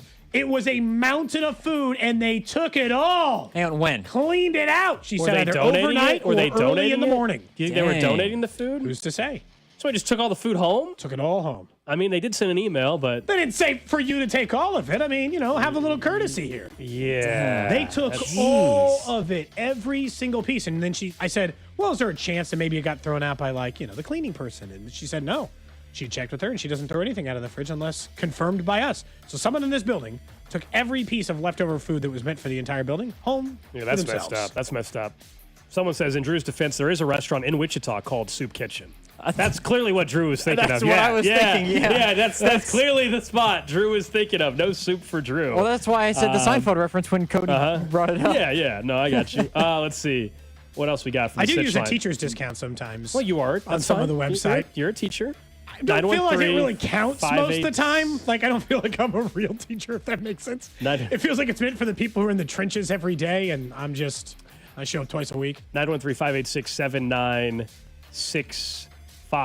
Someone says when they were 17 or 18, their half-brother and them and cousin were eating Hardee's in the parking lot on Independence Avenue. Across the street was UMB Bank. I think it was a Saturday. They noticed people were inside robbing the place, jumping on counters the whole 9 yards. We saw police cars drive by like nothing happened. We were just laughing. It was 3 in the middle of the day. So you didn't call to report the robbery. Jeez. Interesting. Is what you're snitching on? Is that the snitch? I guess so. From the 816. Right. Said my wife had surgery the other day, and I had to take a couple of days off of work for her during recovery. She slept through most of it, so I took the opportunity to get some extra boozing while she was asleep. I ended up being drunk without my wife knowing it while I was supposed to be watching over her. Huh. So Your wife is fine, though? He's like, yeah. So I'm just supposed to keep an eye on her. He's like, you know what? She's sleeping all the time. Party, happy time. Little day drinking for me. Well, she as long as recovers from surgery. as long as everything turned out all right, you know? Someone's blaming the afternoon show. Someone else is blaming the morning show. I don't think anybody from our station I'm just took saying the it food happened. out of the fridge. I don't know. Remember, who did there's it. other stations, other people in the building. I don't think it was anybody here. Someone took every piece. She said there were like 2 gigantic bags of chips, like family-sized bags of chips, and they took all those. We've got too. more detail. JT, our former intern, who's obviously a part-timer at the station, he said someone took it all last night. He didn't get any while he was working. He was there. It was there when he got here at 4:40. By 7:15, it was gone. I'm not going to say who. I have a new prediction of who I think it is. Okay. Someone on this side of the building? Yes. Someone from this station? No. Oh. Okay. If you made me guess if you made me rank out suspects now, I have a lead suspect based on that timing given to us by our former People intern, are calling out names. JT. Now, I'll say, 4:15, we were all gone. We've all been cleared. Morning show's now been cleared of this crime. It was here at 4:15. It was gone by 7:15. We can clear a lot of suspects in this. Can't blame like Laszlo over at the Rock. He's gone by then. Someone the says new they morning saw- show on the Wolf is gone by then. We've narrowed the suspect pool down to about 8 people, I would say. Text line. Someone says they wondered why they saw CDOT carrying a large bag of Mexican food out of the station last night. I'm not. That's you guys. Someone else says it's the morning show. Someone else says it's Parks Someone from says Bink. KMBZ. Someone says Bink. Someone says you don't think CDOT would take a bunch of food. Someone else saying that they used to work at that UMB bank. That person they said is lying from the earlier text. Okay. Man, it feels like we're all over the place. Yeah, with this. Someone snitching. snitching and then someone lying on the snitcher. Very interesting. Someone says find out who's having a football party this weekend, and that's who took all the food. Look at this- Leftover 3-day-old Mexican food on Saturday. Quite the host. Quite the host they are. That is the Snitch Line Thursday here on Cody and Gold. Up next, we'll get to what's trending, plus our conversation we had a little bit earlier today with Danan Hughes, former Chiefs wide receiver. We asked him about Worthy in this offense and what the Ravens are going to have to deal with next. What's up, Chiefs Kingdom? It's Josh Simmons. You're listening to Cody and Gold, weekdays 10 to 2 on your home for Chiefs football. 96.5 The Fan. Brought to you by Heartland Men's Health, the leader in men's sexual health. Thousands of men have been successfully treated for low T, ED, and more, all with discretion and compassion. Make your appointment at heartlandmenshealth.com. Twin Peaks is the best in the game. Here, your favorite drafts are poured at a frosty 29 degrees, and rare barrel-aged whiskeys are served just the way you want them. It's bigger game days and bolder fight nights. I mean, where else can you find a scratch kitchen that always comes in clutch every day from lunch to late night? Only at Twin Peaks, the #1 sports bar. Stick around after the sun sets. Twin Peaks is open really late. Wind down with bourbon and late-night bites. Race weekend returns to Hollywood Casino at Kansas Speedway with over $60,000 in prize giveaways. Friday night, stay cool with the Pin Play app and pick up a 12-pack of Coca-Cola while supplies last. Saturday is the day of winners with a winner every 15 minutes. And on Sunday, win up to $2,500 in Penn bonus play with the Hollywood Casino 400 even or odd drawing. Find your fun at Hollywood Casino. Must be 21. Gambling problem? Getting help is your best bet. Call 1-800-GAMBLER or visit ksgamblinghelp.com. Need to sell your house in Kansas City but not sure what the best option is? Selling a home, especially when dealing with foreclosure, divorce, job relocation, or an inherited property, can feel overwhelming. That's why I don't just make offers. I help homeowners understand all their options so they can make the right choice with no pressure and no obligation. I'm Rex, a local homebuyer and resident right here in Kansas City. Whether you're looking for a fast cash sale or just want to explore your choices, I'll walk you through the pros and cons of selling to me or listing with an agent. If selling directly is your best move, I'll offer you a fair cash price and a closing timeline that fits your needs in as little as 7 days or on your schedule. No repairs, no commissions, no hidden fees. Just a transparent, hassle-free process so you know exactly what to expect. Let's talk. Call 816-330-6000 or visit rexbuyskc.com for a free, no-pressure consultation. Rex Buys KC, helping homeowners make informed decisions with confidence. You're on the list for Macy's Fall VIP Sale. That means you're invited to save big on this season's top designer looks at prices you'll love, like an extra 30% off Calvin Klein, Steve Madden, Hugo Boss, and more. Plus, Get 15% off beauty and fragrance from Estee Lauder, Lancome, and so many others. This only happens a few times a year. Don't miss the fall VIP sale. Today, only at Macy's. Savings off regular and already reduced prices. Exclusions apply. This is the story of the one. As a maintenance supervisor at a manufacturing facility, he knows keeping the line up and running is a top priority. That's why he chooses Grainger. Because when a drive belt gets damaged, Grainger makes it easy to find the exact specs for the replacement product he needs. And next day delivery helps ensure he'll have everything in place and running like clockwork. Call 1-800-GRAINGER, click Grainger.com, or just stop by. Grainger, for the ones who get it done. After 40 years and more than 8,000 five-star reviews, Hamilton Plumbing, Heating, AC, and Rooter is your go-to company for home service needs. Call Hamilton today for our $79 mainline drain cleaning special. The pros at Hamilton will inspect your drains with video camera technology to pinpoint exactly what is needed to clear those clogs and help prevent expensive drain repairs. The expert technicians at Hamilton are ready 7 days a week to solve your problem the right way, the first time. Visit callhamilton.com for details, terms, and conditions. License number 2025-11121. Hey, listen to this. All it needed was a new starter. Got a great deal on eBay. Did it myself. Yeah, that's cool. But how about the soft purr of an upgraded exhaust when it fits just right? For me, it's the little things. Like these new windshield wipers from eBay I installed. From small fixes to big upgrades, eBay has all the parts you need at prices you'll love. Guaranteed to fit every time. eBay. Things people love. Eligible items only. Exclusions apply. Today, we're constantly taking photos and videos to remember our favorite moments. But what about those captured before the smartphone? What about the memories tucked away on aging VHS tapes, film reels, or in fading photos? These cherished memories are fading away with time, vulnerable to threats like heat, moisture, and mold. But fear not, there's a solution to safeguard your legacy. Hi, I'm Adam. And I'm Nick. Together we founded Legacy Box over a decade ago with one mission, to bring your memories into the 21st century. It's time to bid farewell to old tapes you can't watch and faded photos. Legacy Box transforms them into digital treasures, ready to share with a click. Just like magic, your shoebox of memories is now safely stored in the cloud or on a thumb drive. Over 1 million families have trusted Legacy Box, so you can rest assured your priceless moments are in good hands. Don't let your childhood fade away on old tapes. It's time to digitize those priceless moments. Fast forward into the digital age. Visit legacybox.com/value and unlock 50% off your order. That's legacybox.com/value. Your favorite neighborhood spots run unsquare. You know the ones. Maybe it's the popular shop that just opened a new location by you, or the big sports bar that's always packed on game day. These places make the neighborhood, and the money spent there stays in your community. Square powers more than 4 million neighborhood businesses worldwide. To learn more, go to square.com, or just stop by your favorite local business. See you in the neighborhood. Square. Hey, want to hear something great? Right now at Wendy's, you can get 2 of the #1 selling bacon cheeseburger in all fast food, the JBC, plus medium fries and a medium soft drink for just $8. Want to hear something else great? Double the burger means double the bacon. Now that's a game changer.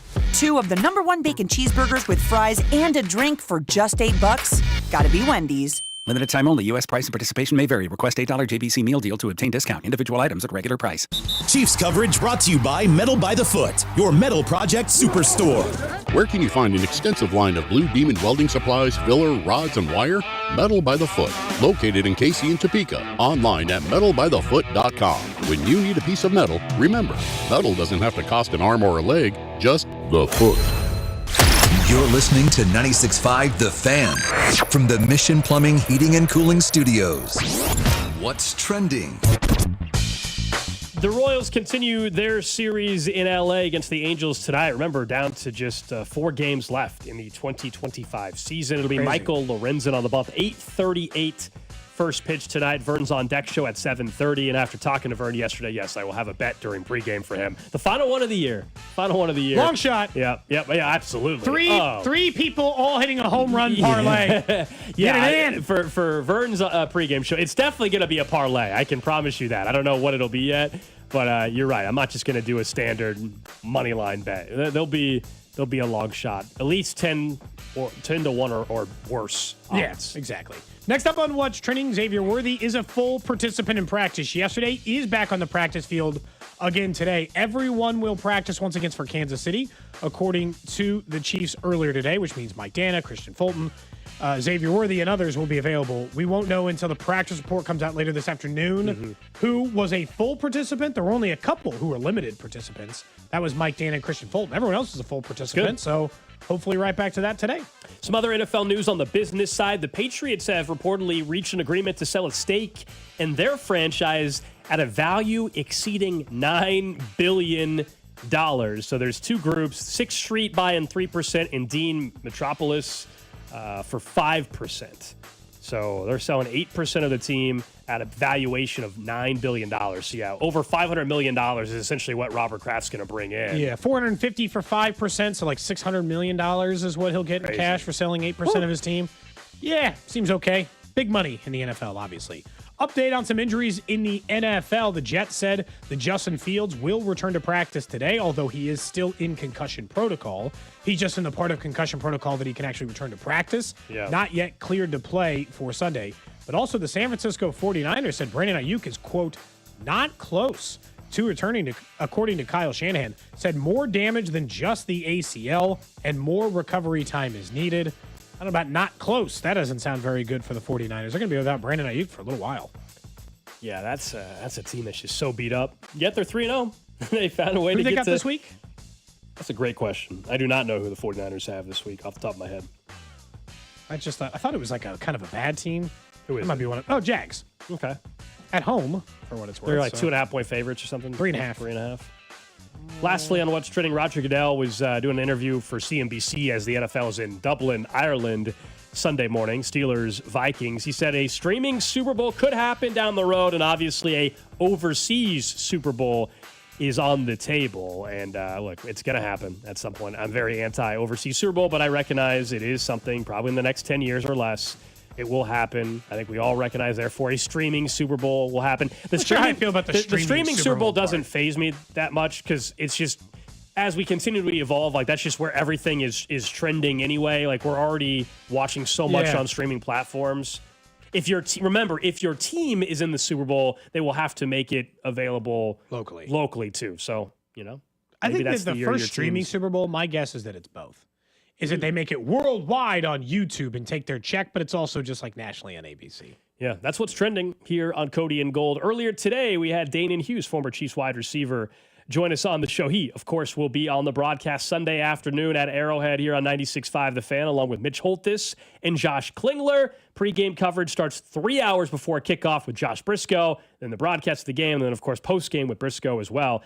Josh will join us tomorrow, but Danan Hughes' conversations with him are brought to you by Blue Cross and Blue Shield of Kansas City. Discover the benefit of blue, and brought to you by Flight by Yingling, the next generation of light beer. We started our conversation with Danan asking him about the deep ball and whether or not he believes it is back in this offense. I think so. I think Patrick addressed it, and I thought it was well spoken in regards to the confidence and the correlation between the confidence of protection and the willingness to take what's downfield. And I've always been a strong advocate, and maybe this is the part of me as a former wide receiver. I've said it during the broadcast. The main thing I always wanted at the college level, I didn't play wide receiver in high school, but at the college level and at the pro level, I wasn't a burner. I wasn't going to pull past anybody, but I always wanted the quarterbacks to have the confidence in the ball will either be incomplete, but it won't be intercepted. Like, just if you feel like throwing it up to me, or if you want to give me a chance on 50-50 balls, just know that it's not going to be intercepted. And I feel like Patrick has garnered enough confidence with Tyquan Thornton, especially, that he's willing to give him a chance. I mean, to go to him back-to-back plays like he did against the Giants, if there's no other example of confidence, that's one. I mean, to do it in that fashion, in those circumstances, tells you about the confidence that he has in Tyquan. And I like that component of our offense. I mean, if we're not going to have big hitting plays in the run game, we got to figure out, and I've said this from the offseason, we had to figure out how to get chunk plays offensively. And if that's going to be by way of through the air, then I'm all for it. Xavier Worthy obviously can change some things for them on Sunday. He was a full participant yesterday. I know we all thought maybe he was going to play last week, but now that he's a full participant, I think at this point people are even more confident that he's going to play his first game since week 1. What does that do for this offense and the advantage maybe that exists only having 3 plays on film in 2025 of him? I think it's huge. I think that you go into the OTAs through the preseason. When you come out healthy, you kind of knew that Rashee Rice and that whole situation was going to unfold similar to what it did. And when you come out of the preseason, you say, you know what, we got that guy healthy, we got that guy healthy, we got this guy healthy, and oh, by the way, we got this diamond in the rough in Tyquan Thornton. I feel like you probably generated game plans for the ability to stretch the field and to utilize Xavier Worthy. And the one thing I'll say about Xavier is what was most impressive about him last year as a rookie was how quickly he was able to absorb the offense. Think about what we were throwing his way in the first quarter of the season, the first game of the season, and what he was able to do with it. It wasn't about, hey, let's bring him along slowly. It was about, hey, you're smart enough to absorb everything. So we got you going in motion. We got you shovel passes, jet sweeps. We got you running the whirly world motion. We got everything, and we're throwing at it, and it didn't look like it overwhelmed him. So to me, the encouraging part of it, not only did it not overwhelm him, but he was able to flourish. 9 touchdowns last year, stretched the field. We saw it in what he was able to do in the Super Bowl against the Chargers early in the season as well. And I wanted to see what that sophomore campaign would look like. What were we going to get with Matt Nagy and Andy Reid having 4, 5, 6 months to generate opportunities to expose Xavier Worthy? And I think we got shortchanged up to this point, obviously, but I like the idea that now that he's healthy, we're going to get a glimpse of what they had in store for us back through June and July and August. Danny, you've been around a lot of players, so I'm not saying that on paper things can't be fixed. We heard Jeff Schwartz talk about Jawan Taylor's penalty issues. Like, he can fix them. He can line up on side. At this point, Dana and I start to think it is an unwillingness to fix it, not an ability to do so, if that makes sense. And Andy, I think, all but admitted they're willing to accept the penalties, knowing how good of a pass blocker he is. Do you think that Jawan will ever go about fixing some of the lineup issues, or is he just accepted that the risk is worth it for him, knowing that if they don't call it for him most of the time, he gets the advantage he feels like he might need? I think it's a mixture, and I'm not trying to dodge the question. I think it's a mixture. Here's the one thing. You guys play cards. I heard you guys talking about ping pong, but you guys have played cards, I'm sure, poker at different times in the past. The first hand, you don't show your tell. The second hand, you don't show your tell. Most good poker players, of what I've heard, are waiting 2, 3, 4 hours into playing poker to recognize tendencies. I feel like Jawan Taylor, like, if he's offsides on the first series, then to me, that's a lack of focus. But everybody goes back to their normal routine, their normal approach when you start getting a little tired, when the game gets a little longer, when the drives get a little longer. That's when you go back to what's normal for you. And what's normal for him is trying to get that jump. I will contend that more times than not, when he jumps with the ball, and he is just quicker off the ball than everybody else is. So it looks more egregious because he's quicker off the ball. I'm not saying all the time, and I'm definitely not giving him any excuses. But there are times where he's moving with the ball when everybody else is not moving with the ball. Having said that, on the other side, if we got – I mean, I played with Neil Smith and Derek Thomas. Those guys would get double-digit sacks, and every once in a while they'd be drawn off sides. we take it. When the offense is sputtering and we're not scoring at the clip that we want, I think it's more glaring of an issue. But if we can get to a point where we're scoring in the mid-20s and back up above 30, I don't think anybody's really caring about the 1 or 2 penalties if he's protecting the front side of Patrick Mahomes. It's just when it's going bad or when it seems like it's a negative play that throws us out of field goal range or puts us in a predictable situation that it kind of opens up everybody's eyes. So if Andy Reid and Matt Nagy and the offensive staff is okay with it, I'm going to trust them. I just like for it to be cleaned up, but I also know that it's a tendency thing. It's one of those things where later in the game, as you get tired, you start to lose focus on specific things, and that's when it happens. We're talking to Danan Hughes here on 96.5 The Fan. What about what you've seen from Baltimore? You know, they're putting up points. The offense has definitely not been a problem other than Derrick Henry's fumbles in crucial spots. Defensively, though, they've got some major problems there. What are you seeing from Baltimore where I feel like nationally people are talking like Baltimore's 1-2 and they'll be fine, they'll be good and all this, and people are way more negative towards Kansas City being a 1-2 team? It's interesting because I cannot ever think there's very few organizations in professional football that have an identity that has lasted decades, that lasts year after year, coach to the next coach, quarterback to the next quarterback, leadership to the next leadership. And Baltimore is one of those that when you say Pittsburgh, when you say Baltimore, you speak defense. That's what they've been able to sustain since they came into the league. And to look at their numbers and see them 32nd in the NFL in yards per game, 31st in points per game, 30th in rushing, 31st in passing. Like, I feel like we're in the twilight zone, like to some extent. And I'm sure it's definitely something that they are having a tough time digesting in Baltimore. That's just not the Ravens' way.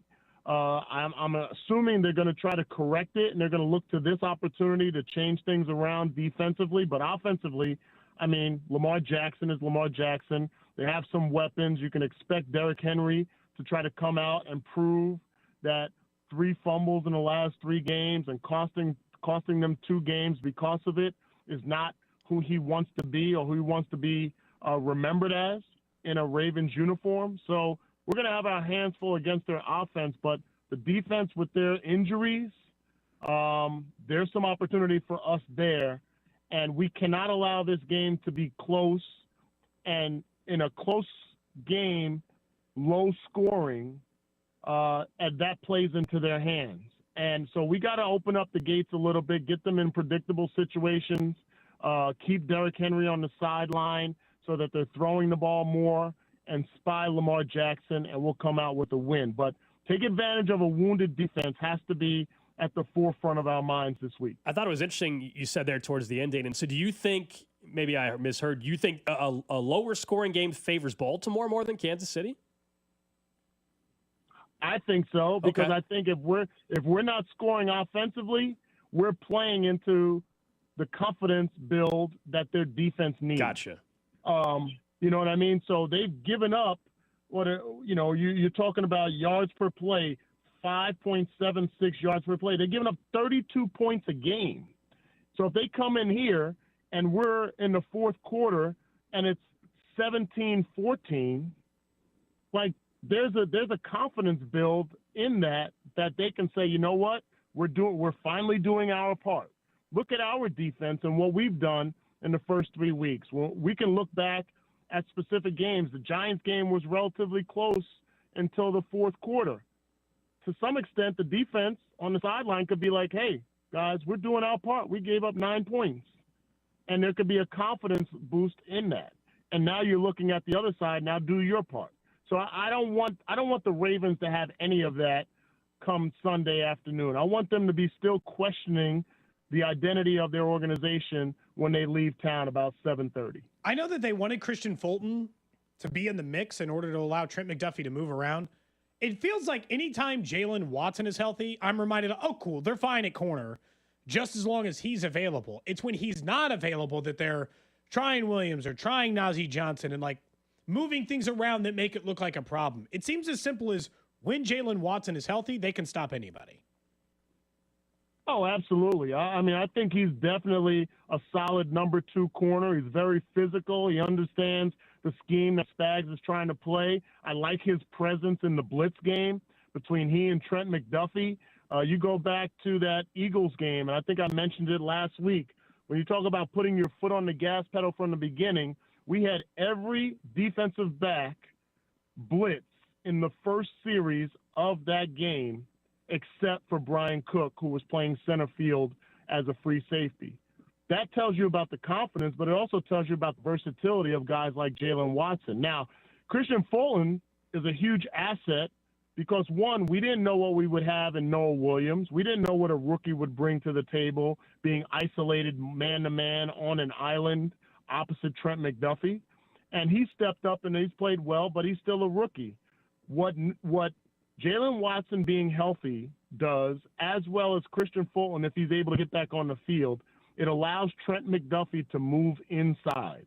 And he is one of the more dangerous slot corners / blitzers in the NFL. But if either of those guys are hurt, now you're relegated to have Trent playing more outside, which takes away that aspect of our defense.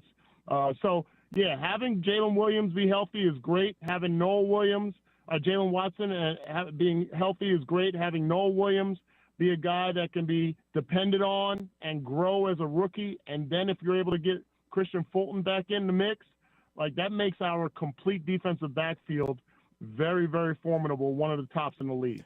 Danan Hughes earlier today with us here on 96.5 The Fan. Interesting. Again, he thinks actually lower scoring favors Kansas City. I get what he was saying in terms of the confidence it could give to the Ravens defense.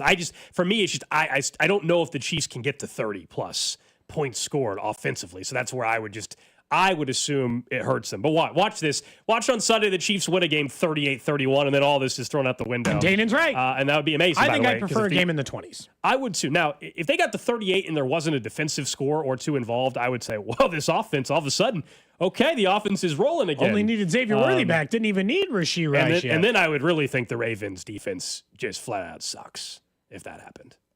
Yes. And honestly, it would say more to me about the Ravens defense than it would about if all the issues for the Chiefs offense are solved just with Xavier Worthy back. I'd be like, boy, the Ravens defense is the worst.